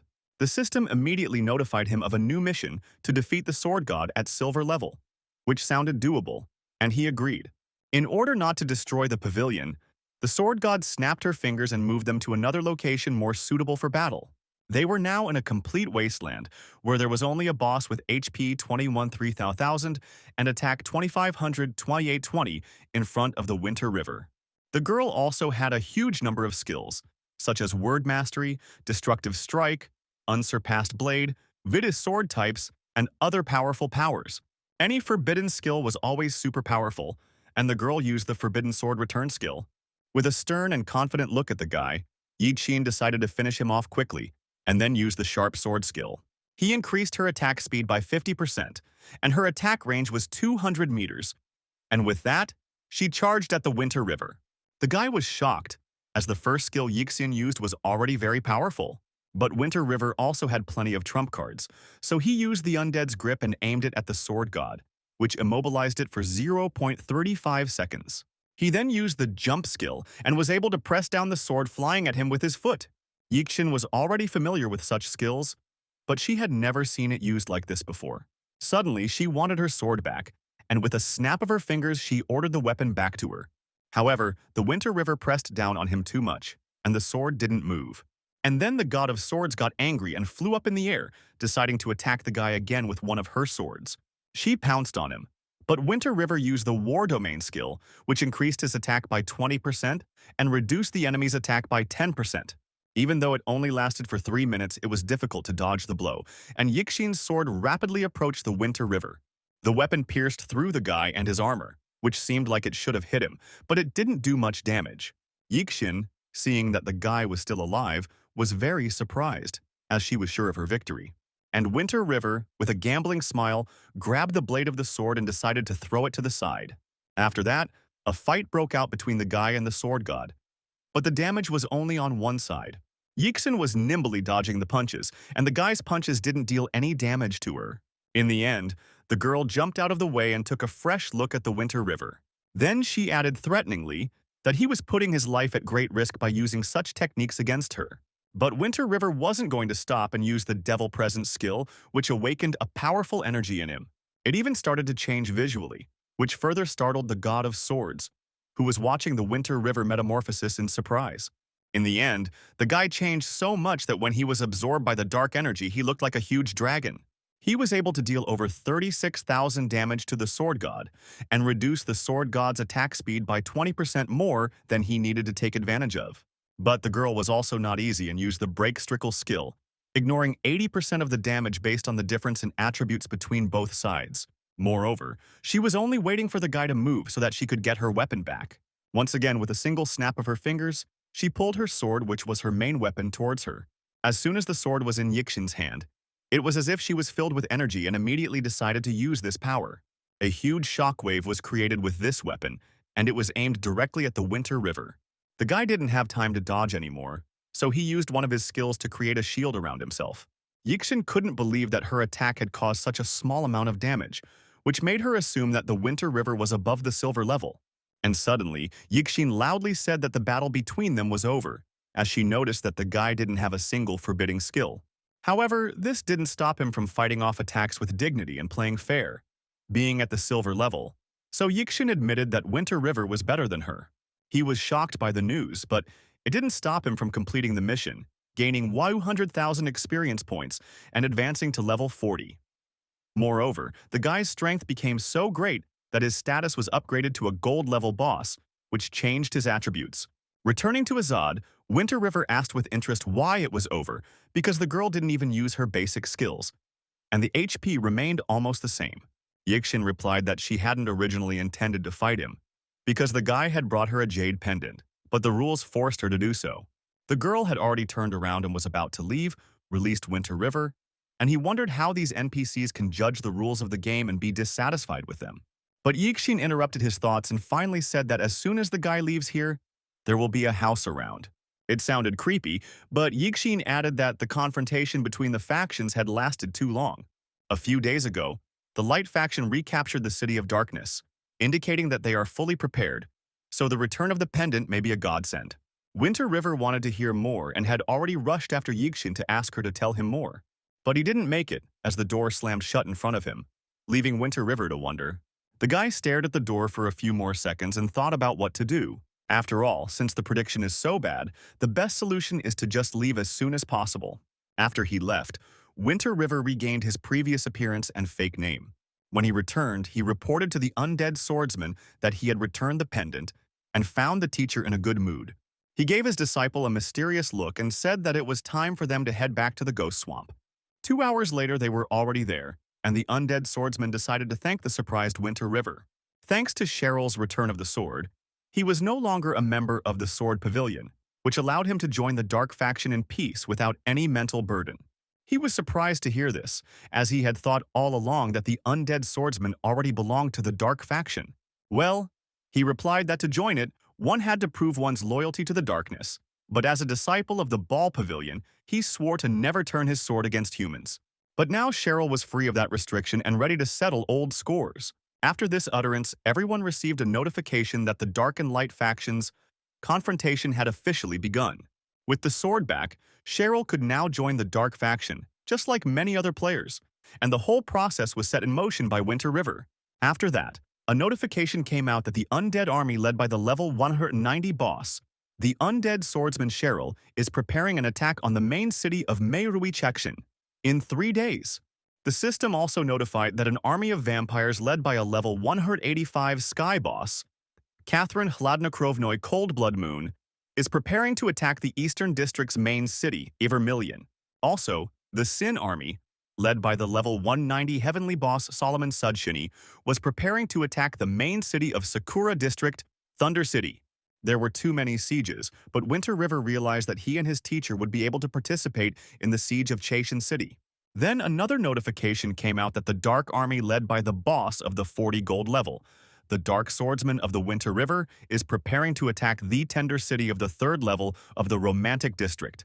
The players who saw this notification were shocked by the news that Winter River had become a gold level boss and received the main S difficulty quest, Siege and Conquest. Now Winter River acted as the boss of the 5th wave and had to conquer Snow City, for which he had to gain access to the Demon Treasury. The guy was proud of himself for being able to lead an entire army, but if he failed, he would die. Cheryl, looking at the confident Winter River, happily said that he hoped the guy would come out victorious. And as soon as he wished the teacher good luck in return, the teacher disappeared, saying goodbye to the student. With a sly smile, Winter River decided to show all Eternity players the power of a gold-tier boss. Now that he was already at level 40, he could improve his equipment, so he opened the inventory. There, he looked at all the equipment he had, and it increased the guy's attack power and HP. As it grew stronger, Winter River attracted more and more attention from powerful figures. There was a strange notification saying that the final HP of the Dark Swordsman will increase by 250%. With such an improvement, Winter River could enter the top 100 in the Dark Faction's strongest player rankings. However, when he opened the rating, the guy found himself only in 84505217 place, which surprised him. But he decided to postpone it for later and log out of the game to get some sleep. The next day, Winter River called his friend Wang Kai, who congratulated him on his achievements. Winter River also added that he can now even jump on servers to check out other players. But Wang Kai warned a friend that he had checked all the local forums and they were exploding as many headed to Snow City to destroy the Winter River. After saying thank you to his friend for the experience, Winter River promised that he would be careful and was transported to Eternity. There he was noticed by surprised adventurers and immediately recognized, so they decided to run away as they were afraid of him. But then one of the players in the lead ordered everyone to stop, because they had been preparing for this for too long. They've been studying the Winter River battle videos to learn his techniques, and now he's standing right in front of them so they can't escape. Someone supported the leader, saying that they were indeed the best of their guild and were able to get this reward by defeating Winter River.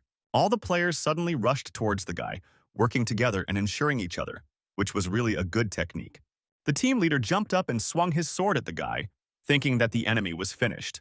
But Winter River only took one step back and swung his sword, so he easily dodged the blow. However, with his strike, he destroyed the leader of the company as well as all the others, which he immediately began to work on. Someone tried to use shadow strike skills, but they couldn't make it, as the Winter River sword was faster. After finishing with the players, the guy apologized and said that any technique is fluff against absolute power. But suddenly, he received a notification.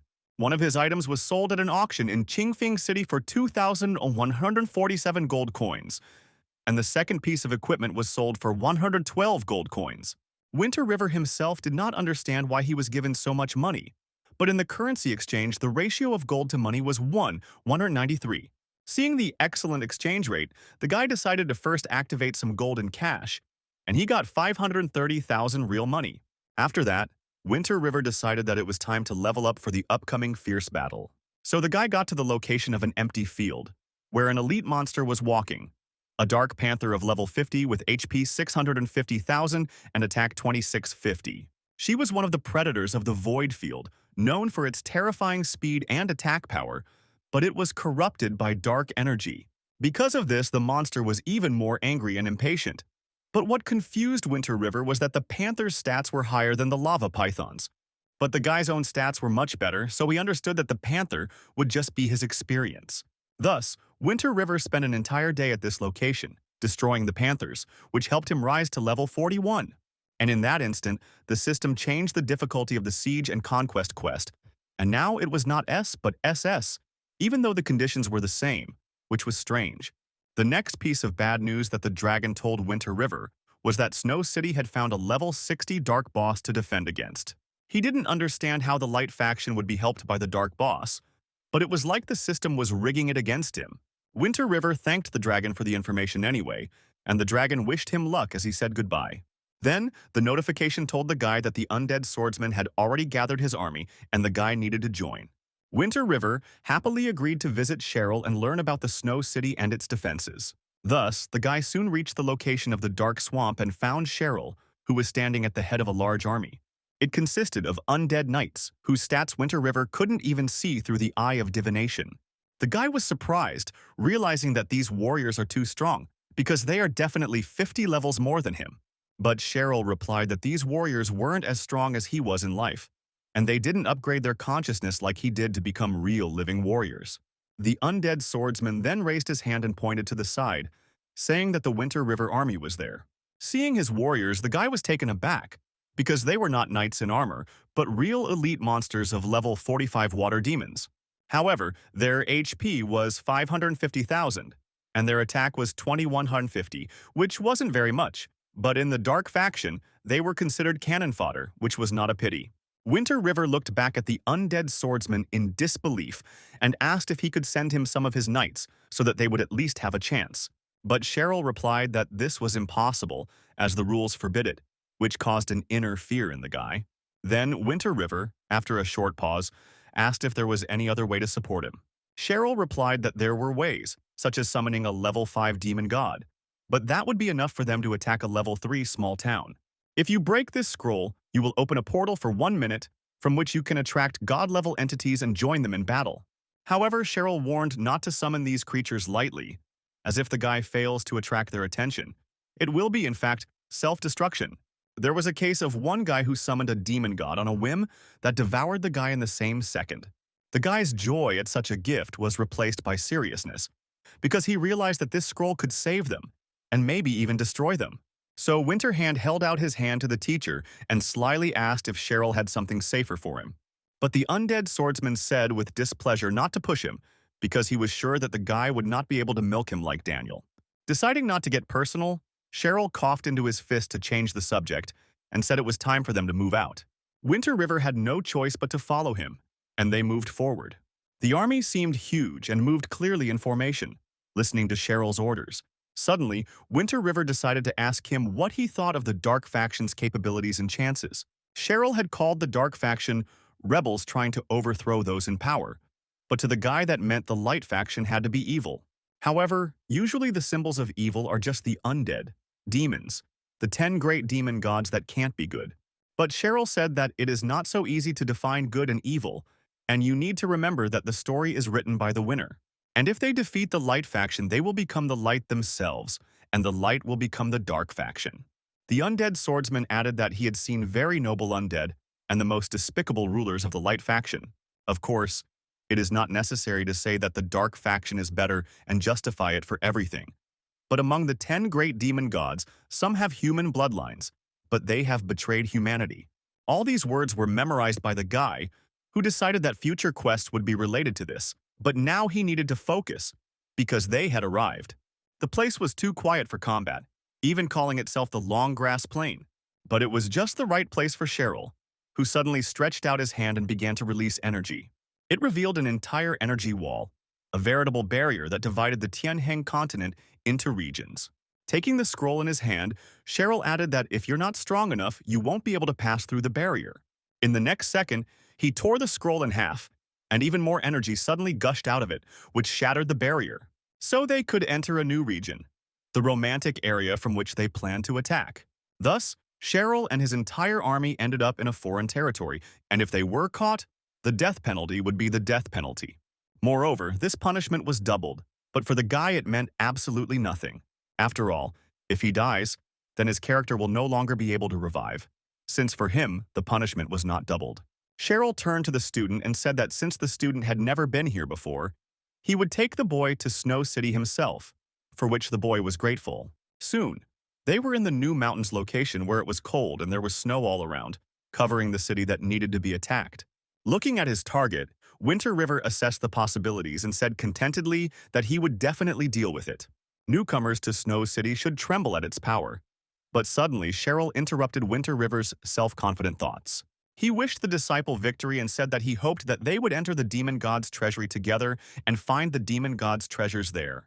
This phrase made Winter River very interested, and he asked the teacher what these treasures were. And Cheryl told him that all the treasures were collected by the demon gods. There were rare skills, items, equipment, and even certificates for a hidden class transfer, and you can only choose and bring one such item with you. Winter River was most interested in the hidden class transfer certificates because even if he didn't need it, it could be sold for millions. Then, Winter River waved to the teacher and told him to go and settle his own business, and he would not distract him anymore and let them meet at the entrance to the treasury.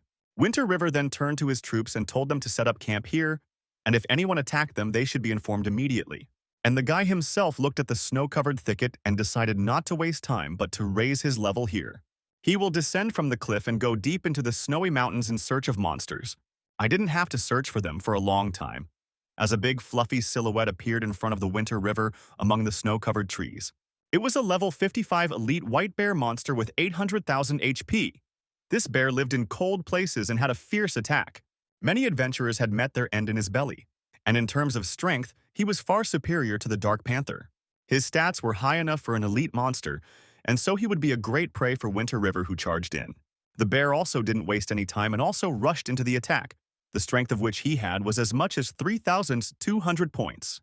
But the guy used the high jump skill and flew over the bear, landing directly on its head, dealing damage. Then, using Mad Annihilation, Winter River began to strike the bear one by one. Thus, destroying the snow monster was too easy and fast for Winter River, which earned him 14,000 experience points. But suddenly, he noticed a few coins and a B-rank snow globe skill left over from the monster, which was strange for a bear of such a small level. The skill allowed you to create snowballs and throw them for 5 seconds to deal 30% damage. It was interesting, but suddenly a new notification came that the Winter River army was under attack from the Romantic District, and they urgently needed help. And indeed, a battle broke out in the camp, as members of the Light faction decided to attack. They were quite strong and destroyed monsters that were caught off guard. But then one of them felt someone suddenly appear behind him. It was Winter River who had destroyed an adventurer from the Light faction with a single sword strike. Everyone else immediately recognized the legendary Winter River as they stared in awe at his statuesque silhouette. The guy noticed that people speak their own language, corresponding to this region, but for the Winter River, automatic translation was taking place. However, the knight started attacking the guy in droves, but he didn't budge, as these punches didn't do much damage to him. The leaders of this group couldn't believe their eyes, considering that even though Winter River had become the boss of the Dark faction, he was still a player. Nevertheless, his strength was off the scale and frightening, and the guy himself really wanted to communicate with foreign enemies. It used Shockwave, dealing 100% attack damage to enemies within a 100-meter radius, reducing their attack speed by 20% and movement speed by 20% for 3 seconds. Thus, only a few knights managed to survive, thanking the Almighty for being further away from the battlefield. But what bothered Winter River was that there were too few warriors around him, as if it were a trap. And suddenly he felt that someone was approaching him and very fast. The guy barely managed to dodge the enemy's sword strike, which shot past him like a bullet. It was a level 34 Shadow Assassin class Ghost King, who immediately knew that he had come across a professional in the form of Winter River. The Knights of the Light faction were overjoyed when they saw their leader, thinking that all was not lost yet. Winter River, on the other hand, looked at the Ghost King and decided that he was the best player in their city, since they were so happy to see him. But the only thing he was really good at was an insane attack speed of over 1,670 points. He was right next to the guy in a second and threw a punch, managing to hit the Winter River. The guy jumped back and stared at the enemy, but he was no longer there, as he was moving with great speed. This time, he attacked from behind, once again dealing over 3,000 points of damage to the Winter River. The players were encouraged to realize that although their leader doesn't hit as hard, he moves very fast, so they must help him to overthrow the Winter River. They started cheering on the Ghost King, saying that he was their hero as he continued the battle. However, Winter River studied his opponent's capabilities and observed what techniques he used. Some players started broadcasting so that everyone could see this fight, because right now Winter River might be defeated. However, the guy was only playing with them, giving them false hope. But the climax of this fight was about to come. And right at this moment, with the victory over the Ghost King, their last hope will perish. Winter River was able to hit his opponent with a single hit, earning over 16,000 experience points. All the players on the field suddenly fell silent and stared at the Winter River with fear and terror in their eyes. Moreover, for defeating the Winter River boss, you have increased your level to 42, becoming even stronger. The players, even more frightened, began to run away from the battlefield, not wanting to face such a strong opponent. Looking after them, Winter River told his charges that it was unlikely that they would dare to attack in the next few days, but the defense must continue to be maintained. For the remaining 2 days, he leveled up until the Siege and Conquest quest officially started. As soon as this SS rank mission started, the system warned that the Dark Army must launch at least 5 waves of attacks. Otherwise, the attributes of all troops will decrease by 20% until the end of the siege. The system also notified that the fight should start at exactly 10 o'clock, and otherwise there will be another sanctions, which again made Winter River think that the system was trying to prevent him. He was just hoping that there wouldn't be anyone like Herbert or Cheryl in this town. But suddenly there were a lot of system notifications. They were all saying that the sieges on the other cities had already begun, and Winter River, not wanting to be left behind, ordered the first wave to prepare for the siege. Then, a level 20 bronze boss approached the guy and said that he would lead the siege as the leader. Winter River agreed, and then a boss named Gug sent troops to the gates of the city, starting a siege. But the city's warriors didn't even take the monsters seriously, as level 20 was too weak for them. Thus, Gug and his army were defeated in a matter of minutes, which upset Winter River a little, but he realized that the enemies were stronger than level 20. Then the guy raised his hand and ordered the second line of defense to act, which was led by the boss of the bronze level 25 sech. His army, slightly higher in level and more numerous, broke out in front. The war retreat, which could have already meant victory, but it wasn't the end. Suddenly, a girl appeared and pulled the bowstring, saying that they couldn't lose to these undead. Her arrows began to pierce through the enemies with great speed and accuracy. The damage caused by her was huge, but Winter River was too far away to know if she was an NPC or a player. In any case, the city guard came out as support, so it was time to start a new wave of attacks. After 20 minutes, the 4th wave was destroyed, so it was time to perform the 5th. And now, it was led by the level 42 boss himself, Winter River, who was already looking forward to his performance. He went first, ordering the monsters to follow him to capture the commander of the Light Faction's army. When the warriors saw the Winter River, they were afraid, remembering what he had done before, and many of them were afraid and began to run. The girl was angry because of this behavior of her warriors, who became traitors to her. She didn't know Winter River, but because of him, the spirit of her army fell. The girl ordered everyone not to worry, as this is only a golden boss, and not to let him out of their sight, so as not to allow them to advance any further. The warriors were inspired, realizing that they also have gold-level bosses, and decided to still defeat Winter River and share the reward for it equally. One of the level 35 warriors, Harold, attacked Winter River directly, wanting his head. But the guy was absolutely not sure about this, striking the warrior with a kick that became crushing for him. For destroying Harold, Winter River earned more than 16,000 experience points by taking on other warriors. When he realized that there were too many warriors around him, he used War Domain, increasing his attack by 20%. Allies within 50 meters received 15% attack. Enemies and attacks decreased by 25% for 3 minutes. This skill was simply insane, and gave the monster much more opportunities to attack. Players fell one after another just from a single strike of the Winter River sword, which dealt over 100,000 points of damage. The players were horrified when they realized that Winter River's attack had become even stronger, and they no longer dared to attack him. It was as if he was the incarnation of a demon on Earth, and his weapons increased their strength by 20%, and his attack was equal to more than 14,000 points. His HP reached 489,600 points, so no one dared to stand in his way, except for one warrior named Lantal, gold level 50. He couldn't forgive the traitor, and being the son of the mayor of Snow City, the second in command and a heartthrob. Thanks to his talent, he has a bright future. After seeing the opponent with his HP of 2,800,000 points and attack of over 3,000 points, Winter River realized that Lantal was strong, so he decided to use Breeze Guard. However, with one hit, the knight dealt Winter River more than 50,000 hit points, reducing its attack speed by 20% and movement speed by 15%. For 5 seconds, Winter River realized that this guy's attack speed was quite fast, and he was also pretty cool. All the warriors immediately started supporting their leader, confident that the Winter River would definitely come to an end now. This made the guy very angry, who couldn't let someone humiliate him, especially for fighting on foot. Lantal suddenly said that it was strange that Winter River had traveled for so long on his own feet. Winter River, releasing his dark energy, said that the joke was really good, but his opponent had chosen the wrong target. Using a terrifying presence, Winter River embodied dragon energy and dealt 100% attack damage to enemies within 100 meters. The attack also reduced their attack speed by 20%, their movement speed by 20% for 3 seconds. This power startled Lanter, who definitely didn't expect such damage to his army. But to the knight himself, this was child's play, and in his opinion, Winter River was only good at bullying weaklings. But, releasing the undead's grip, the guy replied to Lanter that this power should be enough for him, and then immobilized the opponent for 2 seconds. After that, Winter River approached the knight and dealt him a powerful blow with his sword. However, just before the impact, Lanter managed to use the ice armor skill to reduce the damage.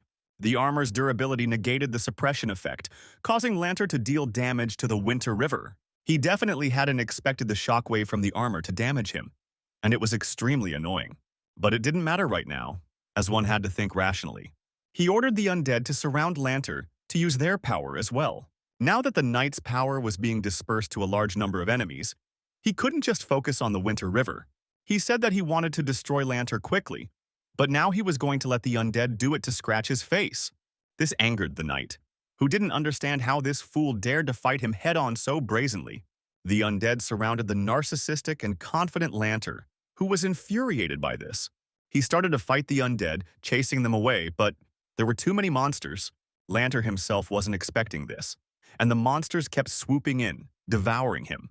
Even for one of the most unsympathetic monsters, Lanter now looked just awful and, accordingly, was defeated.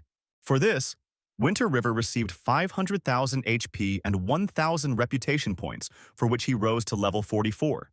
But these were reduced rewards because he did not personally destroy the knight.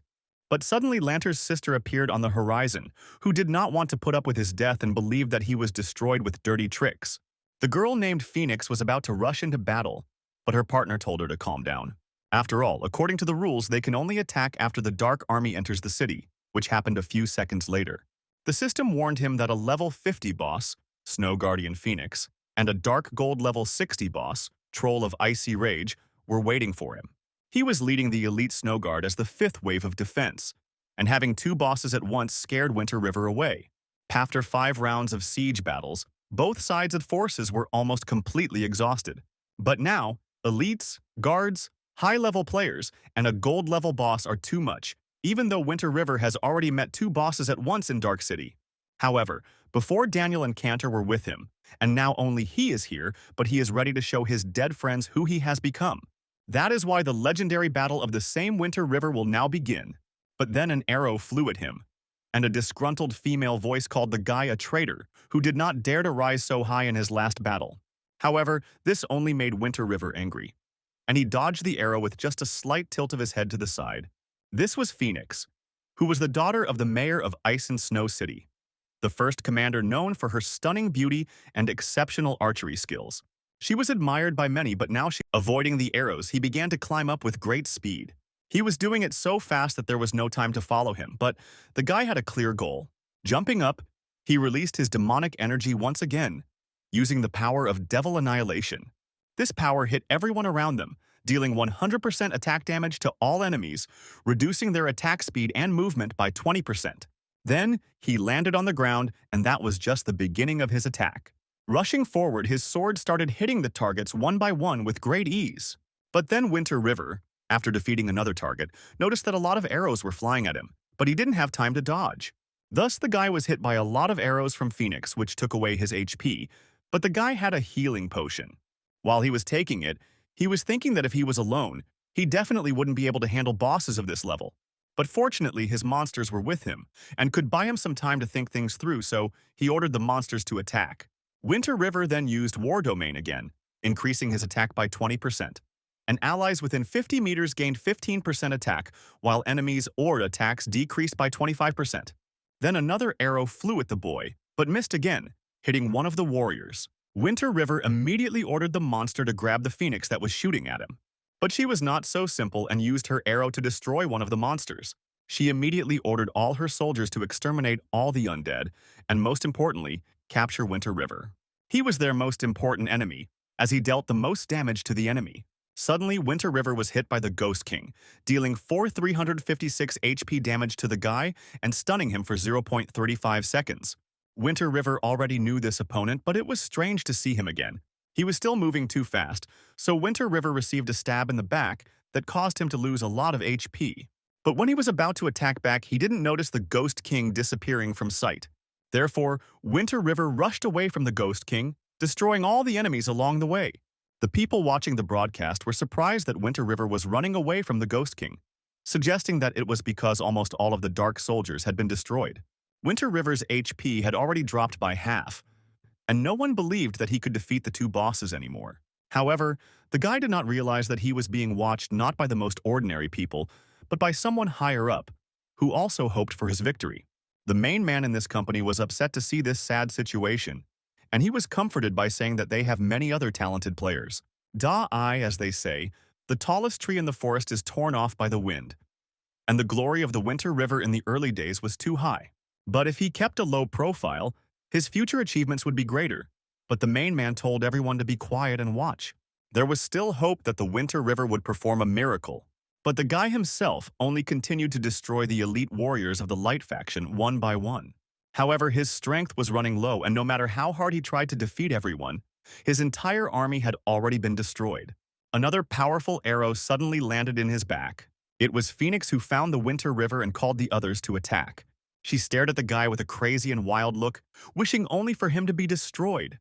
Phoenix was about to fire the last shot, but suddenly, the other Light faction players blocked her way. She ordered the warriors to retreat, because she wanted to destroy the Winter River on her own. But the players didn't care. All of them wanted to destroy the Winter River to get a huge reward for it. Phoenix started shooting at the Light faction players to protect the Winter River from them. And he himself, smiling slyly, said that you should never underestimate the human greed inherent in adventurers and NPCs.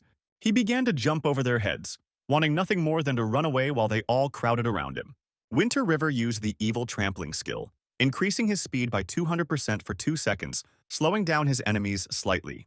The guy wanted to escape, so he jumped up to the second floor to hide, but he was chased.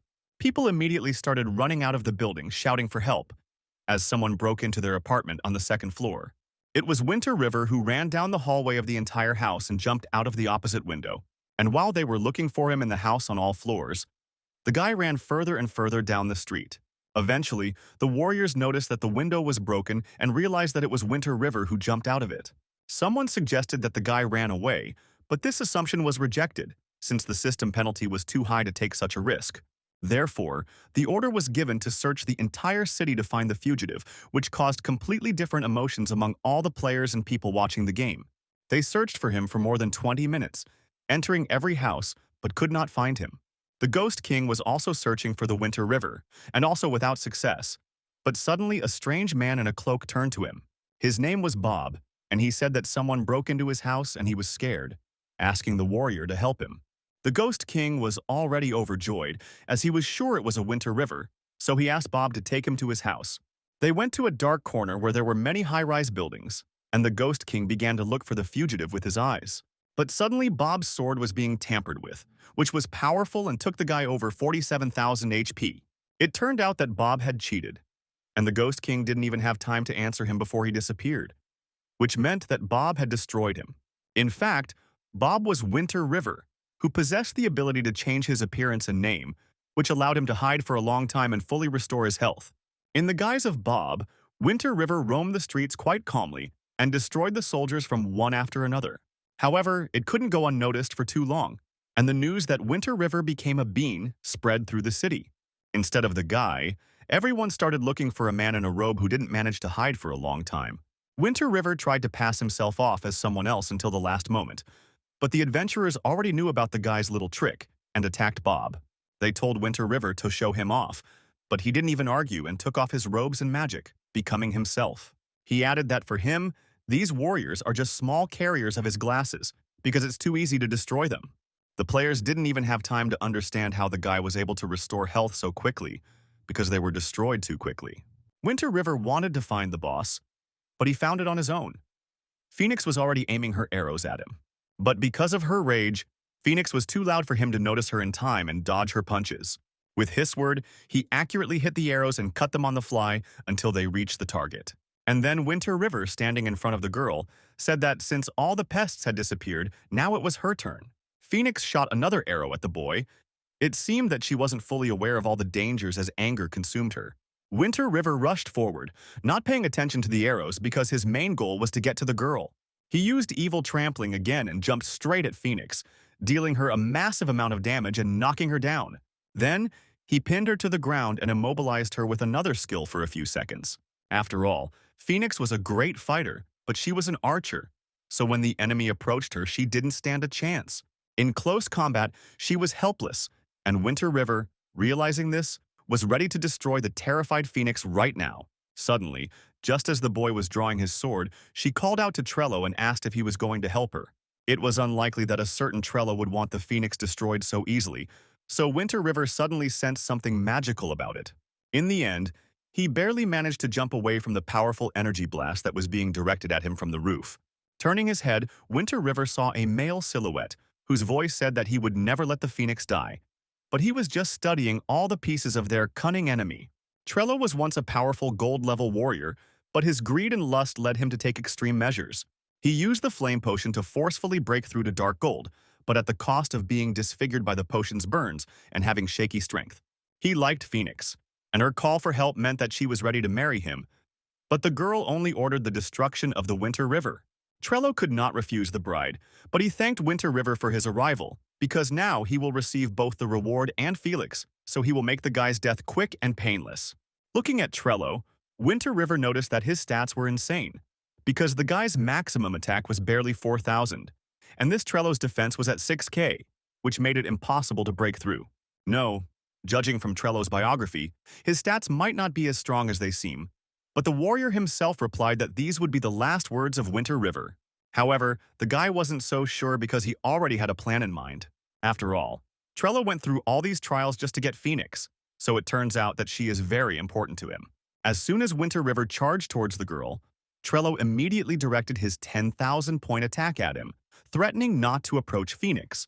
But Winter River wasn't going to do that, and just jumped out of the way too quickly, exposing the Phoenix to the attack. The plan worked perfectly, and the girl received over 100,000 points of damage from the Trello energy strike. She immediately used her ice armor to protect herself from the guy's next blows, and then ironically thanked Trello for the service he'd done. She yelled at him and asked him who exactly he was going to destroy, her or Winter River. Trello apologized to Phoenix and promised that Winter River's little tricks would end soon. He used the Frost Sweep skill, creating a huge number of small shards of ice aimed at the guy.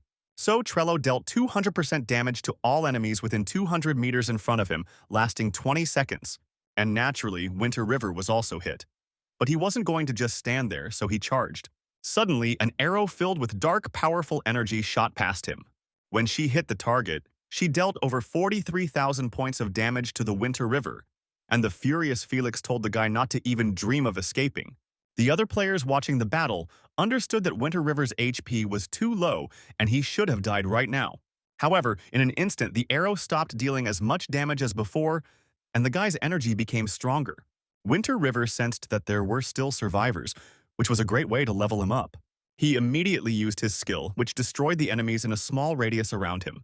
He only had a short time to level up, so the steam and players were enough, and now the Winter River's level had reached 45. Phoenix, who was watching the guy's HP fully recover, was very angry. Trello knew that Winter River had another trump card up his sleeve, but even now, he was no match for him.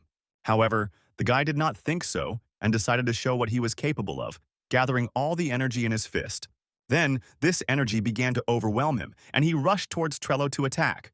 However, his main target was Phoenix, who used the Icy Windfield skill to reduce the enemy's attack power by 10%. This power also created a shield around the girl who thought it would be enough, but the power of the Winter River was stronger. Not only did it deal quite a lot of damage to the dumbfounded Phoenix, but it also broke through her A armor in one hit. In fact, the guy used an S-class item Purple Electric Gem, unlocking its potential by increasing all attributes by 1,000% for 1 minute. There were 56 seconds left, and that was enough time for another strong Phoenix strike. She was already on edge and shouted at Trello to save her, as he was her only hope. Startled, Trello used his staff to direct his power at the boy, ordering him to move away from Phoenix. However, his strike almost did not deal any damage to the Winter River, which was insanely strange.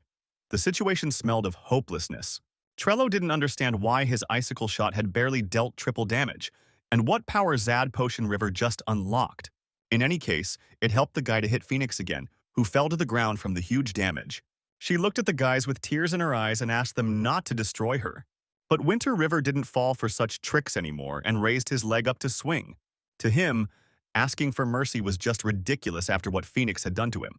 So he didn't hesitate to give her the final blow, receiving 2,200,000 points for defeating the boss.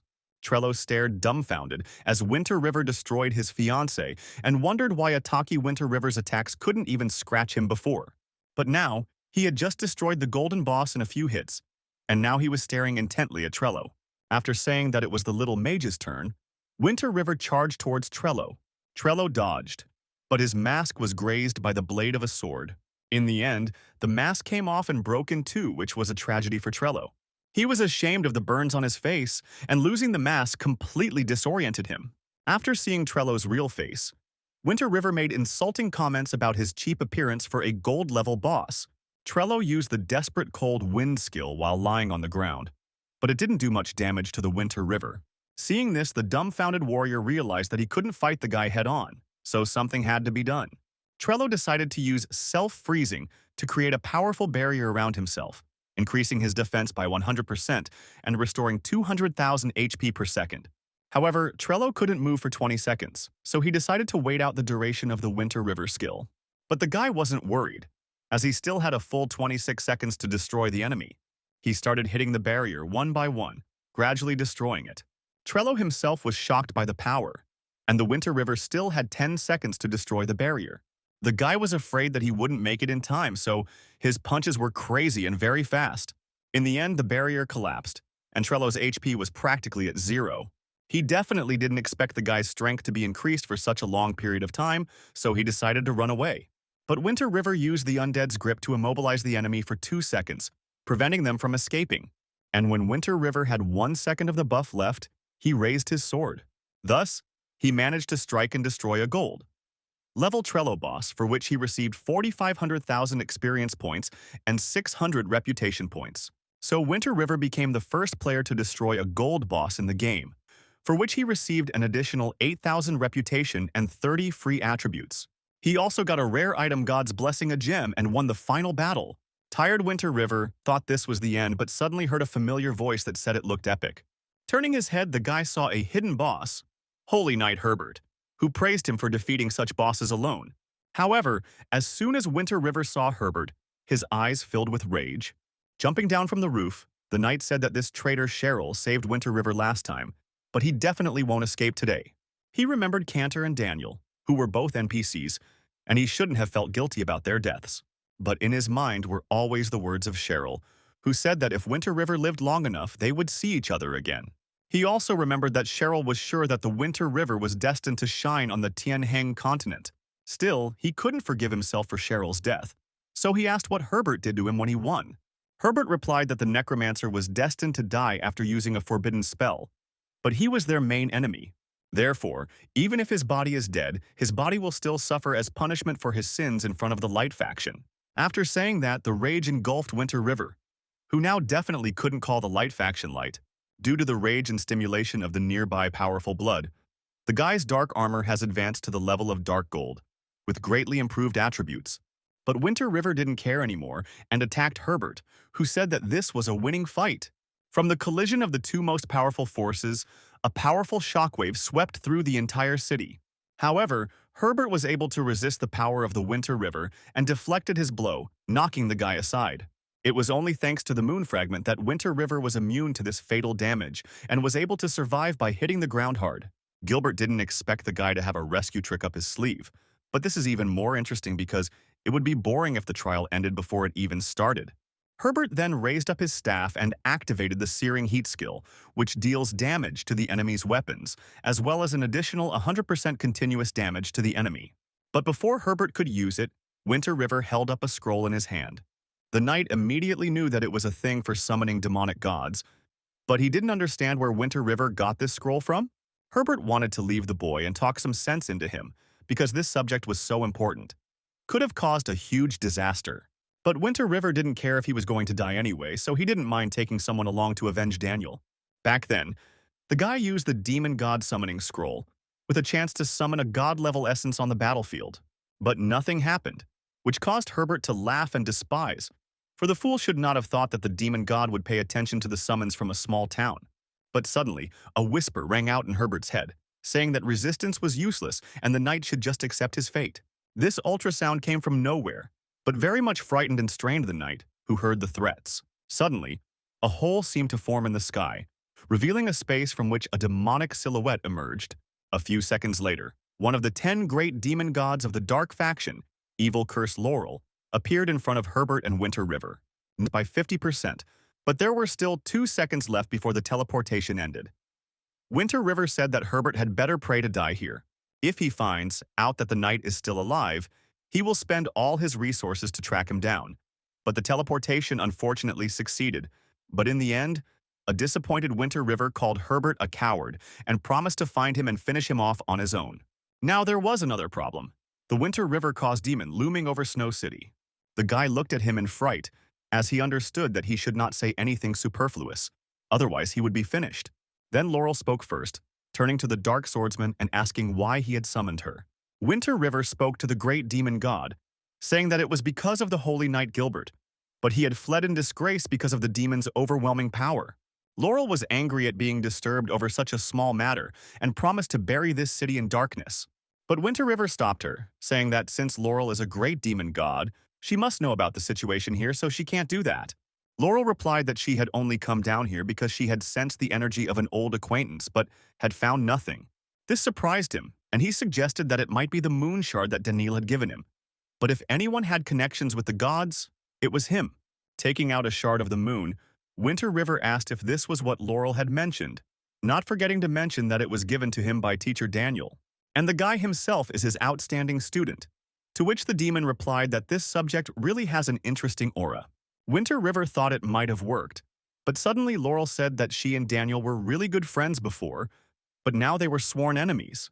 The demon added that he would like to destroy the necromancer with his own hands, and it is a pity that this will not happen, but destroying his best student is a great alternative. Winter River couldn't believe it and asked, why did she and Daniel become enemies? But Laurel wasn't going to answer, and as she began to gather energy, she said that as soon as the guy tore up that scroll, he signed his own death warrant. She was furious and was ready to destroy not only the Winter River, but the entire city as well, releasing destructive energy. For the guy who had primal fear in his eyes, it was all over since there was nowhere to run. But suddenly, he heard a woman's voice ordering him to quickly take her sword in his hand. Lowering his gaze, Winter River saw the sword god girl from the pavilion, and his surprise was boundless. Yixin looked belligerently and confidently at Winter River, who, oddly enough, had hope in her face. He didn't have time to ask how the girl appeared here, as there was a strong explosion, and the guy was thrown away by the shockwave. He flew out of the city and landed unpleasantly on the ground, but most importantly, he was alive. However, he couldn't believe his eyes and that the Snow City had been destroyed. In the sky, the gap from which the demon had emerged began to close, which meant that it was leaving. Winter River was wondering where the sword god was, but the girl landed right behind the dumbfounded guy a few seconds later. He looked at her with a worried look and asked if she was okay. Yixin forced a smile and replied that everything was fine, but now Winter River owed her 2 favors. The guy stared at the sword god in surprise and asked, what kind of 2 services did she have in mind? Yixin gave 2 reasons. First, she saved him from certain death, and second, she is a member of the Light faction, that is, an enemy. But she still helped Winter River.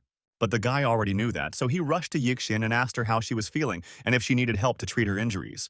The girl said for the second time that she was fine, because don't forget that she is still a powerful sword god. Winter River said that he saw the rift in the sky tighten, and Yixin confirmed his guess, saying that the demon had gone back into the darkness. But the guy was still worried, because he had angered Laurel and she might come back for him again later. But Yixin said not to worry about it, as the demonic god Winter River is as insignificant as a bug, so he won't bother with nonsense. He thanked the sword god for the explanation, but added that it sounded a little insulting, for which Yixin apologized awkwardly. Then she decided to say goodbye, as everything went quiet, but she said not to forget about the 2 services that Winter River still owed her. After that, she used her sword skill to summon her huge sword. After saying goodbye to the guy completely, she jumped into the air to jump on her unusual transport.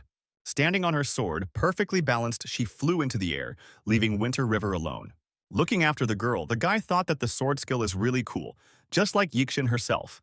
Then, notifications began to pop up congratulating him on completing the main city siege quest, for which the guy received 4,000 experience points.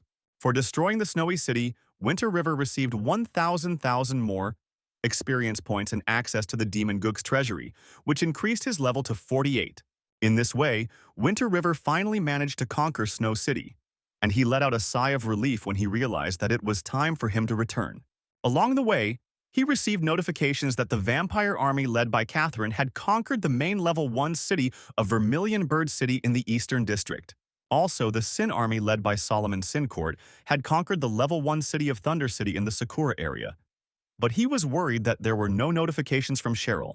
Winter River hoped that his mentor was fine, but there was nothing he could do right now, so he decided to check out his loot from the siege. First up were the Phoenix rewards, a level 48 gold-grade Ghost Orchid Bowl. Phoenix's favorite weapon is the Snowstorm Garden, known for its excellent killing power and expensive 300-330 attack design, which increases its power by 35%. The next piece of equipment was a gold-level Snow Knight Cloak, which increases defense by 20%, being a symbol of leadership in the Snow City. The last one was an A-class Blinding Arrow, which, even if it missed, could still affect the enemy's vision with poison and cause blindness. Winter River was thrilled, as he definitely didn't expect that even a cloak would make sense, and it could all be sold for a lot of money. The following items were from Lantern. Gold-ranked Frostguard bracers forged from frost crystals, offering superior defense that increases HP by 30%. There was also an A-rank Ice Armor skill book, which allows you to form blue armor around yourself, increasing your defense by 30% for 2 minutes. The guy happily learned the new skill immediately, but the system said that the Ice Armor skill was corrupted by the evil power of the Dark Swordsman and transformed into Black Flame Armor. It created a black fire armor covering the body to increase defense by 30% and increase resilience by 10% for 2 minutes. Winter River was thrilled to realize that being the only hidden class really paid off, as the transformation even raised the skill a bit. It remains to see the rewards for the most powerful boss, Trelu, for which they should have given the most. And the first was the ultra-thin, breathable, and incredibly light gold-ranked Wind Spirit Boots, which increase movement speed by 20%. Next up was an A-class flame potion made from rare materials extracted from magma, unlocking potential, but with a side effect that reduced the power of fire by 20%. Then there was the dark gold-ranked Frostwind Robe, which increases defense by 30% and gives stability, but you need to be a mage or summoner to use it. Even though the raincoat looked thin, it provided excellent protection from the cold and was made of a special material that is difficult to cut. The last one was the Flame Demon Helmet, which increases defense by 35%, made of hard-hot glory stone. The demon's body combined with rare minerals. Winter River realized that other than Trello's cloak, he could use all items, especially the helmet, but it required level 58 to use. And while Winter River was thinking about how to level up to use her equipment, Yixin continued on her way with the sword. Suddenly, she wondered why this dark swordsman Winter River was bothering her so much and why she had saved him. It was a question Laurel had asked her right after Yixin had teleported the boy out of town, but the girl had said it was none of her business. But the demon himself drew a parallel, thinking that every sword god is always associated with swordsmen, so I decided to let Yixin go. She didn't understand why the demon had retreated so easily, so she asked him what he meant when he spoke of the bond. But Laurel replied that Yixin was too weak to fight her, but when the demon was still a human, the god of swords helped her a lot, so she would spare Yixin. But the demon warned that if the sword god ever got in her way again, he would destroy the sword pavilion. This contempt from Laurel greatly angered the proud and powerful sword god, who wasn't going to put up with it. The demon didn't dare talk to Yixin like that, so she promised that she would get to her and then the girl would personally finish off the demon.